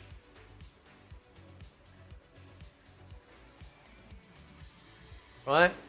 I loaded up before, right? And it's weird though, because I didn't like MK11 at all. And yet, as soon as you load it up, it feels like a full game. Full roster. You know, you've got your offensive, defensive moves for combat. The combat feels really good. In comparison to MK1, that's the funny part. In comparison.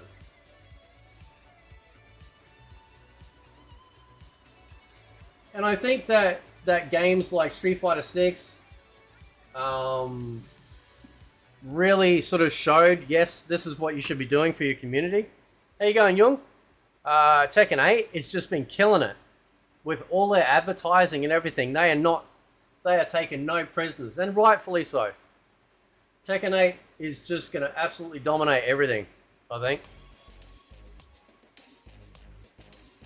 And I think that, again, MK1 was supposed to be Injustice 3. That's why it feels so off. I think they wanted to make an Injustice 3 with a sidekick hero system, you know, or cameo system. That's why everything is floaty. That's why the characters bounce everywhere all the time. You ever notice that too? There's a lot of bouncing of your character in this game. There's a lot of stun shit, like Melina's one where she like bites you and stuff and then you're like wobbling back, and I hate that crap. Same way I hate Garrus when he fucking like freezes you in place and butt fucks you and shit. I hate that, right? I don't mind a freezing mechanic or a stun mechanic, but to continually hold them in that, to continually stun them and just keep hitting and hitting, no.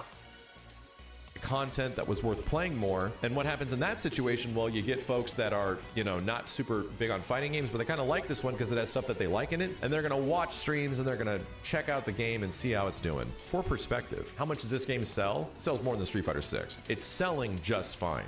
But will it overall go on to be a better, like a bigger game? No, it sold 3 million last year, right? Which was probably, I think that came out before the sale. We don't know on returns. We certainly know that there's a massive retention issue because most people don't care about this game anymore, right?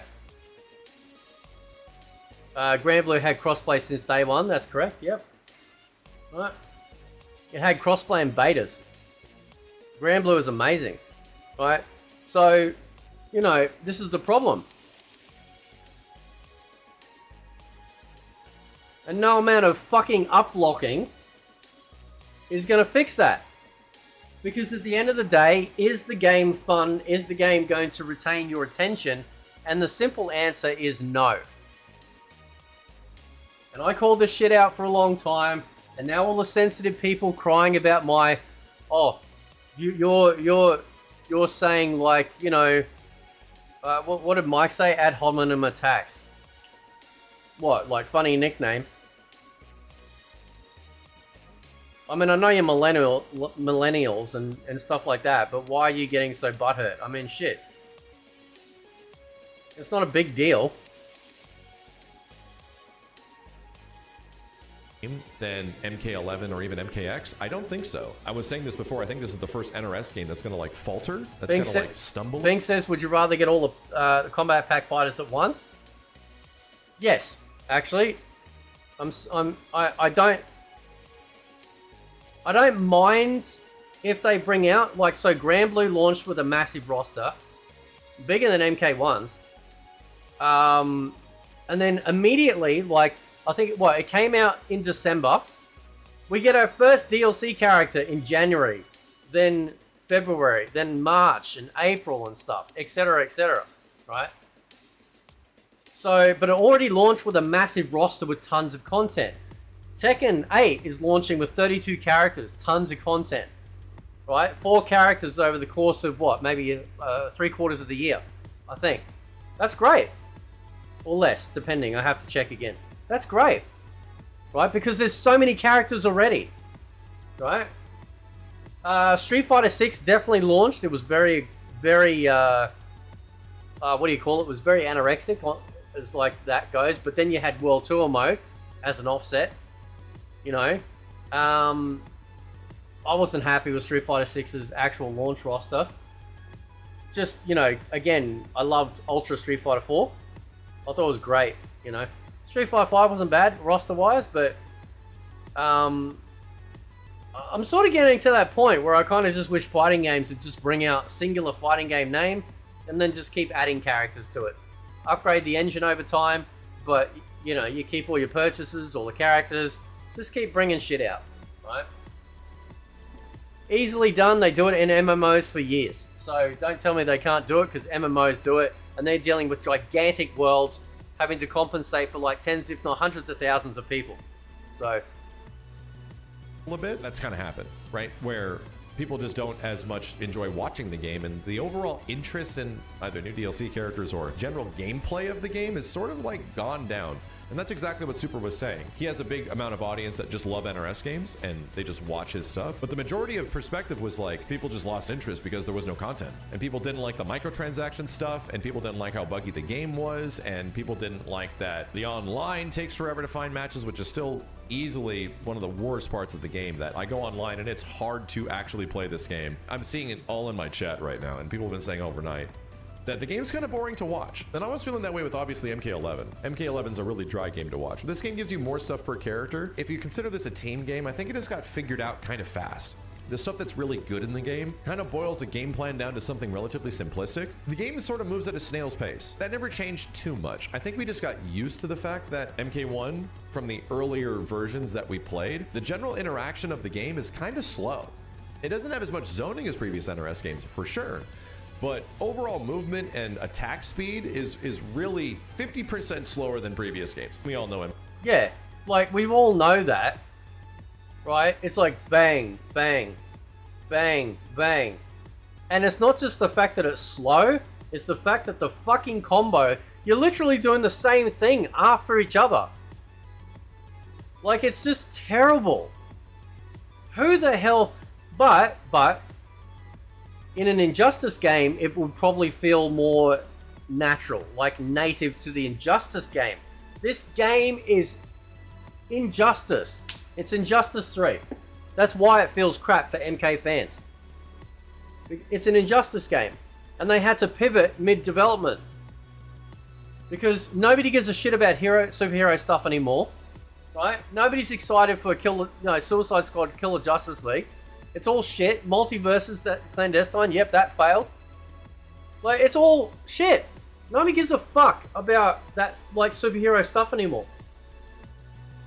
So they go, well, Mortal Kombat will sell on brand recognition alone.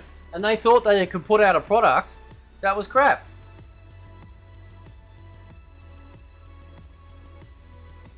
MKX is a fast game. We don't even need to say that. But MK11, it speeds the hell up, dude. It's actually really fast when you go back and you look at it now, so it's kind of crazy. Complement all of that shit with like a cameo system that gets figured out pretty quick. A lot of casual fans for NRS games do not like the team stuff.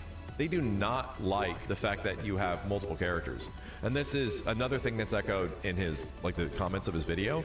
People don't like that it's a team game. They don't want to have to like learn this stuff. They just want a 1v1 fighting game, and they hope the cameos get removed from the game type stuff. From an overall perspective of like the casual perspective, which is the huge majority of people that will remain interested in MK, it feels like they're just burned out.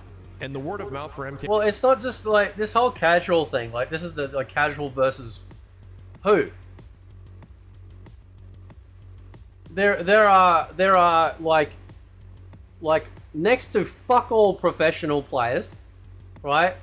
just as many of that are actually taking this shit as serious as, you know, whatever. The rest of the people are Mortal Kombat fans. Mortal Kombat fans. Okay? Now, he says that NRS people don't like team games. MK9 had a tag mode and people loved it. I haven't heard a single person talk about not liking tag mode in MK9. Not a single person. Because it's amazing, right?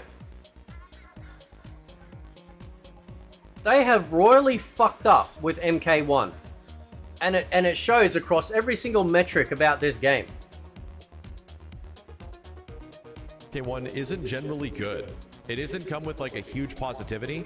I feel like the best word of mouth for MK is that the gameplay's fun. And that's where I'm at, where it's like, yeah, I really enjoy the game. I played it for like, you know, a couple months, man, where we were just roaming the roster and figuring stuff out. Took a break from Street Fighter. But now, like, as I went and played a few more fighting games over the past month and came back to MK.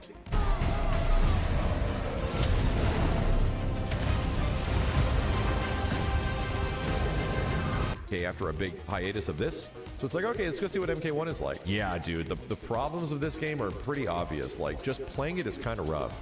And if people are dedicating their time to playing invasions and shit, that stuff is a slog, man. Like, that stuff, I couldn't even get past 15 minutes. It's brutal. We kind of got a taste tonight of what would change that shit. We ran into a couple of people that were also playing the chameleon cameos. So chameleon cameos versus each other. Dude, the game speeds up kind of fast. Kind of dig it. Where it's like, oh, the cameo usage is like twice as much as it normally is. And it isn't just the same thing as like, bam, like Lao hat, fast recovery, Lao hat again. No. Like, what we're seeing is a lot of different assists happening, and it's speeding up the game to a point where it's like, this is kind of cool. But as soon as like you start to lose and you get like the wrong thing because your cameo is like automated and it's swapping between stuff, and you tried to do something and you got the other thing, and it's like, god damn it, man. There's a lot of frustration there. So it's like, this isn't the answer, but there's something I learned. The more we're using different cameos, the better. And I feel like a solution in my head. Yeah, but so this is the problem. People, the game has taken too many brakes off the car. Right? They lifted the restrictions. Look at all the shit that you could do defensive wise in MK11, and they just gutted that shit out and they tossed it in the trash. Because pro players cried about it. They didn't like it at a high level. So the person that like is, you know, up there helping design this shit or whatever, Stephanie or whatever the fuck, right? They're like, oh, they don't like that, so let's get rid of it. So they take all the brakes off the car and they go, you can do whatever you want. And the problem with that is that when you give people too much for freedom, they will still put themselves in a narrow like causeway and just go, no, this is I need to get those rewards in Combat League. What's the most broken character with the most broken cameo, and that's all I'm going to use, and that's it. So then the gameplay and the gameplay interactive experience becomes increasingly stale because there is no variety. Because people are only sticking to, you know, the most optimal. Nobody plays fighting games, it seems, at least some of these people, for fun anymore. They don't want to play for fun anymore. Right? And that's really sad. Because fighting games should be fun. Right? But you should be able to play and lose and still have fun. But the NRS community is crap. In general, it's dog shit community. Right?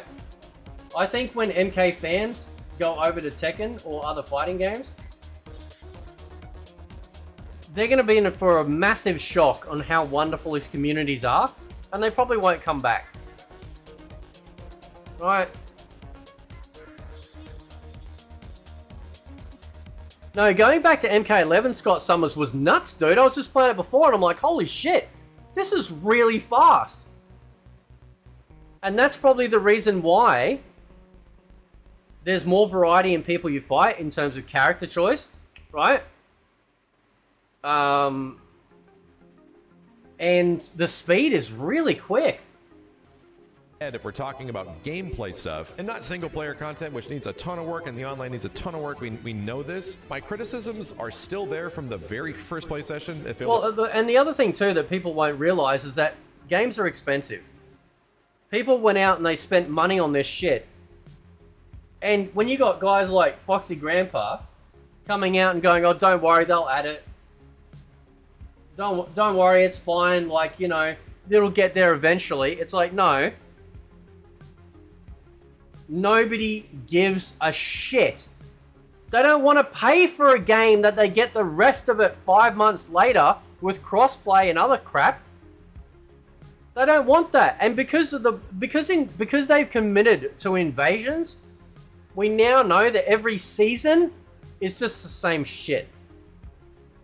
It's just the same shit. Different skin, right? It's a committed game mode. They can't do anything. It doesn't matter what they change. They would have to literally... I would prefer they removed it completely. Just get it out of the game, right? Just put the skins in the fucking store. You know, sell us skins to the store. We earn a currency in-game from fighting and shit and be done with it. You know?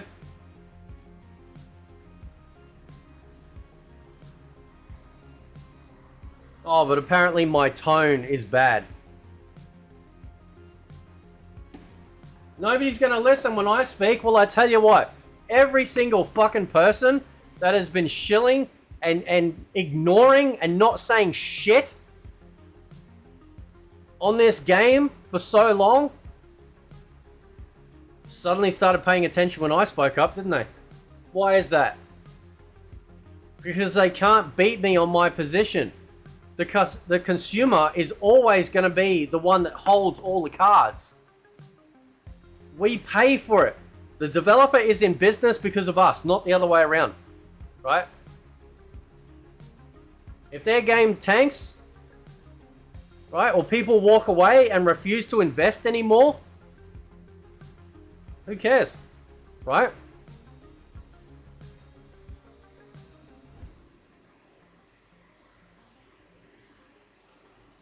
Like the game needs to speed up a bit. They did that with movement, but overall attacks are super slow, man. But in my mind, like the thing that always felt like, whoa, why is the game this way? Why is it so controlled in this way? Was the lack of ambush assists. And we just need cameos to work, man. We just need like ambush cameos worth it and functional and more reasons to use the things that aren't crazy meta. If you use the things that aren't crazy meta, the game is significantly harder. You know, the nerfing of cameos, I think Chameleon is a step in the right direction, and she's probably going to be really good, but it's a hard mode cameo, right? So again, I really want to see the game open up and get creative by just allowing us to use other cameos and have them be effective in some way. And if that means making more ambush assists, I really hope so, man. I feel like the speed of some of these matches where we're seeing a ton of assist usage with Chameleon is the way the game should be. This is actually the way the game should be with every cameo. And that's what I kind of hope personally changes down the line, even though I still like it. I still like this game. I just need a character I really... Does Max ever talk about, like, lack of defensive options? Do any of these fucking people ever talk about lack of defensive options? The only pros literally go to tournaments playing NRS fighting games and utilizing all of their defensive options, right? And then somehow MK1 comes along and not a single one of these fucking people sit there and they go, oh, this is bad. No, they wanted them gone so they can fucking break the game in the way that it's been breaking. And then they sit back months later and go, oh, the game's dying. Gee, I wonder why. I'll be back in a sec, hang on.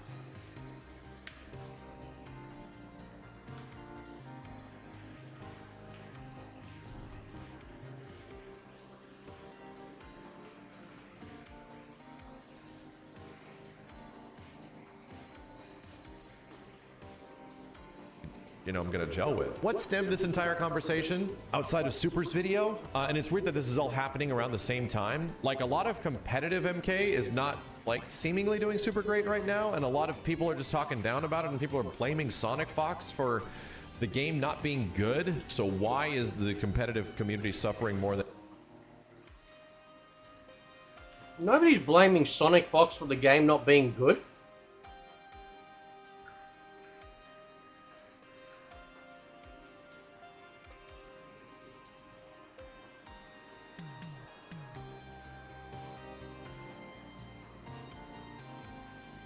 I'm not blaming Sonic Fox for the game not being good.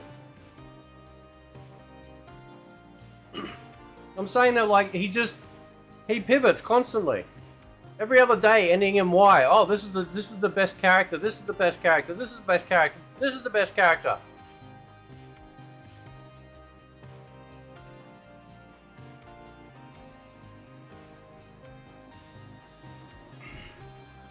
Calls the fucking community dog water.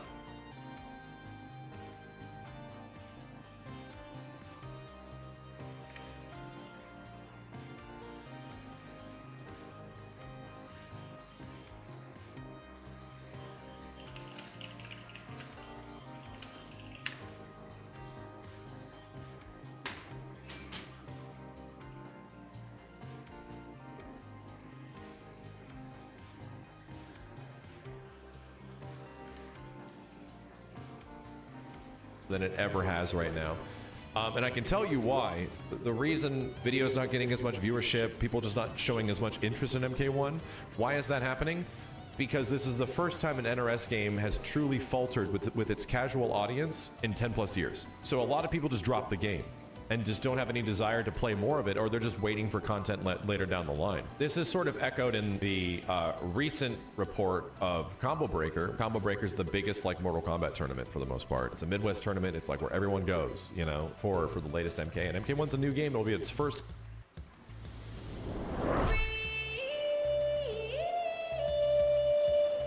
Combo Breaker. It's a big deal. And granted, I'd like to give heads up. A lot of NRS competitive folks usually sign up late.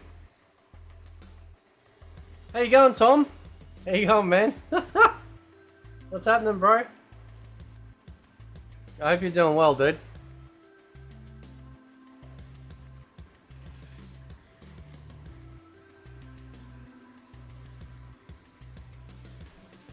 But MK1 in a tournament like Combo Breaker, where it should be up there, number 3 or something like that, isn't even in top 10. So there's a lot of folks that have registered for like all these other games, and even potentially games like We Don't Know, but Killer Instinct could have more people at Combo Breaker because it's a big KI tournament. And we're just assuming that, okay, so people just haven't registered for the game yet, but it's relatively telling because right at the same time, there's all this like doom and gloom in the competitive scene about this game, just like either not paying out or not worth it to be a competitor, or all this goofy shit that everyone's talking about, right? And also at the same time, like people making videos on, does this game feel like it's sort of like done? It all kind of happens around the same time with this like doom and gloom argument that's happening. And yeah, I have noticed the same thing, you know? It's a weird state right now where NRS fighting games have been thriving for the past 10 years because other fighting games have either been doing good or bad, or have not done well. And NRS has just been uncontested, you know, this entire time. And now suddenly, like, Street Fighter's back and it's popping. I think just like the direct comparison of actually having a full feature-rich fighting game is finally there. It no longer is only... See, that's the interesting part, is that NetherRealm, oh sorry, Midway back in the day, really set a standard. You know, when Deception came out, it set a standard. People were like, wow, you know, that was like really cool.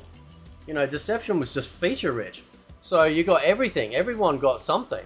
And then, like, I noticed this too with MK10, right? Because we had MK9 and we just had all of this just, you know, it was like the big titty goth chick. You know, we just had everything. And then, what happened? Like, MK10 kind of started to feel like a game that was being curated for specific reasons, right?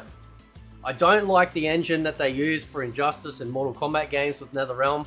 I just don't like it. It feels janky, stiff, yucky. I don't like it.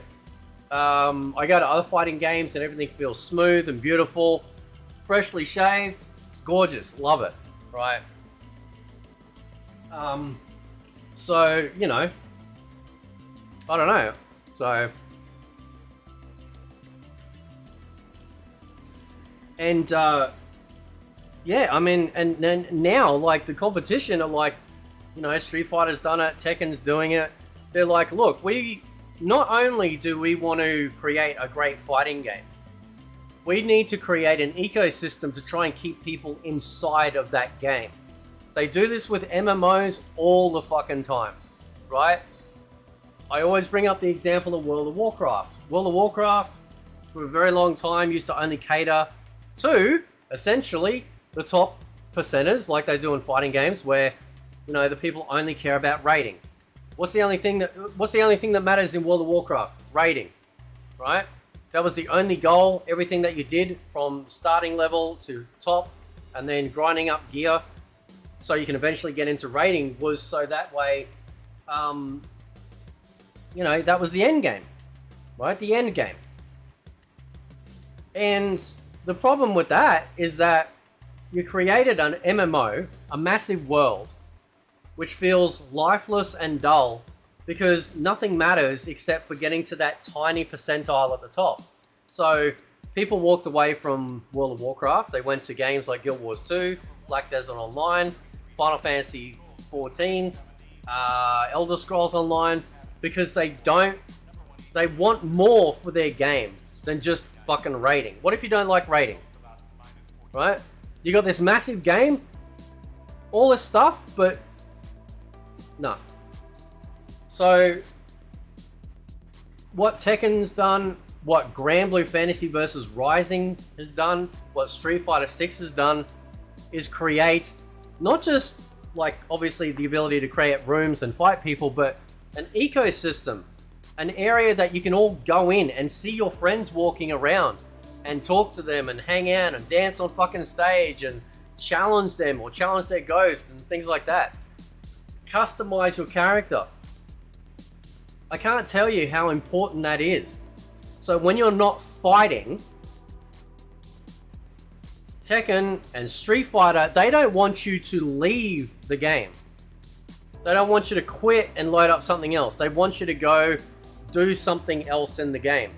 So you're part of the ecosystem still, and it gets you more invested. NetherRealm have completely lost sight of what makes Mortal Kombat great. Combos is not content. It is just the interaction between the content of two characters on screen. But that's not enough. That's not enough, right? Because there has to be more. And again, if you're paying for a product, you gotta get your, I mean, these games aren't cheap, right? These games aren't cheap. And people, especially with things like inflation and everything going on, people are just gonna look around and go, nah, I'm just gonna spend my money elsewhere. You know, I thought when we first heard about this sort of like invasions mode, that they were taking the idea from MK11's The Crypt and turning that into like a massive world. That would have been psychotic. That would have been so good. You know, third person in that particular graphic style. Nah, we just got a freaking board game. NetherRealm as the ones to do it. And now Tekken is also doing the same thing seemingly, where like Tekken is a fully ass feature-rich game that's going to bring in a lot of casual audience. And those casuals are going to want to watch tournaments, they're going to want to watch YouTube videos, they're going to want to see people playing the game. Community just thrives as a result of like a good game being a good game, you know? So I think that's what we're seeing now. We're actually seeing the effects of a not super casual... Devan Tizzle says that Ed Boon constantly changing everything in MK game. Yeah, this is the problem. Yeah, I often wonder about that because when Tobias was around, the games were pretty much consistent. Did I like Invasions initially? I probably did, and after about like 10 minutes, I fucking hated it. Because I realized what it was. When I first saw it coming out, I thought this sounds like a great idea. We can get constant like story added, you know, and whatnot. But then once you get your hands on it and you go, hang on a sec, every season I have to grind through all these maces to get to the good part. No, that's mobile gaming shit. So when John Tobias was around, we had very consistent gameplay too, which was really strange, right? They added in the run meter in MK3, and then that sort of like that carried over. Obviously, like MK4, it really was an era of MK to MK4 or MK Gold, right? All of them feel very similar to a degree. Obviously, MK4 introduced weapons and the ability to pick stuff up, throw them, but they introduced the dodge mechanic, so then you could move out of the way, right? Again, defensive options. So. And then Tobias leaves, and then we get essentially a 3D Tekken with blood. They removed all the great fatalities, just shitty ones stayed. They removed so many special moves. It was terrible. Because Ed Boon loves Tekken, so he wanted a Tekken game, and that's why Deception was so great, because they listened to the feedback and they go, "Hang on a sec, we, we need to bring back the uppercuts, the sweeps, the gory fatalities, all the cool shit," and they did it in spades. So Daytona Springer says John Tobias made the god-awful Special Forces game. So you might want to talk to Total MK about that, because the one that actually came out was not Tobias's vision. It was completely redone. I think at one point you were even going to be able to play as Kano. So you're at 95%. Gee, that's taken a while to download, dude. Shit. Filled NRS audience anymore. This is the first time one of these games has truly faltered. Injustice 2 definitely dropped off pretty hard. It felt like MKX was popping for like a year straight, and then clearly there was a big drop off, and MK11 brought a lot of players, but just didn't have gameplay that I wanted. And so now we get this comparison of like, here's what's going on. And I think a lot of people are also like me with MK1. We're just waiting on a character, because this is another game where it feels like it's a character crisis game for a lot of people. So that's my personal take on it. This is a game that I think is really fun, with a lot of problems. Like, even in core gameplay stuff, some things that feel really funky in it that even haven't existed in previous NRS games. Yeah, but that's listen, man. How is it fun? Is it fun for the people that love doing gigantic combos? Sure. Is it fun for the people that get carried by these gigantic combos and miss all the stuff that previous MK games actually had in there? No, it's not fun. It's not fun for the people that hate invasions. It's not fun for the people that didn't like story. It's not fun for the people that didn't get one of their characters in there. I mean, I actually love apart from Garrus, I pretty much love the characters in the game. Like, in terms of like them coming back. Like, good roster, solid roster, but it's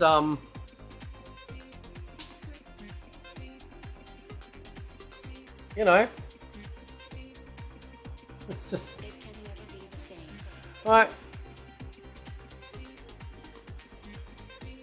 Am I super excited to jump in and play MK1? No. I'm just kind of waiting on new content to check out, and I'm waiting on my character. See, I get hard when I think about Tekken 8.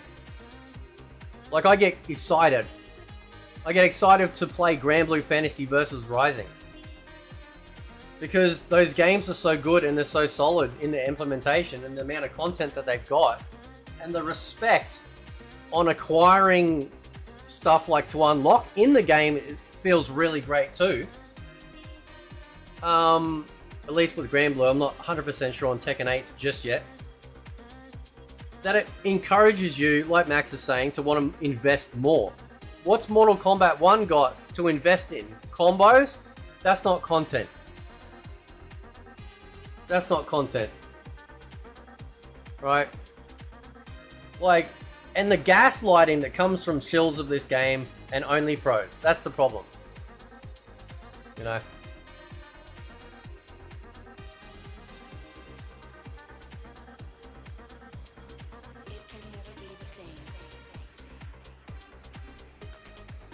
Soldier. Again, I've also stopped sort of watching this game competitively because it started to become really samey. I'm hoping for that shakeup. I'm hoping for the game just to get something to like spice up the gameplay, and I think the easiest thing you can do is just open up the cameos, bro. Let people use cameos frequently and efficiently the same way we see like a chameleon versus a chameleon. There's cameo usage all over the place, man. It's sick.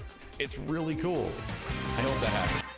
I won't give a review on Tekken 8 straight away. I want to like play it. You know, I want to like I'll probably play through the story with my son. You know, I want to have a fair bit of online play. You know, play like get character endings, stuff like that. You know, I want to. Foxy Grandpa did a video apparently. I wanted to check it out. Right. So. Right. Did you want to watch this? It's a Foxy Grandpa video. Do you want to watch it? It's 24 minutes.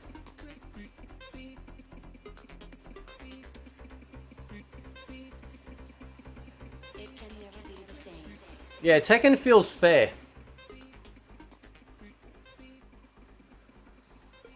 So if you're an MK fan and you've been active on Twitter, YouTube, wait, it's X, isn't it? Twitter, YouTube, Reddit, or anywhere on social media, you're no doubt being bombarded with, oh my God, MK1 dead, MK1 is dying, blah, blah, blah. People pointing at fingers at each other, blaming one another for the perceived downfall of the game. Everyone's just on one, basically. And it's gotten to a point where I think it's just sad. And I'm not talking sad like watching Simba see Mufasa being dead after being trampeded on. I'm talking about like, this is sad as in I'm just disappointed in you kind of way. So how did MK get to this point in only 4 months, and what is the cause? Personally, I believe it's the fault of everyone involved. The game itself, NRS and Warner Brothers, the character. So hang on, let's just back up a bit.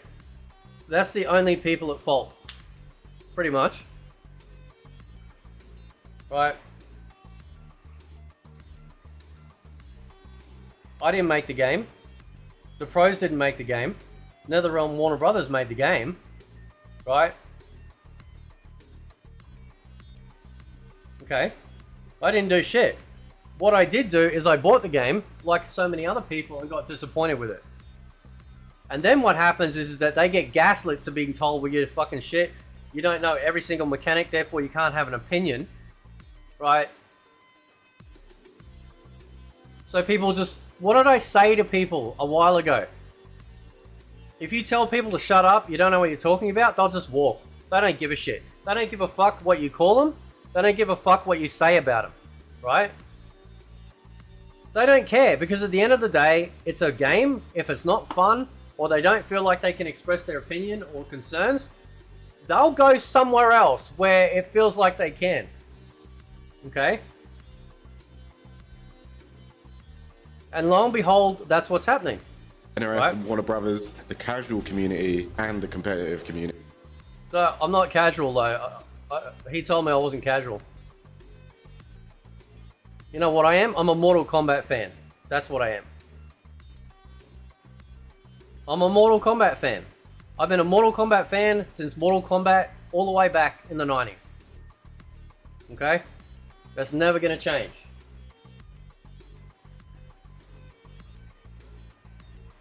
I can certainly see, this is the interesting part. I can see now why, like, you get these people that love these combos and defend combos that you can do even if you're not touching the person.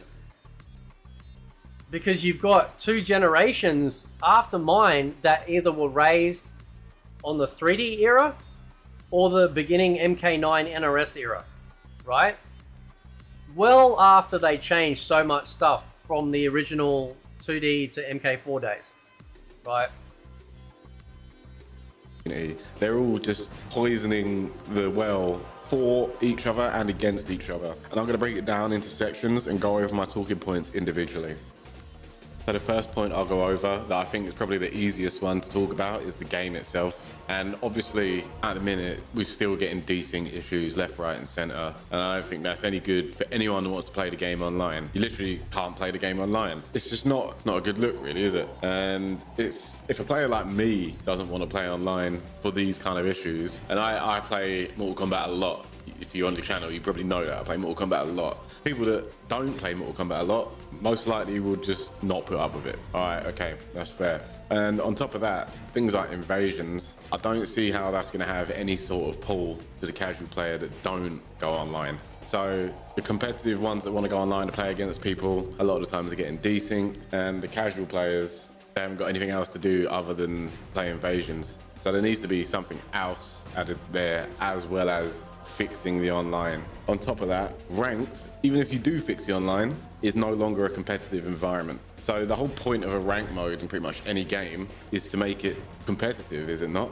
And what they did by adding the Wi-Fi filter, which isn't really a Wi-Fi filter, it's more of a you can just decline any map sort of filter. What they did there is made it so that anybody can cherry pick. So you're not even getting matched up against players on your level, you're just getting matched up against players that are willing to fight you, and that's a big difference. Because I've seen this amongst other top players, it's not just me. I know I've seen this happen in like Sikanda's stream, I've seen this happen in Tekken Master's stream, I've seen this happen in Hayate's stream. People are deliberately ducking people because they know who they're fighting against and they don't want to play against them. So how is there any sort of competition?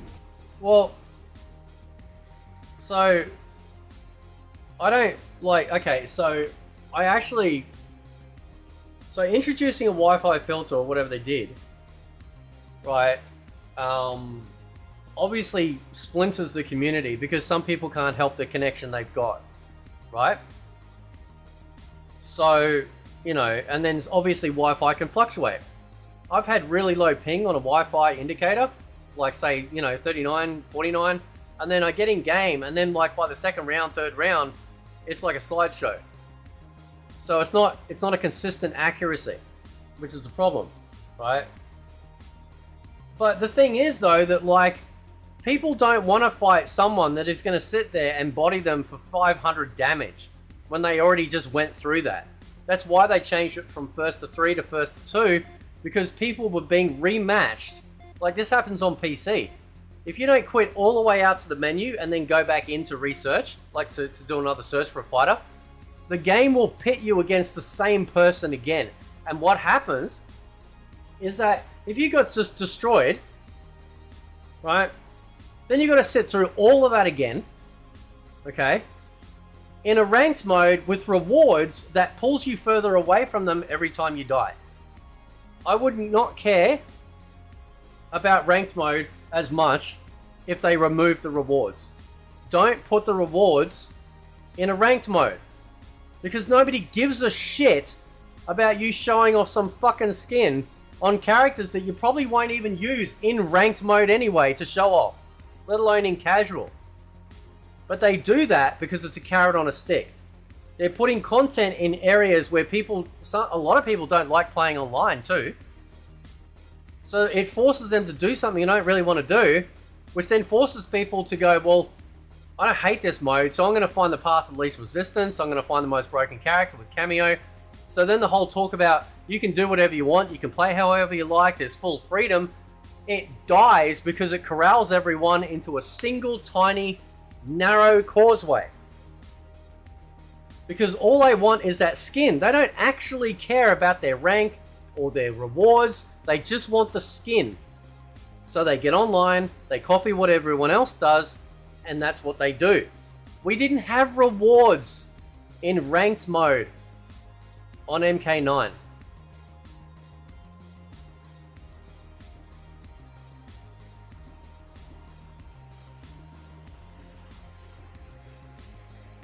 And I don't think MK10 either had it as well, right?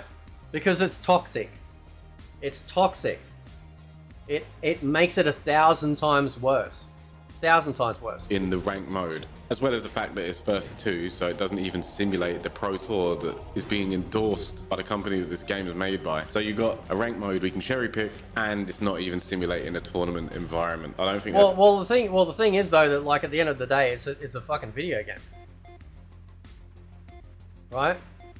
Like, who gives a shit? Like, who gives a shit about, like, whether it emulates a tournament or not? Like, who cares?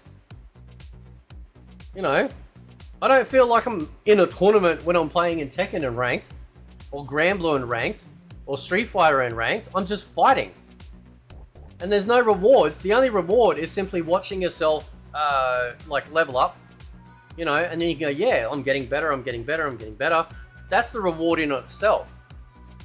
I said this before, that if they want to have something that actually emulates a tournament setting, so they can have their own set of rules and sort of things that aren't patched, so they leave it as, say, the vanilla version of the game, if you will, have a section where you can literally sign up and compete, you know, in scheduled tournaments. Now, they do this in Guild Wars 2, and they probably do it in other MMOs, but they definitely do it in Guild Wars 2,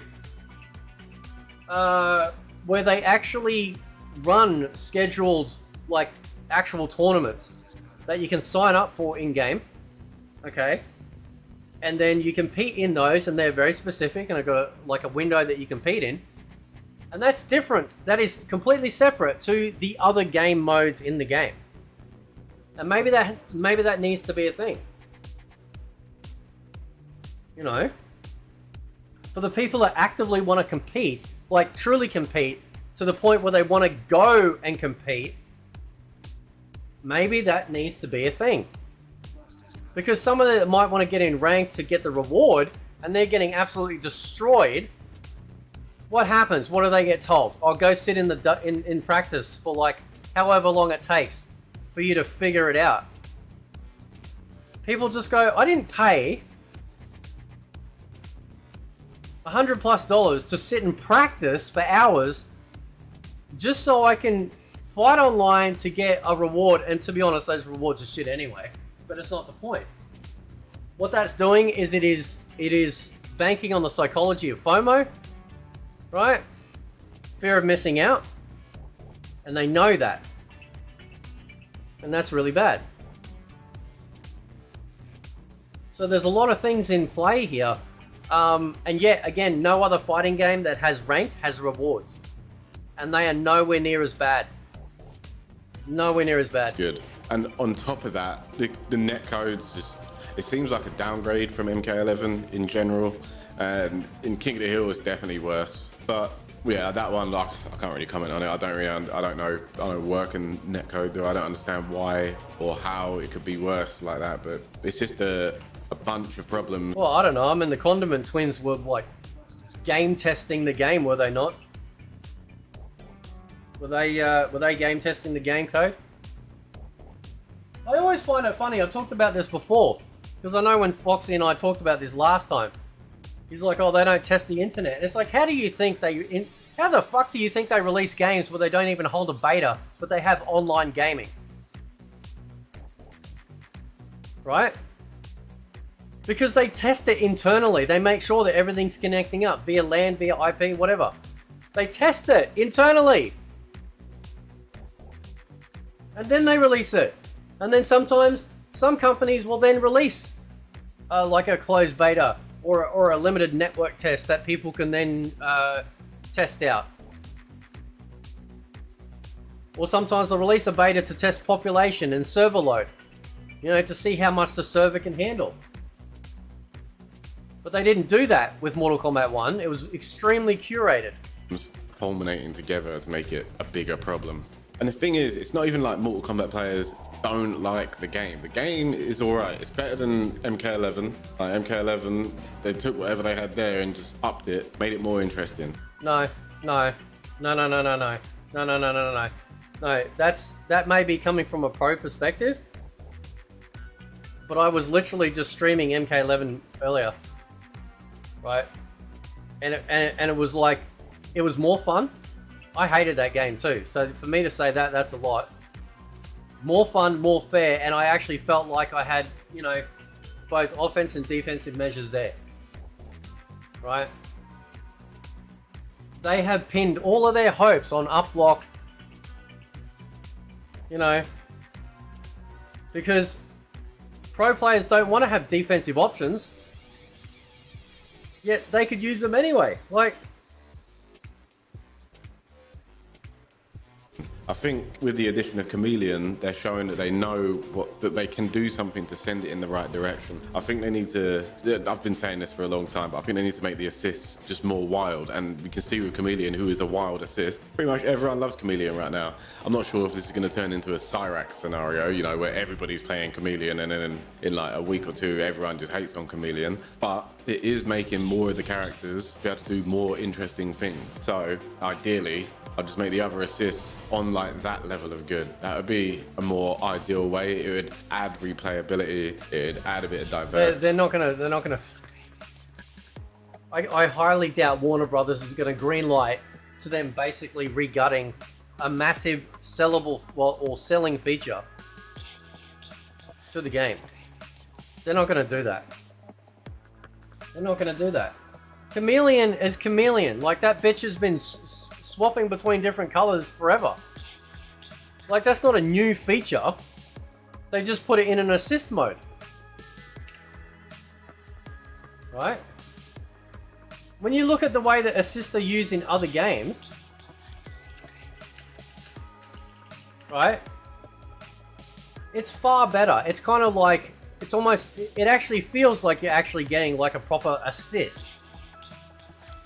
But in MK1, it feels like, oh, your character's lacking if you don't have it, right?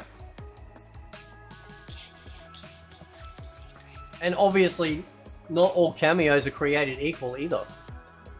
And what's going on as well, because ain't anybody trying to sit there and just get storm cell, cane balled for eternity by Raiden. Like, it's, add something else of that level of strength for other assists, basically. Now, you will hear some people, like the Fates of the World, various casuals will say, yeah, they don't like the cameo system, should have been a 1v1, whatever. But I think majority of what I've seen, and this is obviously just anecdotal, but the majority of what I've seen when it comes to commenting on Kombat 1 is that the gameplay is good and everything else around it is what is causing it to have the... You know how I know that cameos are shit? Because if Mortal Kombat 1 got released and they didn't have cameos mentioned even a little bit, not a single individual out there would have been sitting there going, you know what, I'm not buying this game because I wanted some cameo assist system in the game. Nobody asked for this, right? They took a tower mode, whatever, and decided to make it the entire game.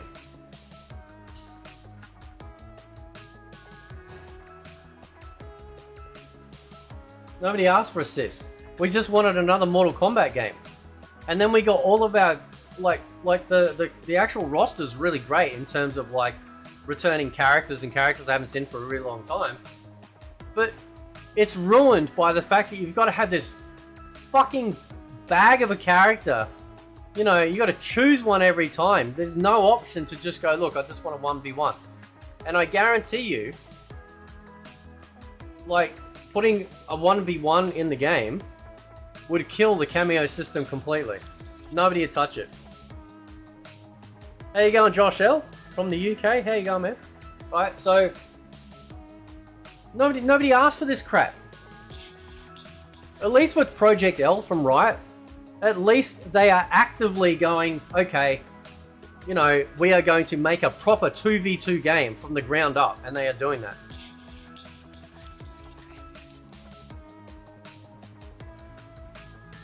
Fates of the World. Well, I tell you what, a lot of people don't like cameos though.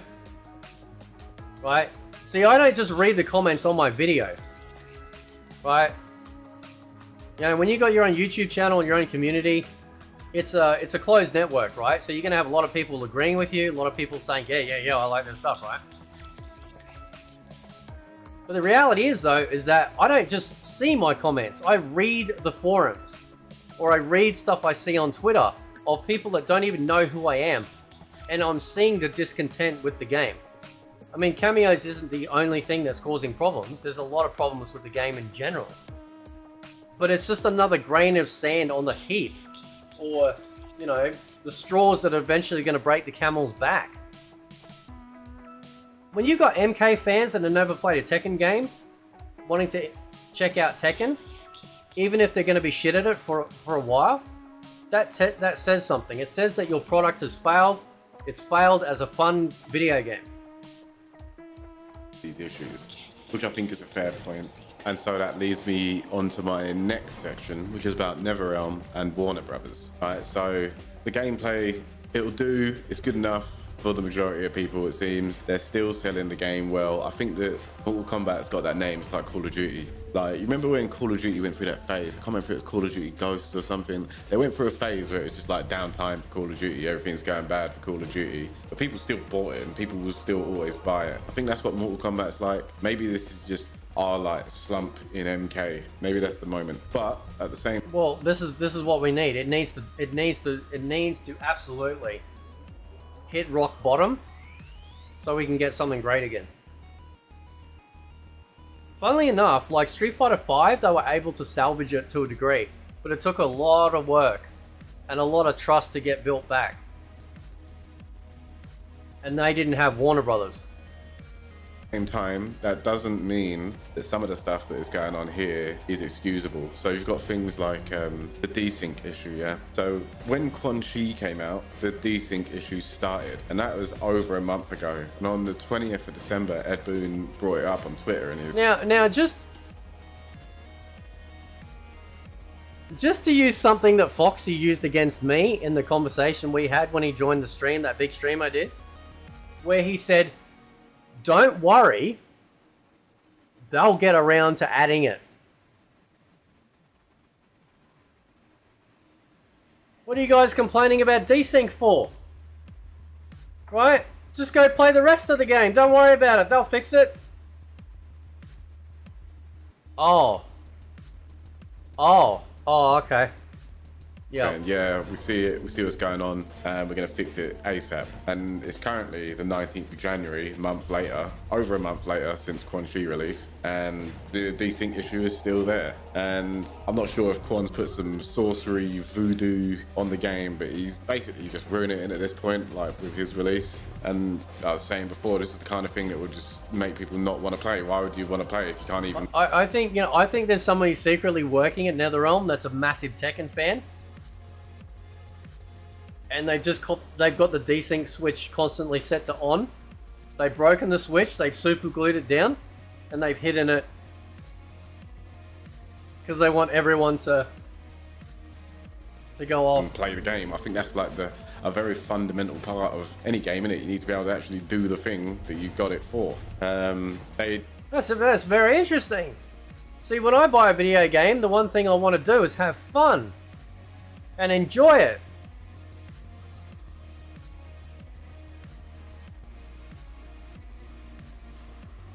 Oh, I guess my fun, isn't the same.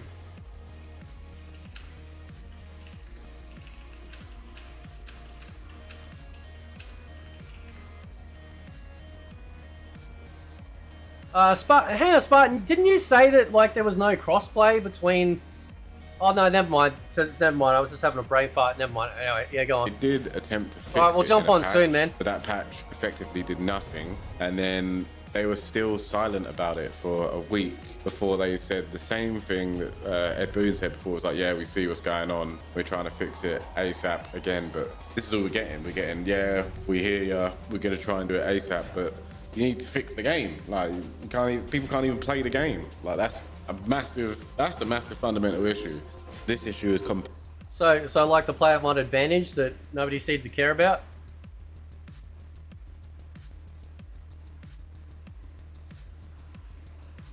Pounded by the lack of communication on all fronts. Only even the last couple of days have they mentioned anything about online Pro Tour events going on with the Liga Latina, and they're only just recently posting on Twitter again after their boycott, whatever they had fallen out with Elon Musk or something along those lines. And now the things that they're posting aren't even relevant to the things that their community are talking about. So like I'm saying about the desync thing, and they'll say, who would you pick in this matchup? It's like, come on, man, there's bigger things that need to be addressed. And yeah. Oh, so, yeah.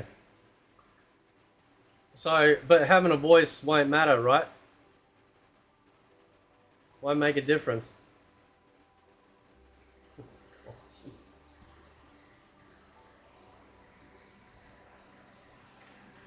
Yeah, it's just there needs to be better communication, really. And I think other developers are showing that this can be a thing. I don't understand why it can't be a thing. We've got multiple community managers and they're not talking to us. Whereas if you go over to Tekken, they're just always in touch with their community. What happened to cause this? I don't understand why you can't, like, why are we just like that ugly? Can we not be listened to, or we just... Well, gee whiz. I mean, you know, now you understand how it feels, don't you? Boy, oh boy.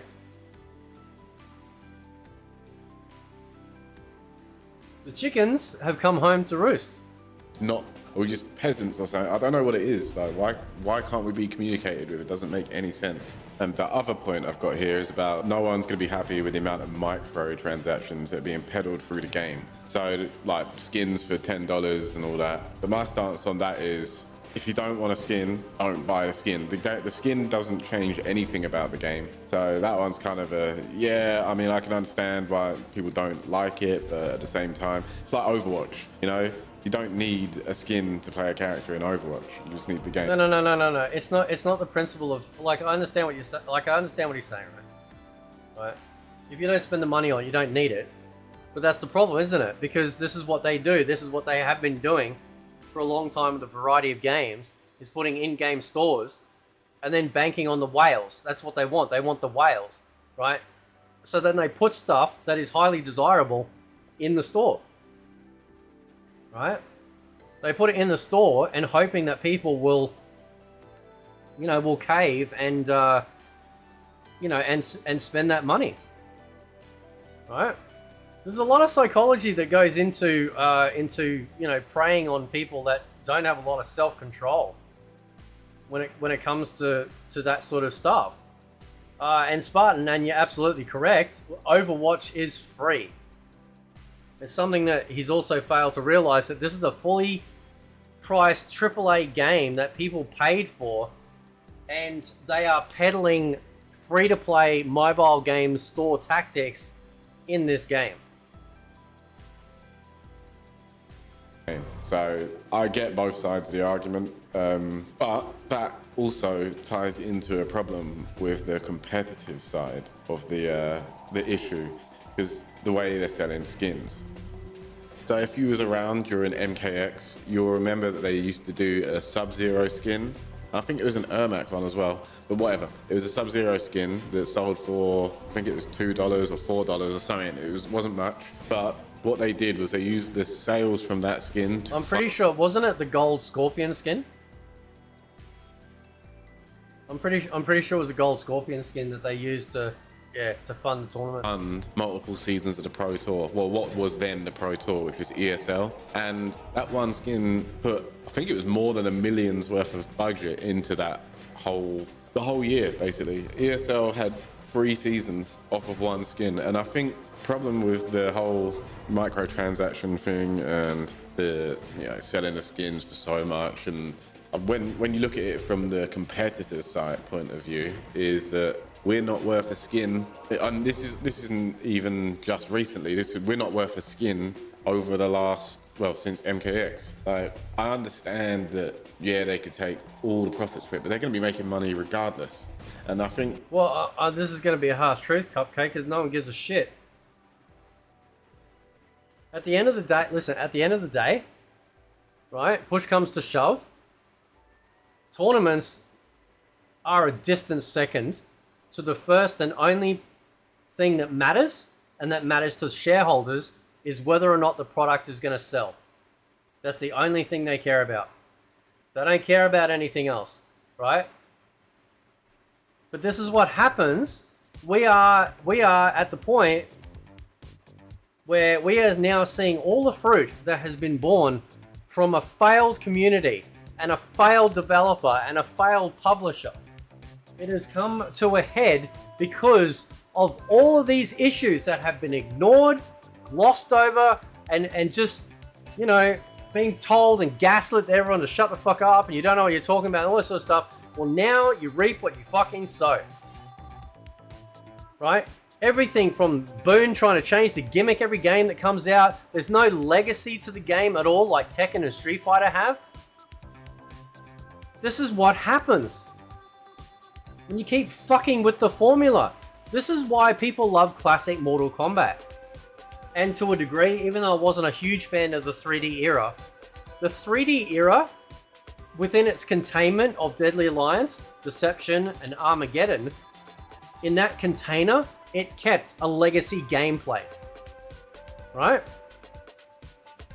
From MK Gold or 4 all the way back to the original Mortal Kombat, there was a legacy gameplay.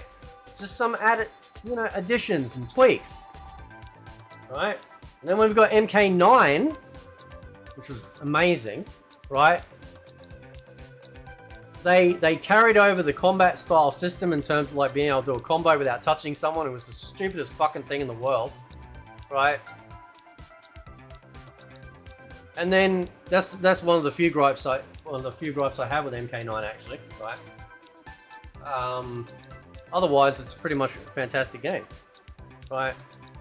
And then when you compare communities, like Outworld was saying, on the pro side versus other pro sides in the communities, NRS is just dog shit.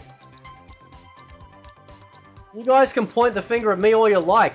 This shit has been going on for fucking years and years and years. People just don't like the fact that I'm calling it out.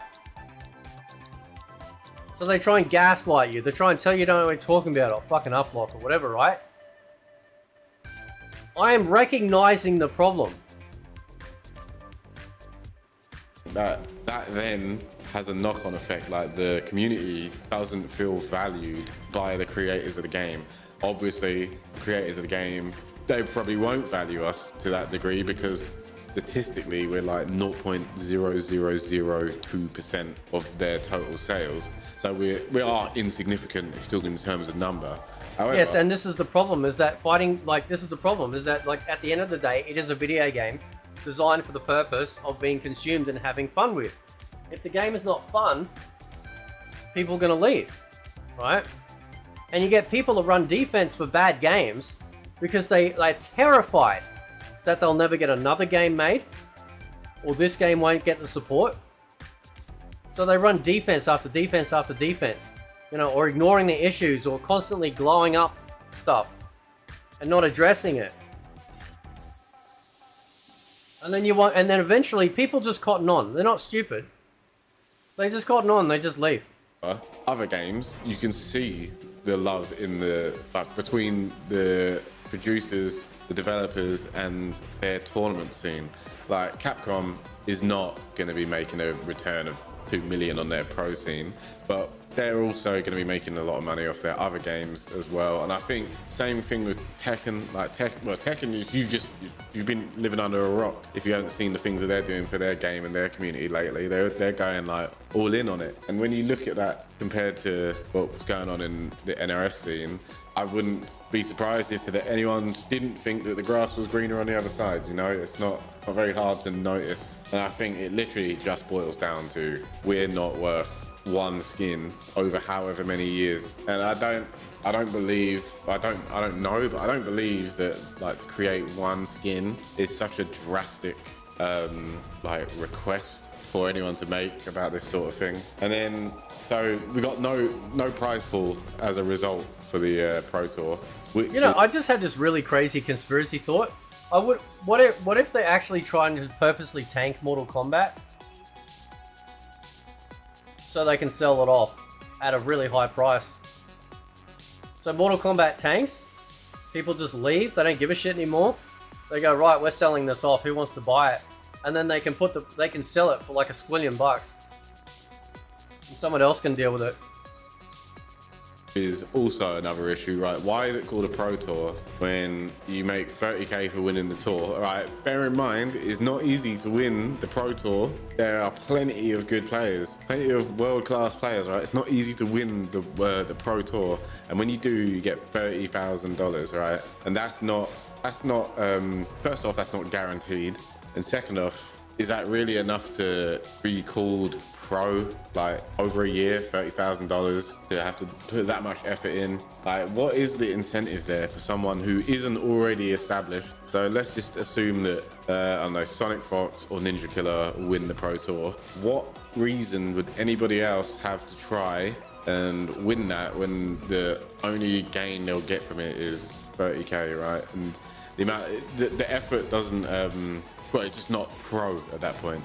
It's just not, yeah, I think that's just me arguing semantics though.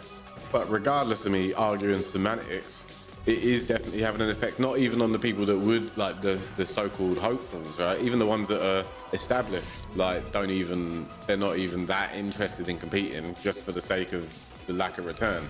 Like we got Tweedy, he's openly said, yeah, he ain't gonna bother going to any of these tournaments because he'd rather just sit and stream and do YouTube, which makes sense. Hayate, same thing. Like there's just not enough incentive, and even without the incentive, it's not enough love being put into the scene or communication or whatever. Like we've just been told, okay, you got this tour, there's 4 events, which is barely anything. There's 4 events, one of them was meant to be like announced by now, so it hasn't been announced. Again, another communication issue. And so we've already gone through 2 events. We don't know where or when the 3rd one is, and the last one's Combo Breaker. It's not really that much of a tour, and then it's got the rest of it online. I don't see it. It's just not looking good like that. When you compare it to the old ESL format, or even the MK11 format was better than this one, I think. It's not a good game to be competitive in at the minute. I think your best bet, if you want to be like in tournaments and playing people for money and whatnot, better off just doing it online, playing in like Rips Arena or Champions of the Realms or the Coliseum, all those sort of things, because then you ain't got to move and spend all this money on traveling just to win back like next to no money. That's another point. Like even if you place well at these events, you're not really getting paid out much. Even like below first, even first ain't that great, but below first, it's kind of like you've basically just made up your travel expenses and whatever you needed to go to the event. Play on the online tournament if you're so like inclined to compete. Overall, I think the competitive side of the community are getting it the worst because they're the most dedicated, and they're getting it the worst from actually all sides of the argument as well. You're getting it the worst from the game because the game don't work, and they're okay, look, come on, getting it the worst.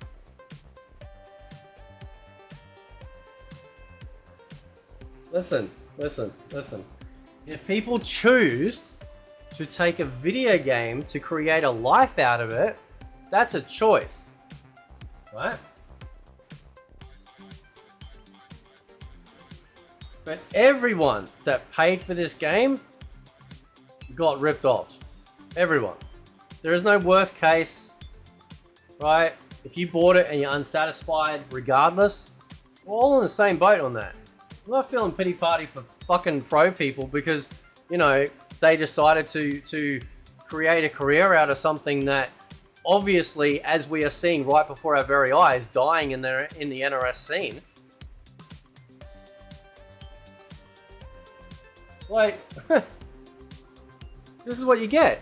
This is what happens. It's a risk.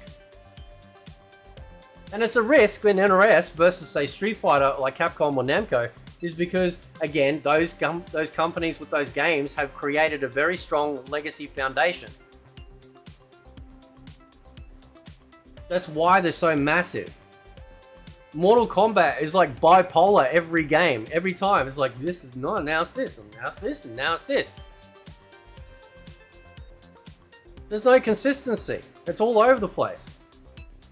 But they're dedicated enough to be on there to try and get it to work. They're getting it the most from NetherRealm. It's just a matter of time invested in, isn't it? Time invested in getting all the issues out, sort of thing.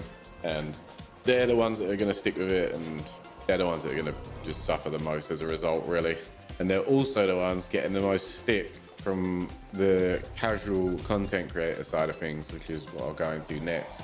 By the time you finish listening to this section, you'll be like, that is some of the dumbest stuff I've ever heard.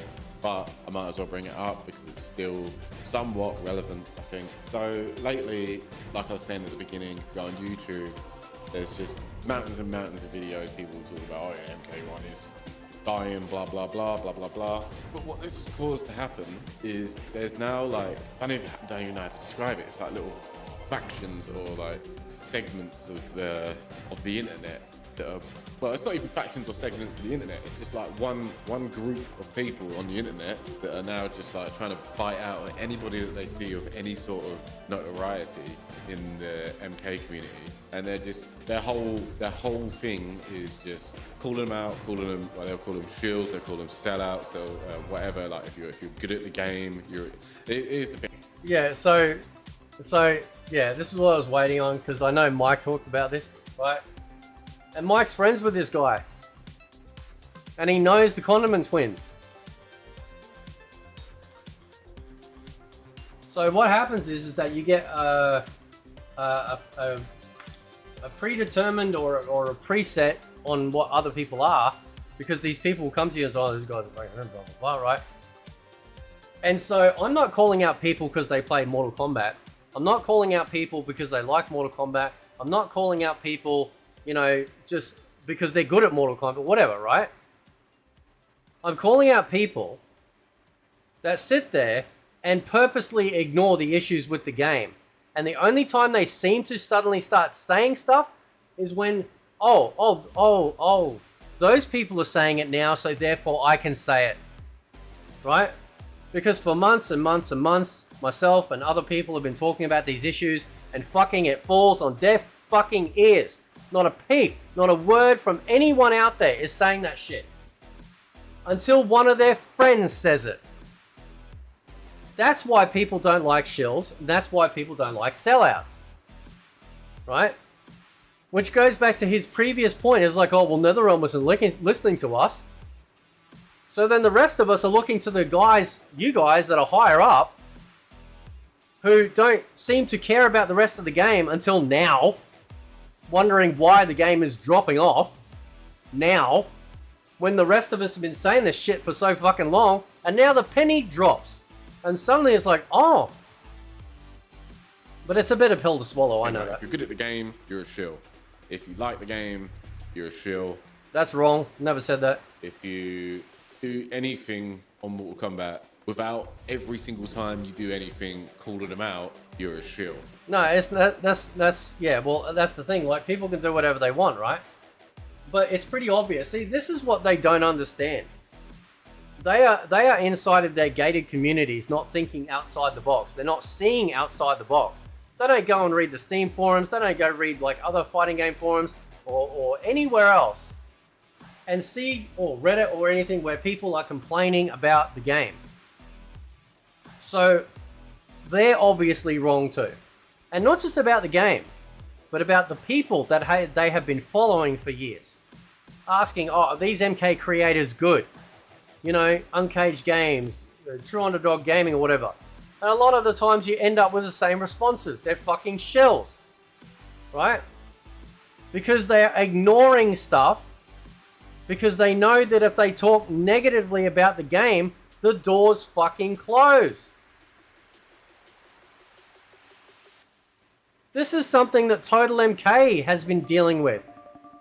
Because Total MK is probably the biggest Mortal Kombat fan I know. And he's honest. He won't toe the line. He'll straight up say, look, I don't like this. And Warner Brothers didn't like that and they got fucking blacklisted because of it. Pieces of shit, right? And yet before that, when they were midway, he was all pally with everyone, talking to everyone and stuff. It was all great.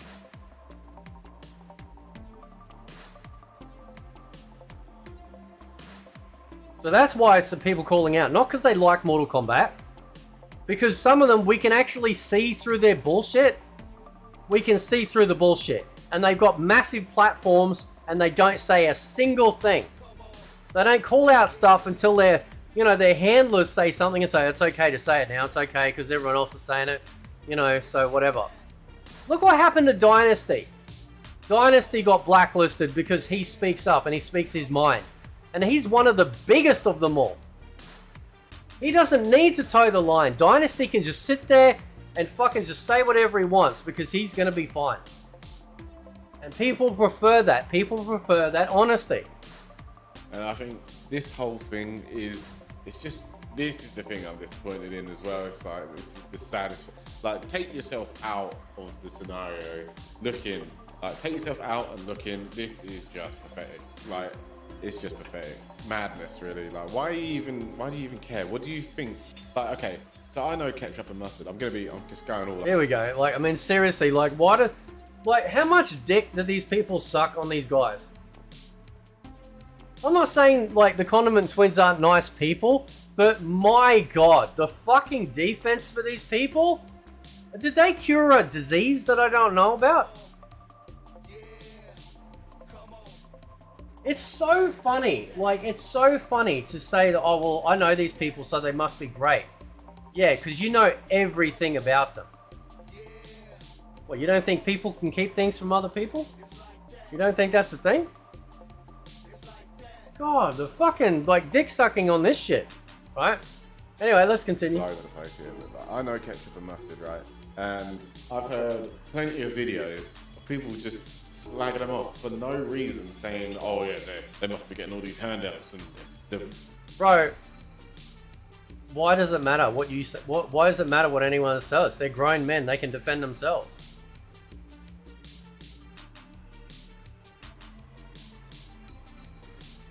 I didn't say that these people weren't nice. I said they got a gigantic platform ignoring the problems that everyone else, as smaller creators and comments and stuff, are calling out, and not a fucking peep. Not to mention that they are in a little bit more of a different position because they got paid by Warner Brothers to test the game, as Foxy told me in the stream, 5 days right before, so early access, 5 days previous, literally.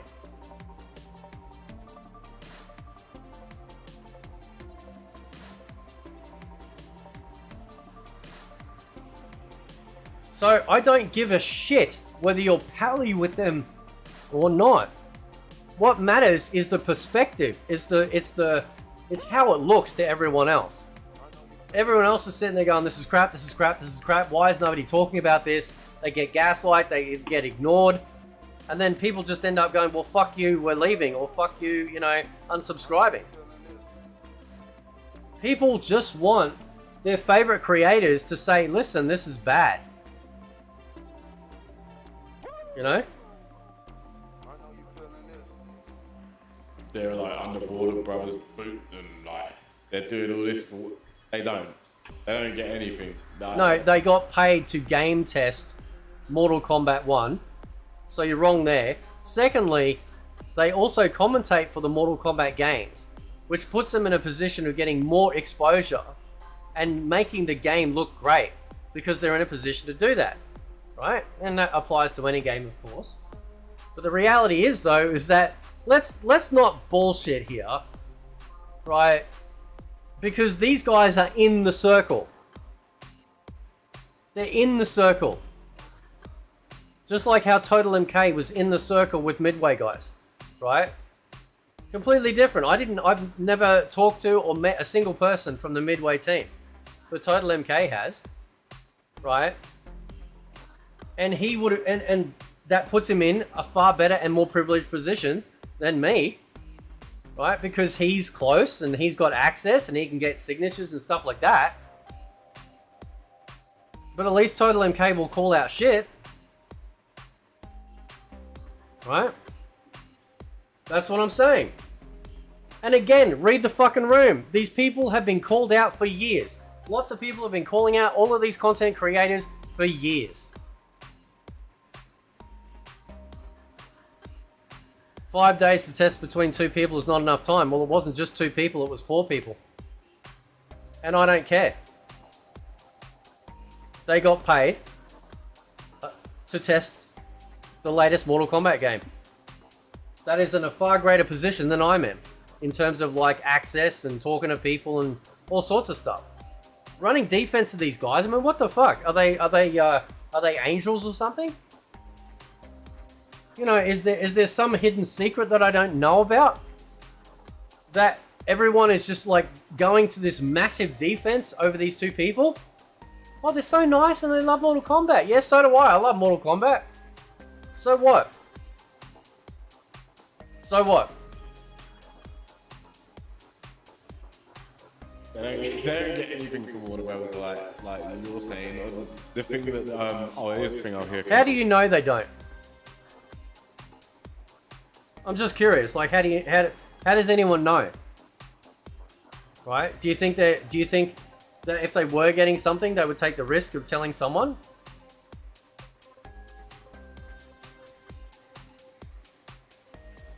I'm just saying, man. Right? With the way that things are with the internet and everything like that, and you just cross someone the wrong way or whatever, and they go, right, fuck you, I'm going to tell everyone what you told me. Their names are on the fucking credits for the game. They game tested the game. Anyway.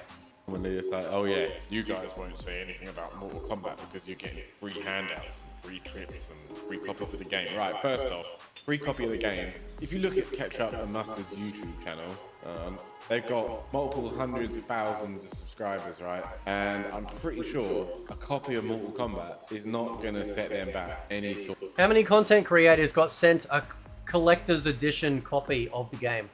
It's not about them not buying the game. Did any of them give away a game? Did anyone do a competition for Mortal Kombat 1? Right? I did. That doesn't make me greater. It's not about the money. Right? It's about what you see them get. Lots of people got given collector's editions from NRS because the collector's editions are rare. Right? So they probably already owned a copy of the game, but they're still getting it because they're in that position. So then they get that game, and they go, oh, now you need to do a video about it to showcase what we gave you. Now, I'm not against sponsorships, I'm not against any of that sort of stuff. But it seems like, again, like the thumbnail, you know, there's a club and we're not in it, right? And I've heard behind the scenes that they all just, you know, all back each other up because they're all doing the same thing. They don't want the House of Cards to come down. Right? I got no problem personally with Foxy. Right? It is funny though that Mike calls out me saying shit and literally didn't say anything about the way Foxy was behaving. But that's what you get when you're friends. Sort of like significant amount for them to have to worry about. Yeah, 195,000 subscribers. So even if they got the game for free from Warner Brothers, don't think that matters because it's not like they're going to be saying singing the praises. Which, to be fair, many times Mustard and Ketchup have both criticised things that are wrong with the game. They're not above doing that. They're not going to not do that. But have they done that in a video? See, I said this the other day, like if you stream on Twitch and your VODs don't save, then how do you know that they've said anything once the VODs disappear? Listen, shills are part of all gaming sectors. This isn't just a Mortal Kombat problem. This is a gaming problem in general. Look at fucking Caboose. He's like all nuts all over Suicide Squad. You know, same with Uncaged Games because they'll point stuff out, but it's tepid, right? They're not going to sit there and go, man, this is the biggest pile of shit. What the hell were they thinking? No, it's always tepid, right? And people see through that. And people aren't stupid. They are true Mortal Kombat fans. They are the realest Mortal Kombat fans, probably of all time, them two. So I don't... Yeah, no. No, see, that's where I put Total MK. Total MK would be the realest Mortal Kombat of all time. Apart from the fact that he's fucking older. It's fair to say, oh yeah, they're shitting. They love the franchise. They truly love Mortal Kombat. And they're not getting these handouts or whatever. And okay, let's take it to an alternate universe. Let's say that they are getting handouts. And they are getting flown to all these events. What this feels like truth. Difference would that actually make? What difference does it make? What difference does it make? There we go. There you go. What difference does it make? If they were. It makes a huge difference. It makes a gigantic difference. Because when you're trying to buy something, like the whole used car salesman analogy, right? They sit there and they gloss over the issues. Oh yeah, it's had a few miles, but it's all good, you know. Oh, what about this? No, that's fine. That's all. No, don't worry about it. It's a really great car. They will purposely focus on the positives, drop a couple of small negatives to make it seem like they're not fully bullshitting you, because they want your fucking money. That's why people don't like shills, because they feel like they're being fucking conned. Like they're dealing with a used car salesman. I'm not saying that these people aren't nice, but what I'm saying is, like, where's their entire video talking about how terrible invasions are? Have they made one? Let's have a look. Let's look up the Condiment Twins. Right? Let's have a look.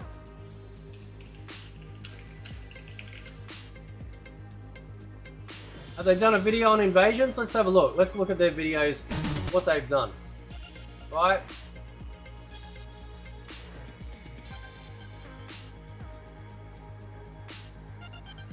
Why does everyone do the same style of fucking thumbnail?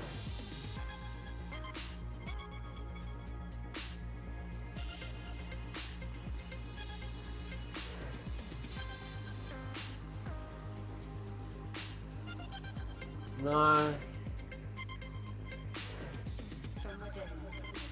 I'm not seeing a video on how bad the invasions are.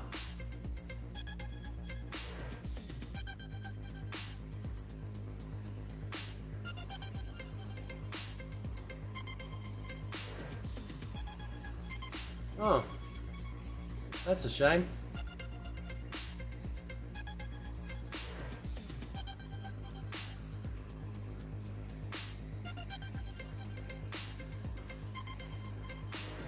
It doesn't really matter what people say about me. It doesn't really matter what people say about any of you guys that are speaking up about this. The truth is the truth, and people will just walk away. No one gives a fuck about uplock. No one gives a fuck about combos when, like, the rest of the game is trash. That's like having the hottest chick in the world and she's got a dick. Like, sorry, I'm not into dick. I want the vagine. It doesn't matter whether you look hot. Once you peel that makeup off, you know, and the 5 o'clock shadow onto the fucking blush, and you got a penis, who gives a shit? Don't con or gaslight people with this crap. This is why people don't like it. You really think that the voice of Ketchup and Mustard, or who else are we saying? They've been saying Molly B, Losty Girl, Super, Brass Poet, and all these people, they're still not enough collectively to sway the sales of NetherRealm. No, that's where you're wrong. You are 100% wrong on that.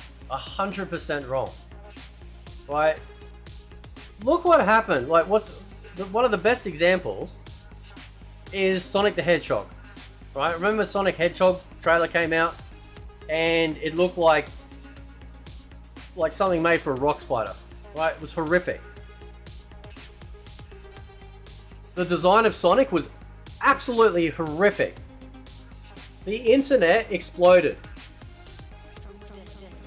The internet said, this is dog shit. What are you doing? Like, that's not how Sonic looks. It's with these teeth and stuff, right? They went back and they fixed it. And because they fixed it, the movie exploded and it did wonderfully. Don't underestimate the power of the silent majority. Or the people that do speak up. Look what happens with all the Disney movies and stuff like that, and calling out all the degenerate crap and the woke shit and just the absolute bastardization of franchises that have been so great. People speak up, and then people see that, and then people go, you know what? I'm not dealing with that shit. No, they fucked it. Now, of course, they can still watch it and like it, or they'll play the game and like it. But thinking that these people in these like gigantic positions wouldn't have influence and say, listen, there's some major problems here. Just like Maximilian's video is talking about. Yeah, it will have a massive impact. Why the fuck do you think when it comes to streaming on Twitch and stuff, like companies will send their games or whatever and get them to like cover them on the stream. Because when they cover them, there's a great chance that people will then run and buy the game because of it. It doesn't matter how much it is. A sale is a sale is a sale. It all adds up. Right? Oh, I don't think Warner Brothers cares about us at all. What, so nobody tries? Wow. What a great attitude that have with people. So everyone really wouldn't care what's being said by these people. They just doesn't make any sense for them to care, realistically. And yet, people will still just go on blaming. I don't understand the connection. I don't understand the correlation between game being bad and ketchup and mustard being responsible. Bro, listen, like, take both their dicks out of your mouth. It's not just a ketchup and mustard thing. I call that ketchup and mustard because they got paid by Warner Brothers to game test 5 days before the game released. And I pulled on some threads, and one of the Condiment twins comes back and goes, "Oh, I'll fight you in Armageddon. I'll beat you with mocap." Right, 10 fights. And I said, "Cool, we'll do 10 fights for 10 questions." I never heard back.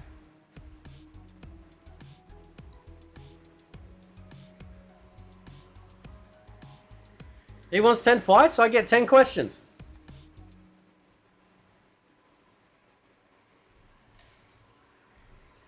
Right? And you'd be surprised. The impact. These people are in very influential and respected positions by their varying fan bases. Of course they're going to listen. Absolutely they're going to listen. But Foxy's attitude is like, oh, just give up. No one cares. Just give up. What a great attitude to have. Responsible for it. It doesn't make any sense. It's like, or like, they'll even say the same thing about me. Like, well, clearly, if you even like took 5 minutes to go into my stream, you'd see what I'm about. You'd see that I'll just say, yeah, these things are us. Like, this is good, this is bad. I'll be, I think, at least reasonably fair about it. But this doesn't give you, like, the right. I mean, obviously, you got the right, actually. You got the right to say whatever you want to your own YouTube channel. I just think it's in bad taste to just be cussing. What's in bad taste? What's in bad taste? Right? Questioning stuff is not in bad taste. That's how you get answers. You question stuff. Right? Calling them the Condiment twins, by the way, is not an insult. I mean, they're literally called ketchup and mustard. What's ketchup and mustard? It's a condiment. Like, it's a funny name, right? They don't want to call themselves fucking condiments, then don't call themselves condiments. Right? I mean, do these people get triggered by fucking the sound of clapping or something? Like, I'm confused. Like, I didn't say they were like molesting children or something, for fuck's sake. This is really like strange defense. Like, do these people have like secrets that they're like they don't want coming out? It seems very, it's very strange. Nah, and not to mention, he mentioned Losty before. Losty's literally there, you know, like trying to dob people in to fucking the community managers on Twitter because, you know, they're being toxic online. Well, everyone gets toxic online, right? In fact, Foxy's channel has beef sets where people get highly toxic with each other. Or videos out there of people getting toxic with each other. But that's okay when you're doing the fighting game, right? When you're calling out people and saying, listen, you as a massive content creator, why are you not covering this stuff when other small content creators are? Everybody known, like they'll definitely cuss out Sonic. You know he's talking about me, right? Sonic Fox. That much is true. Like all of them will cuss out Sonic Fox. For what? Because Sonic's good at the game and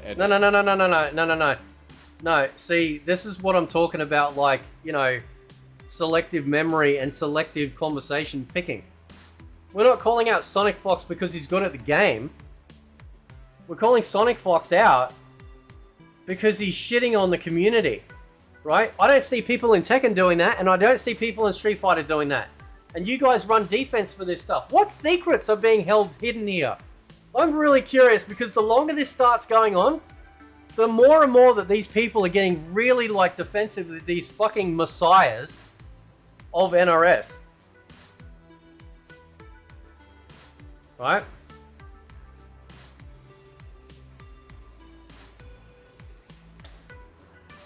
Here's an interesting point. I'd like information, please, because I read up on this and I've seen videos about it. About how Perfect Legend, you know, got beaten 13-0 by Sonic Fox. And there was something that came out years ago about the fact that Sonic Fox was doping. He was taking Adderall. Now people are saying, well, he's got autism, so he should be taking it. Okay, does he really have it diagnosed? I don't know.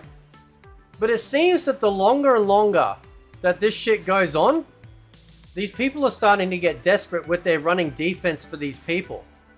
Sonic Fox is literally sitting there calling people dog water because they don't know what he knows. It's a fucking video game.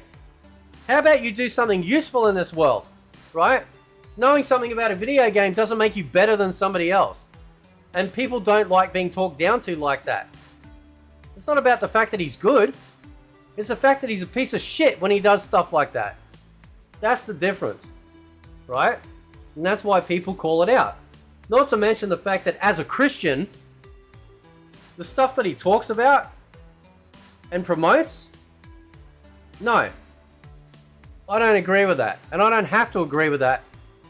And as Christians, we are allowed to call that out and say, no, that's wrong. Boone retweets him for whatever reason. That's another thing as well. Do you really think there's value in retweets? What? Yes. Yes, 100%. 100%. Because when you're a Mortal Kombat fan and you're on Twitter and you're following Ed Boon, who's the creator of, or the co-creator of Mortal Kombat, and you see him like retweeting these people, that's recognition, right?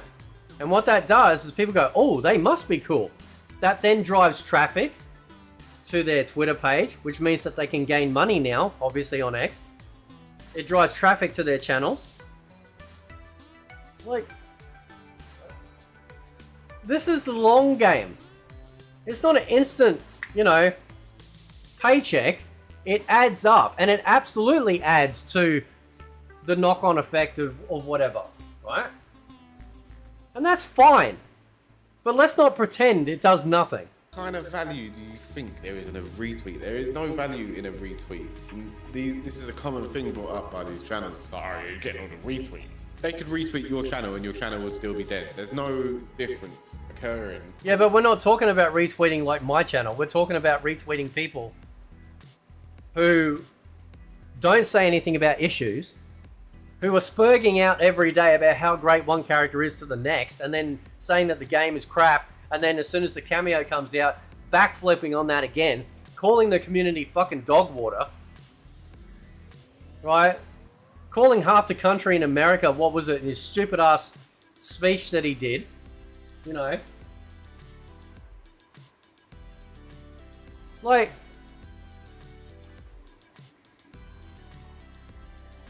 wrong this sort of thing. The only reason these people are just going for these players, going at these players, is so that they can draw in an audience and then just like grow their own thing. That's not true, because I've been raving on about Mortal Kombat for a long time. The amount of videos that I put out versus the little amount of Sonic Fox, I think I've done maybe 3, maybe?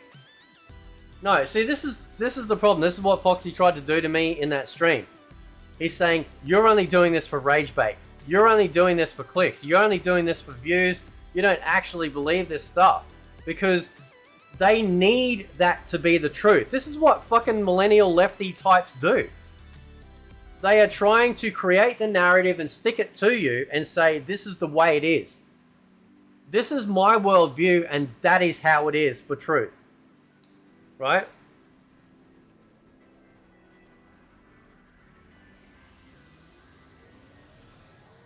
in turn is actually hypocritical. They need Mortal Kombat drama for their channels to grow, right? So That's not true either. There's a lot of channels on YouTube that don't have any drama and they grow, right? I don't need Mortal Kombat drama. I'm disappointed with Mortal Kombat.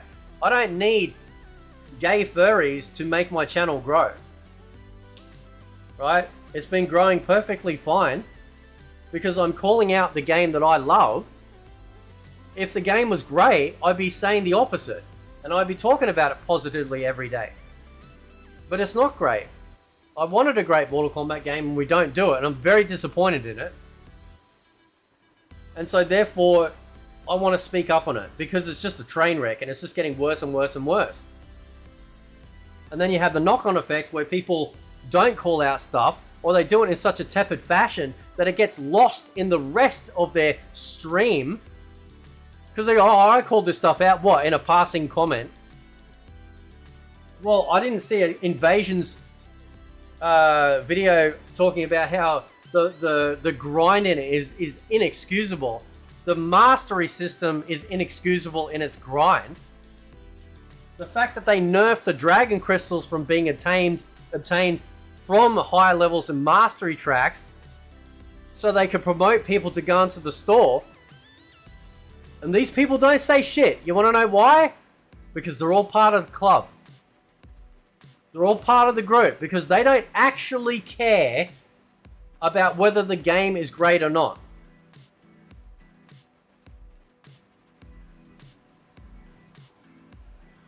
People go, you know, well, like people, they do this to Christians all the time. They go, well, you know, how dare you judge people, right? Who are you to judge?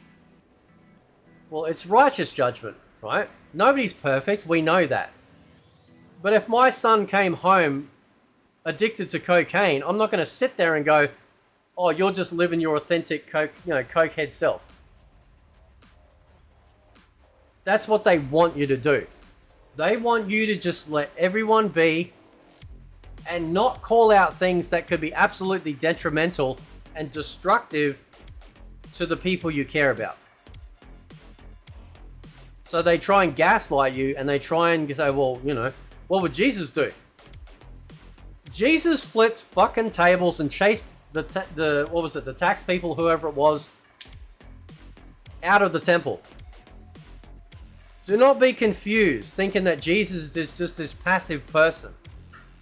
And atheists and all these other clowns out there have been trying to twist that to go, well, you know, oh, Jesus would approve of all this stuff. No, I wouldn't. Because when you care about something or someone, you are going to try and say, listen, this is bad. Right? When you should care about someone enough to help them. And so that same logic you apply to stuff out there. You love, you know, Mortal Kombat. You want Mortal Kombat to be great. But in order for it to be great, you don't ignore the issues, you call them out. And when you call them out, you get the same sort of like gaslighting and attacks and all that sort of stuff because they are terrified that we'll never get another Mortal Kombat game or the pro scene dies or whatever. But this is how you make it better. This is how games have become better because they called it out. No Man's Sky launched without any of the shit that they said that that game was going to have. And No Man's Sky is literally like the absolute just, you know, comeback kid story. They came back from just almost like ruin. Like it was like it was like the most negatively reviewed game on Steam, probably elsewhere, because they failed on all the things that they promised for the game. But they haven't charged for any DLC, and everything that they promised got put back in the game. You wanna know why? Because they were forced to put the game out too early, but because they were the face of the game, they copped all the flack. Right? Can Mortal Kombat 1 have that? I don't know. But you don't make something great again by ignoring it. Right? You've got to cut out cut out the the saw. You gotta, you know, disinfect it. You've got to remove the pus, and then you can start making something great again. Mortal Kombat 1 is it is the end game of NRS's campaign with their games. Woke-filled, janky-ass gameplay shit, where every single game seems to be getting worse and worse and worse. I'll take Fate for an example, right? Fate will... Oh, not for an example. He's been talking about me this whole time. Let's not get it twisted. Right, this dude has me rent-free in his head. Much love. Call everybody a shill, right? He's like, yeah, you're a shill, you're a shill, you're a I'm not calling everyone a shill, so that's a lie. shill. And then in his next breath, he will say, see Grand Blue, see Tekken, they're great games. I'll tell people to buy them. You're a shill. That doesn't... I didn't say people to buy them. I said if you like these games, check them out. I didn't say you had to buy them. Grand Blue has a free version. That's not a shill. Liking something is not a shill. Ignoring issues in a game, that makes you a shill. Talking up the game positively, ignoring it because you know that it will close doors to you, that's a shill. Grand Blue is a great game because they delivered as a fan of the series. There are some issues with the game. Most notably is the connection issues with their minigame side of it. But ultimately, they delivered as a product. Tekken 8 is going to deliver as a product. It's not about whether somebody likes it or not. This is the gaslighting. This is, I'm going to create the narrative, even if it's wrong. I'm going to push that narrative to my audience because I see it all the time. I get comments on my videos all the time. Oh, you're a lol cow. You're this, you're that. Because he said it. He said it. Not that it's true, because he said it. Any sense? Like, that don't make no sense. It's a whole... yeah, and then that leads me back to my original point of take a step back and listen to how sad this whole thing sounds. We've got a bunch of grown men, some nearly 50, moaning about this game or whatever. That's me. He's talking about me. Right? Does the age matter? I didn't think the age mattered. Right? I thought the age was fine. Who cares? What difference does it make if I'm 46 years old? Right? What difference does it make? Am I not allowed an opinion? Right? So now it's getting personal. If you don't like it, don't play it. That's the other thing too. If you don't like it, stop playing it. Well, I paid for it. Right? I paid for it. As far as I'm concerned, if I want to sit here fucking saying whatever I want about it, I can. Because this is the fundamental lost. It's lost on all of these people. It is a video game. What's the video game? It's an entertainment product designed to entertain. It's not designed for your fucking little tournaments, right? It's not designed for anything else except for entertainment. And as a customer, if you are unhappy, you have the right. You have paid for something that ends up being shit. And a lot of people are feeling that. And this is how, exactly what he's saying here, this is how they gaslight you. This is how they decide the narrative for you. So then other people will parrot and say, oh, yeah. No. Talk about it, just leave it alone. It ain't gonna affect you, and then it's all good, isn't it? People. Well, I paid for it, so it does affect me. It's not gonna. I'm not losing sleep over it, bro. I'm not crying, you know, when I'm in the bedroom.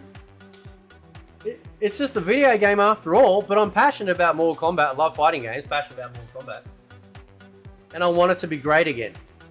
And I have been watching Ed Boon fuck this game ever since he took full control over it. With all these gimmicks and crap and changing stuff, you know. Triple X goes, why do I call him sloppy seconds? Is that an insult too? I really have the most tepid like names for these people. Right? I call him Sloppy Seconds as a joke. Because when I was talking to him, he goes, oh, Sonic Fox is the greatest player in the whole world. I said, have you beat Sonic Fox? And he goes, yeah. I said, so then he's not, is he? He goes, oh, that's not how it works.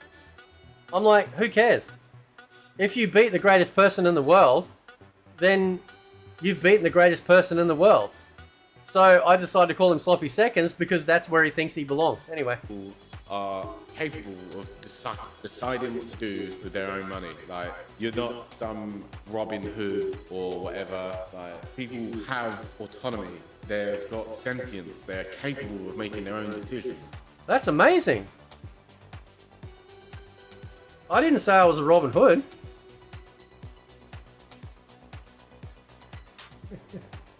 I'm really getting under that fingernail with these people, eh? I didn't say I was a Robin Hood. I'm not... You know what's interesting? Your pal, Mike, is actively telling people not to buy Mortal Kombat. Which is funny and it's fine, like people can do whatever they want. But you'll never hear me say that. For the very thing that you just said. Because at the end of the day, if somebody's enjoying it, I'm not going to shit on them for that, and I haven't. He's trying to frame it like I am, and I'm not. Like, Foxy's a cool dude, he's fine, but like, he's lying. He's straight up lying. That's what you get from millennials anyway. Like, if they don't like what they're seeing, then they don't like what they're seeing and they'll just leave, innit? And if they do, they'll stay. I just don't think... Well, I've been saying that this whole time. People will just walk away. People will just walk away, but they're going to walk away too when they hear crap like this. Oh, if you don't like it, leave. And they will. They'll just straight up leave. And then these very same people will complain that the game is dying. I don't care if the game dies. I paid for it. It's by and large dog shit game. Okay? If that's what it takes for Mortal Kombat to be great again, then let it die. Right? Just let it die. The way that this is being dealt with is correct, because really what you need is a stronger connection between the casual and competitive base. That's how you grow. Like, if you have a stronger connection between them, the casuals will stay around longer because they'll be more interested in what goes on with a bit. Yeah, but okay, so, but this is the problem, isn't it? Right? The pro scene doesn't foster a positive community. Right? You're all yelling and screaming and having fucking bitch fits and beef sets and, you know, you got Sikander, which I like Sikander, but like, you know, telling people to die and all this sort of stuff. I don't see that happening with Tekken or Street Fighter. Right? At least in my immediate vicinity. I walk in and I go, yep, because this is what I see. This is what everyone else sees. And then they go, whoa, how dare you point out the obvious. This community has been like this for a really long time. Right? Because you think your shit don't fucking stink. That's the problem. The pro community think their shit don't stink. They think they're the fucking experts. There's no fostering or garnering to try and encourage people. No. They don't care. Because they're self-centered and they only care about their own objectives. I don't care about wanting to get close to pro people. I just want a great Mortal Kombat game. I don't give a fuck about the pro scene. Right? I want to have a great Mortal Kombat game. That's it. You are creating the divide by saying pros and casuals. Because casuals comes with a negative connotation. That's why they keep saying casual. Because they're talking down to you. They're trying to, again, paint you with the brush of, oh, you're just a casual. You know, you just drop the game and leave. You've literally got Sonic Fox on fucking Twitter saying, I will drop this game if it doesn't get better. I've done it before. And yet, it's the casual people that get accused from it. No. You've got Mortal Kombat fans, and then you've got tourists. Tourists are the ones that come in, decide to crack up a shit because the game isn't what they think it should, and then they leave. That's not what a Mortal Kombat fan is. When I have tried endlessly to bring up all of these things to try and help the game, why don't you bring back the defensive options from MK11? Who didn't like that? The fucking pros didn't like that.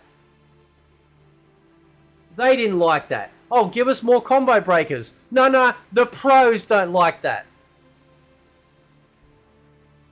You want your cake and you want to eat it too. So when I offer solutions, you don't want them.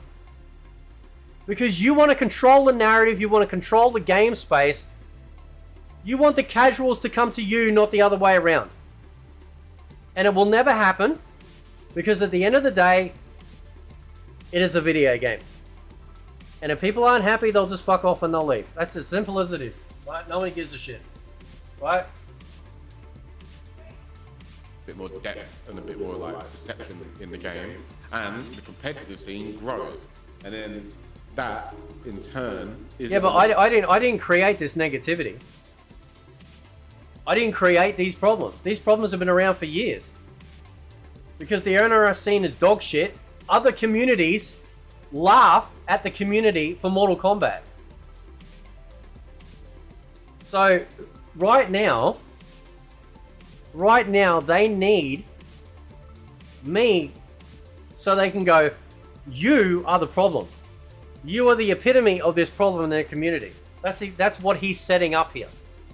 He's setting up that notion that, like, well, you're actually the issue here. You're the one that's going to keep this stuff from, from having this divide. But this divide has been going on for a really long time. Because they think they're fucking great and everyone else is shit. Because they got fucking arrogant pieces of garbage in the pro scene. That's the problem. That's why the other fighting game communities laugh at Mortal Kombat. That's not a me thing. That's a them thing.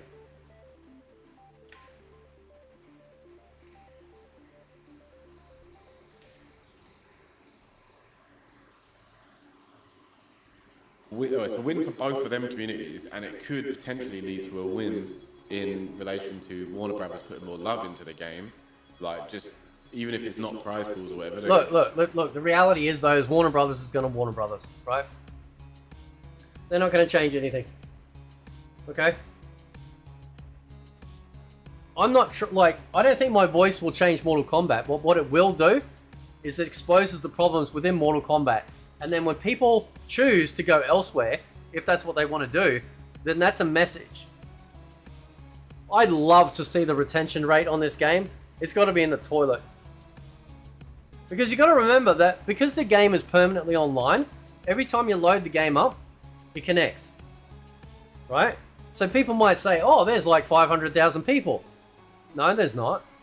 There's 500,000 people who have Mortal Kombat running, but that doesn't mean to say there's 500,000 people online playing the game.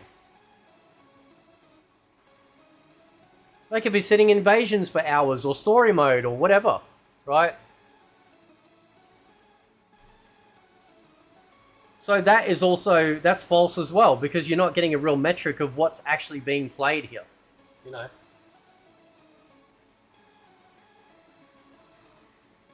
Just pay it more attention. Like, I think that's something that needs to happen. Again, like NRS, Boone, they're constantly changing the game. There's no legacy here. There's no strength in a foundation. You know? MK1's marketing has been absolutely woeful. The combat casts are absolutely woeful. It's all shit. From every metric you can think of. And people are like, listen, like Mortal Kombat is not the only game in town. We'll just go elsewhere. They might stick with Tekken, they might stick with Granblue, they might stick with Street Fighter, they may not. But that doesn't mean to say that if they don't stick with it, they'll come back to Mortal Kombat. I've had people in my comments, and even in the live stream, saying they've uninstalled Mortal Kombat 1. They're just done. They want the space for something else. Right?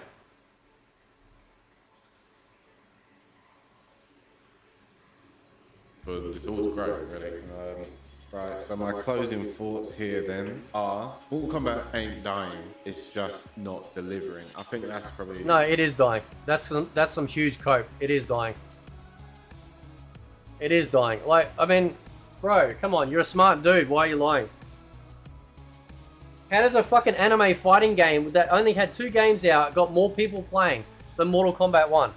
Mortal Kombat 1 should have the same player base as Street Fighter. On at least, you know, going through Steam metrics, right? When I see the physical, like, current online community. Of course, then you get people go, oh, you can't use that as a metric. I'm literally seeing it in real time. You can literally refresh the page in real time. So. What it is, because it's a franchise. Yeah, right. I'll finish this up and then we'll load up, Spartan. Like Call of Duty, you can't just, it won't just end off of one bad game. Yes, it can. Yes, it can. Call of Duty is a juggernaut. That, like, dwarfs. Shooting games dwarf fighting games in general. Fighting game is a niche community. Sorry, fighting games are a niche section in gaming. Right? They are tiny compared to, like, Dark Souls games, shooter games, you know, racing games to a degree are probably in the same sort of bracket as fighting games. Like, they're popular, but they're not like, oh, I need to buy this console to get types anymore. They're not like that anymore, right? Those days are past us. Not to say that they're not going to die out, but, like, Mortal Kombat should be just as big as Street Fighter, and it's not. How can there be less players playing Mortal Kombat on Steam than Street Fighter? And it would be the same on console as well. So if we're going to use that as sort of like a rough idea, if Street Fighter is dwarfing Mortal Kombat, then on Steam, that it's going to absolutely be dwarfing it on consoles. 100%. Really, not the way it's going to work. It's still selling ridiculous. So Warner Brothers. It's not selling ridiculous. Come on, man. Come on. Listen, we've talked about this before. Right, 3 million copies across. So you got Steam and Epic Game Store, Nintendo Switch, PlayStation 5, and then Xbox. That's 5 platforms for 3 million copies. And because a lot of them are also going to be physical, there's no proof that they're in the hands of the gamer. A sale to the retail shop is what they consider a sale. Because then it is on the shop to try and sell it. Warner Brothers, they've already made the sale. They've sold the game to the shop. That's why they class it as a sale. Not sale to the person that's going to take it home and play it.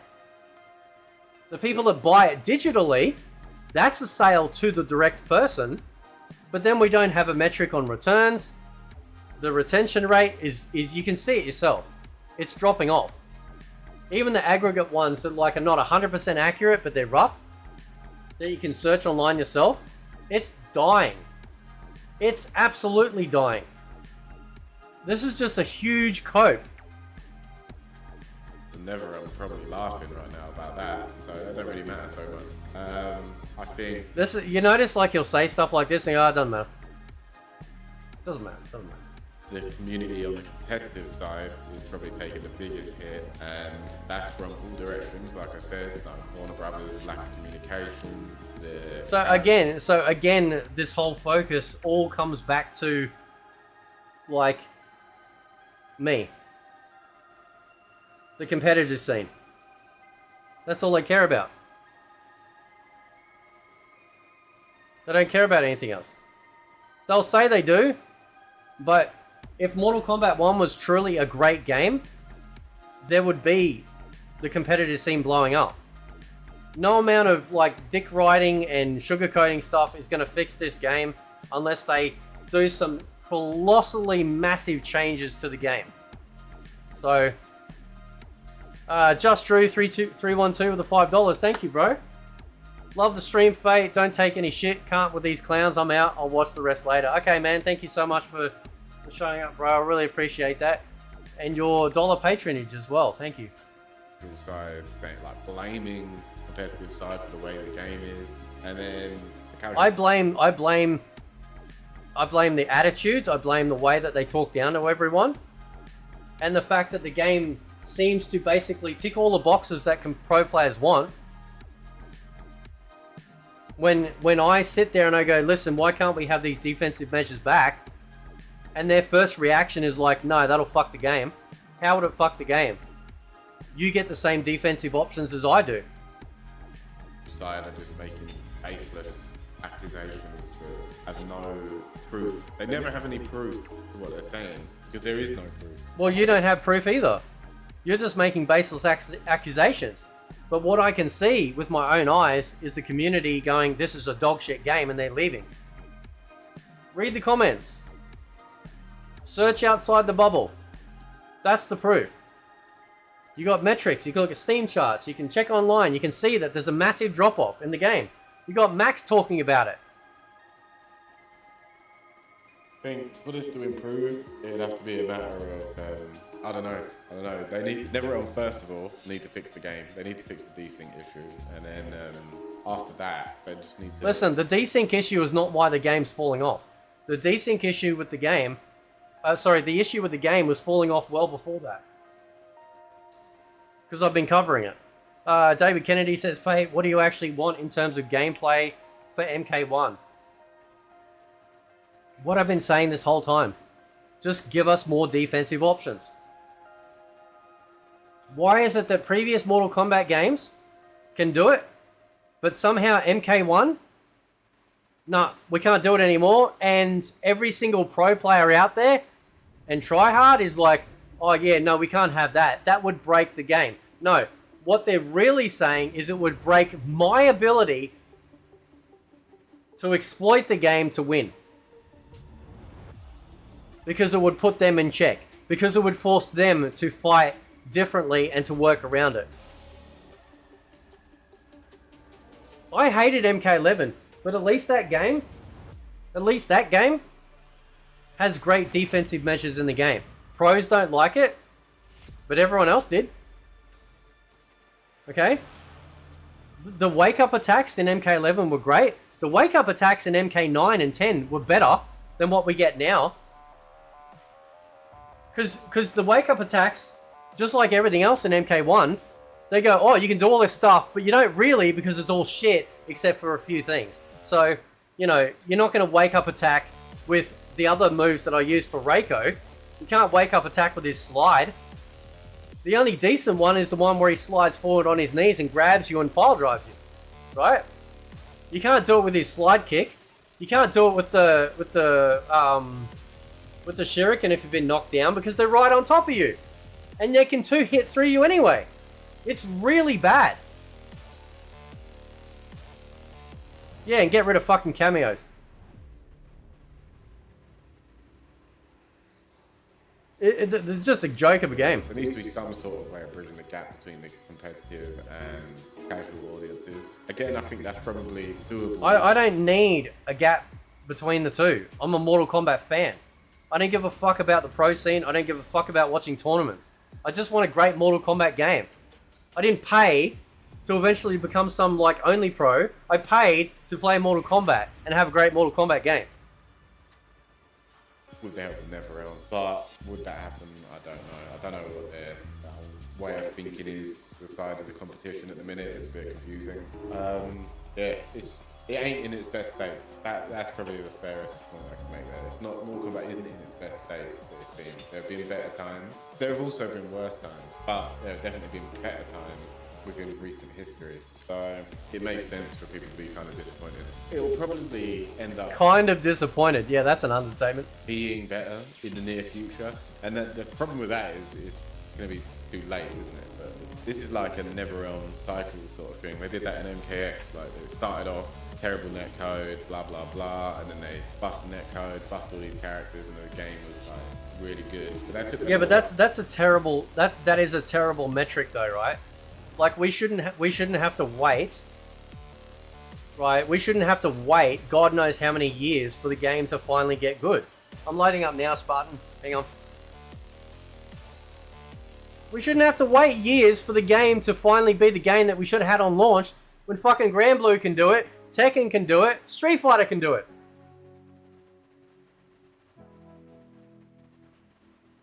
Why do we have to wait for the game that we paid for? I hated MK11, but when I played it earlier, it was a better game. It's a better game, right? Because I can actually play the way I want to play and not feel like I have to conform to what everyone else says I should. You can't sit there, as Ed Boon says, and go, you have freedom to do whatever you want. Freedom actually creates more monogamous gameplay. That's the problem.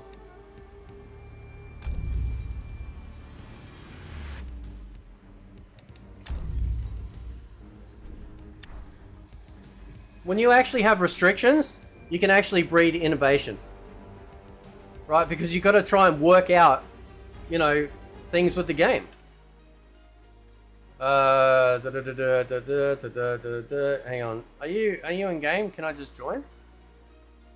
Did you want to just hang on? Should we just create a room or what? You reckon?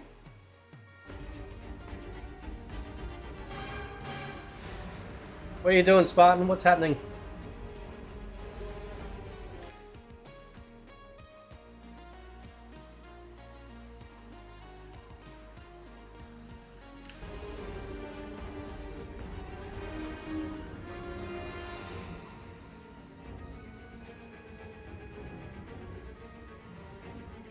Oh, so, okay, alright, hang on.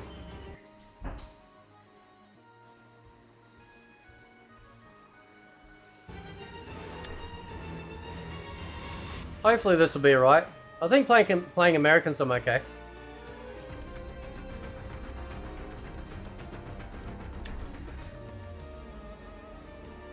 Do you want to make a... Oh, do you want to make a room? Okay, alright.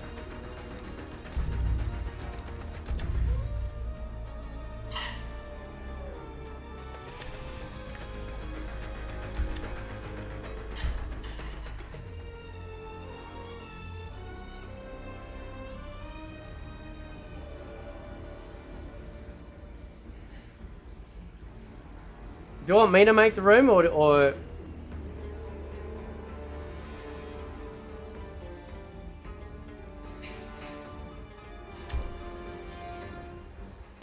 God, it's amazing how well put together this, like, all this shit is.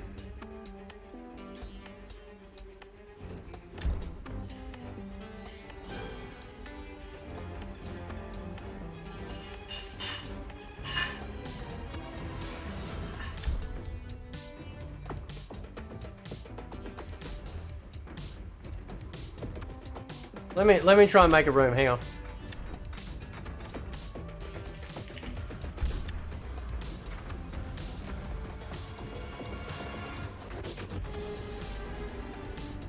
Failed to create the room. Really?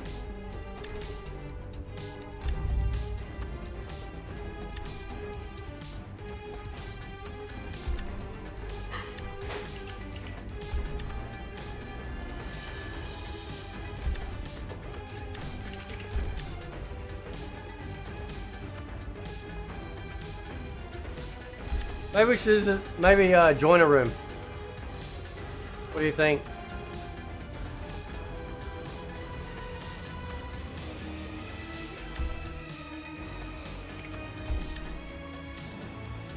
Yeah, it must be bugged.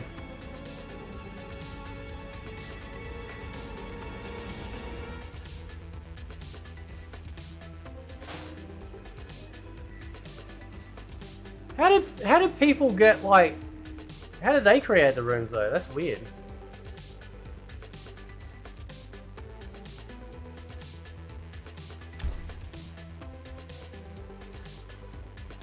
You made one? Okay, alright, hang on.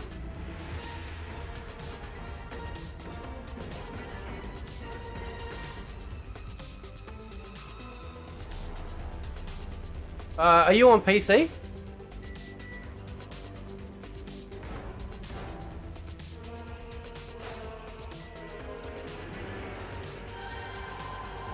No, PC, man. Just join Gora's lair. Oh, okay, alright.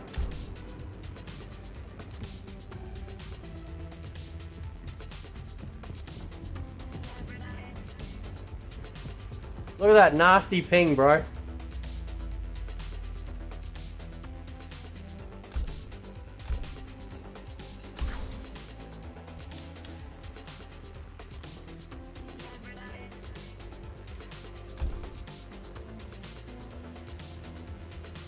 Are you on Wi-Fi? Bro, what are you doing, man? I'll go the old favorite, and then I'll branch out.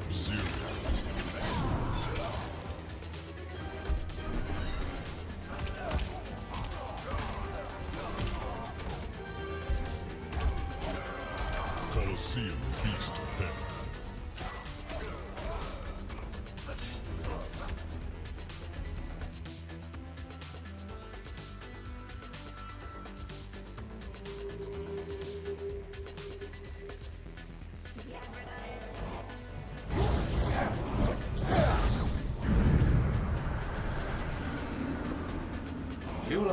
Round 1.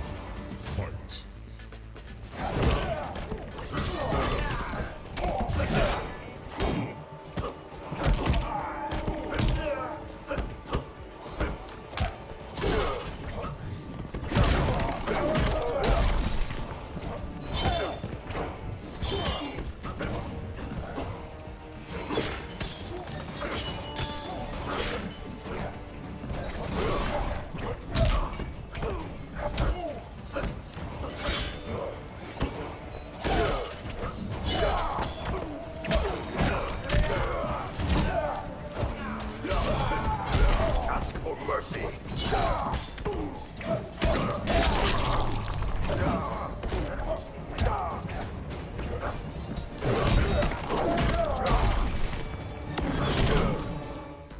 That was a little bit too easy.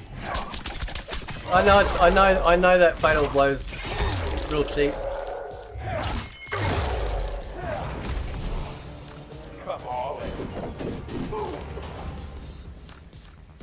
Round 2.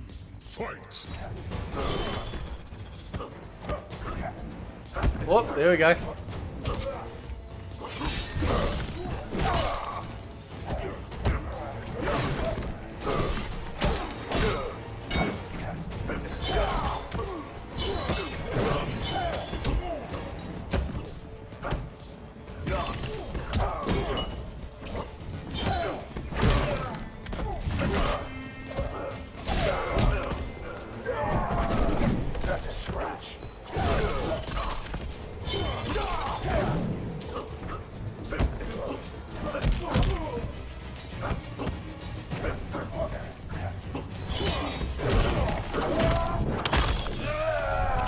Ow.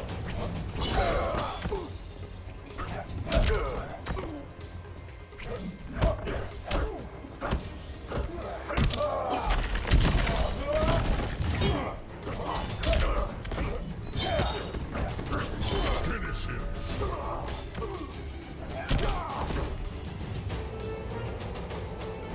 The ball wins.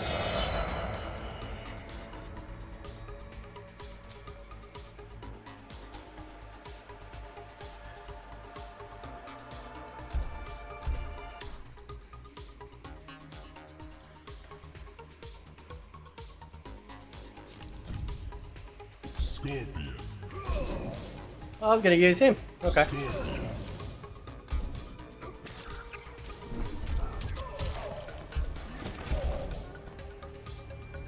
Wuxi Dragon Brother.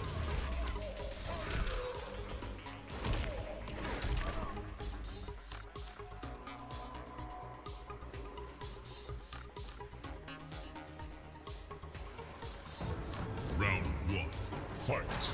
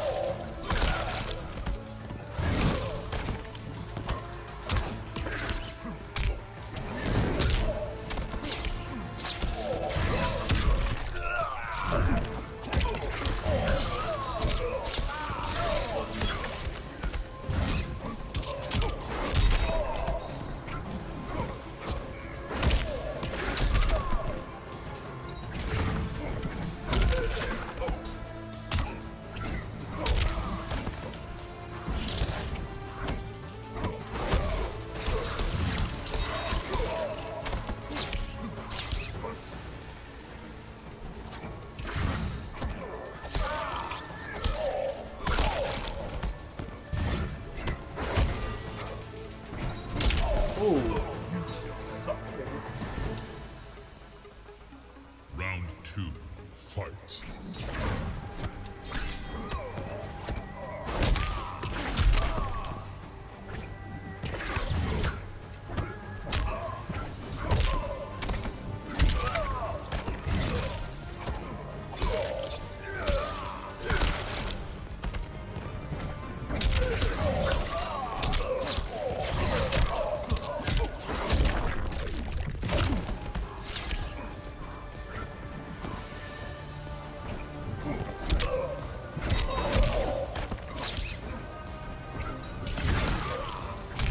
Oh, well, I'm not using that. There we go.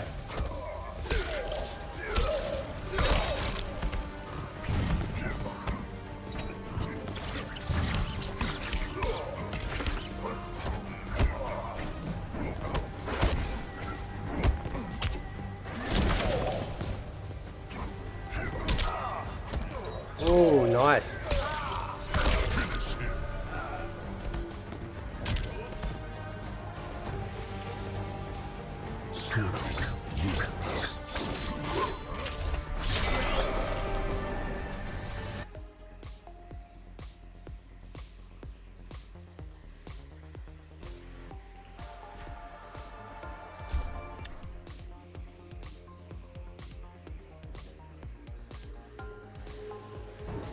Round 1.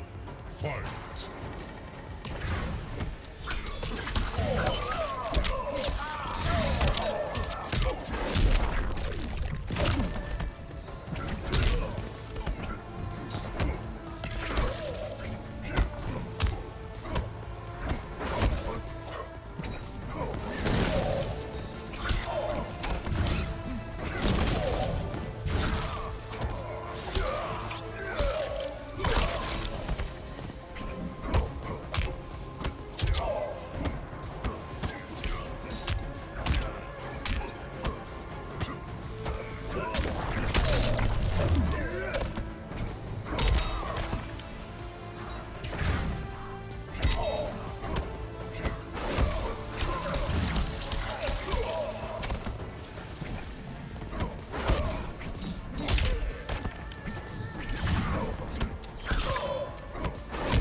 Oh.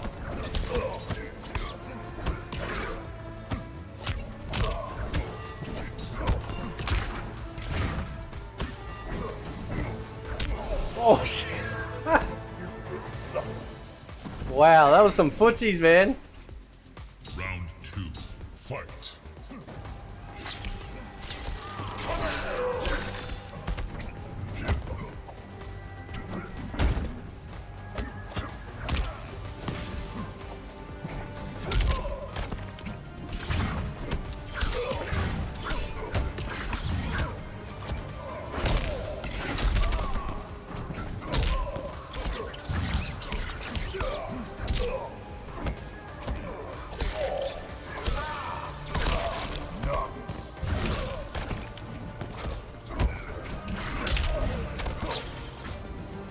Oh.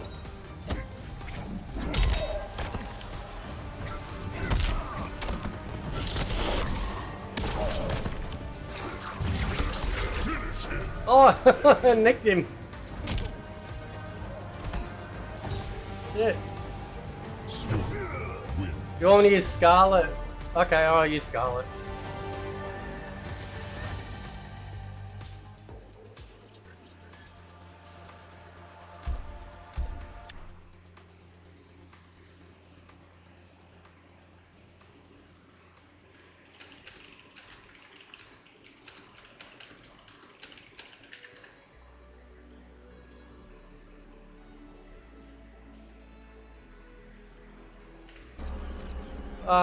Where is she? There she is. Scarlet.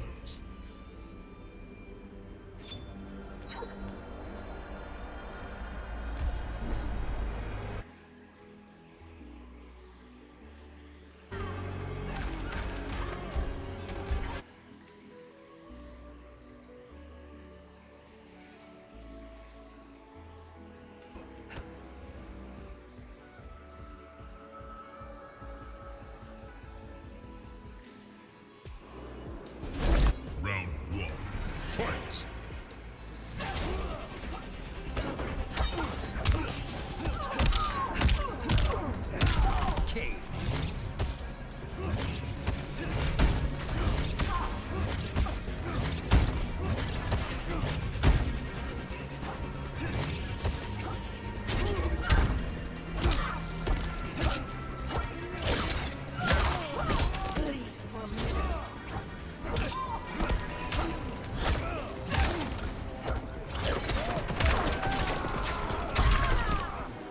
What's that move?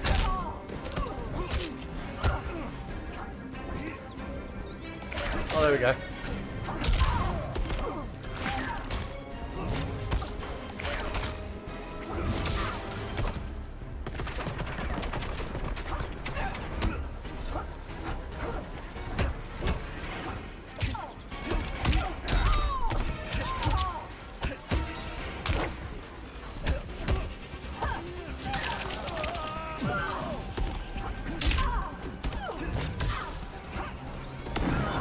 Oh shit.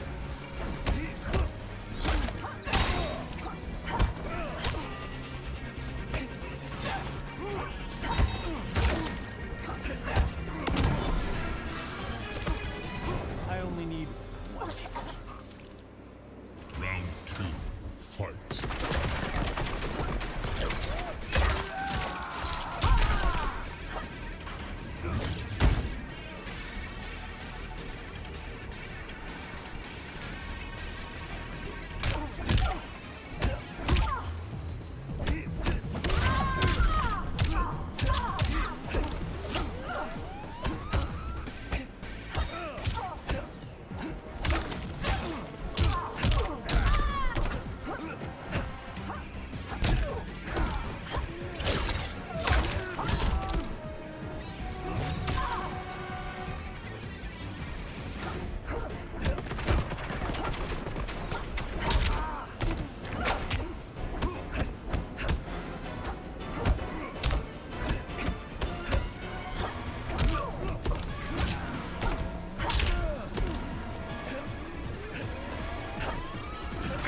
There we go.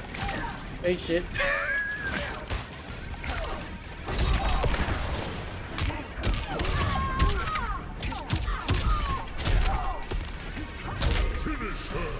Ooh.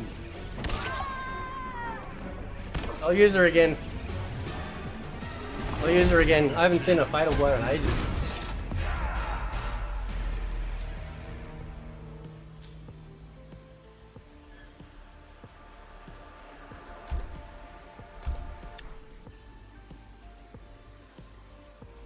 Connection's not too bad, actually. Round 1. Fight.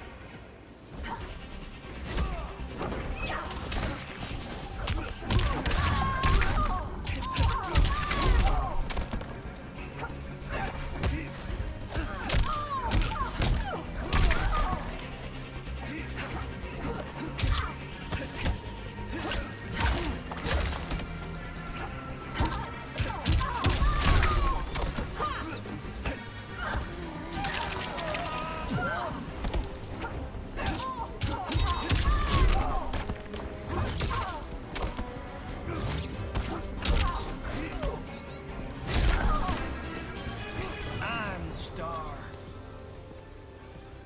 Round 2. Fight.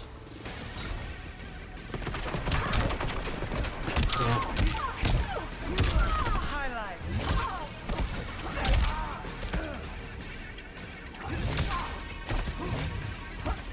What other moves this bitch got? Oh, there we go.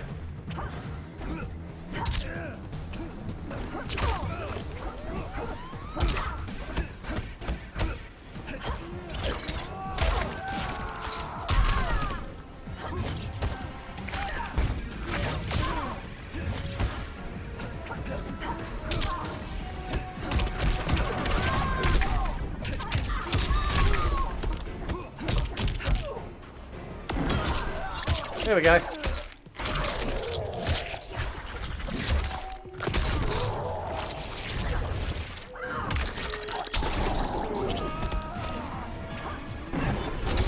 Oh.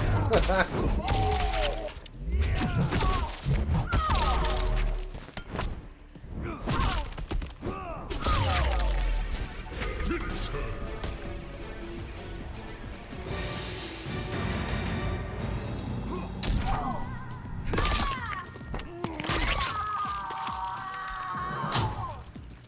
Ninja Mime was awesome! Yeah, I rocked it.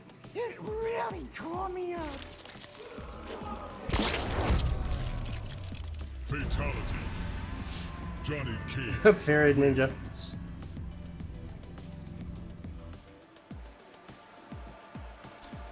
I need to know what other moves are and combos. Let's try again.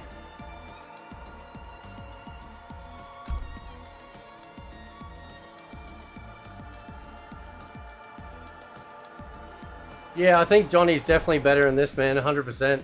Yeah. Round one. Fight. Hang on, let me check something. Hang on. What have I got? Let's play. Okay, alright, okay, alright, let's go. What the fuck does that do? Oh, there we go. Nice, okay.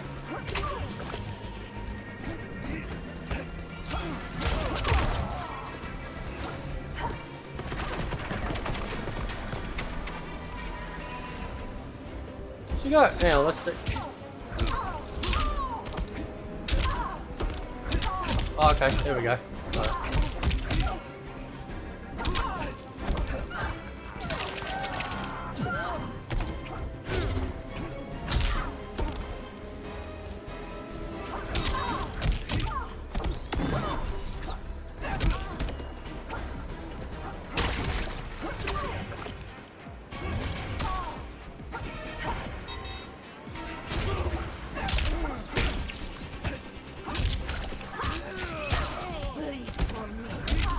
I don't know what it did then.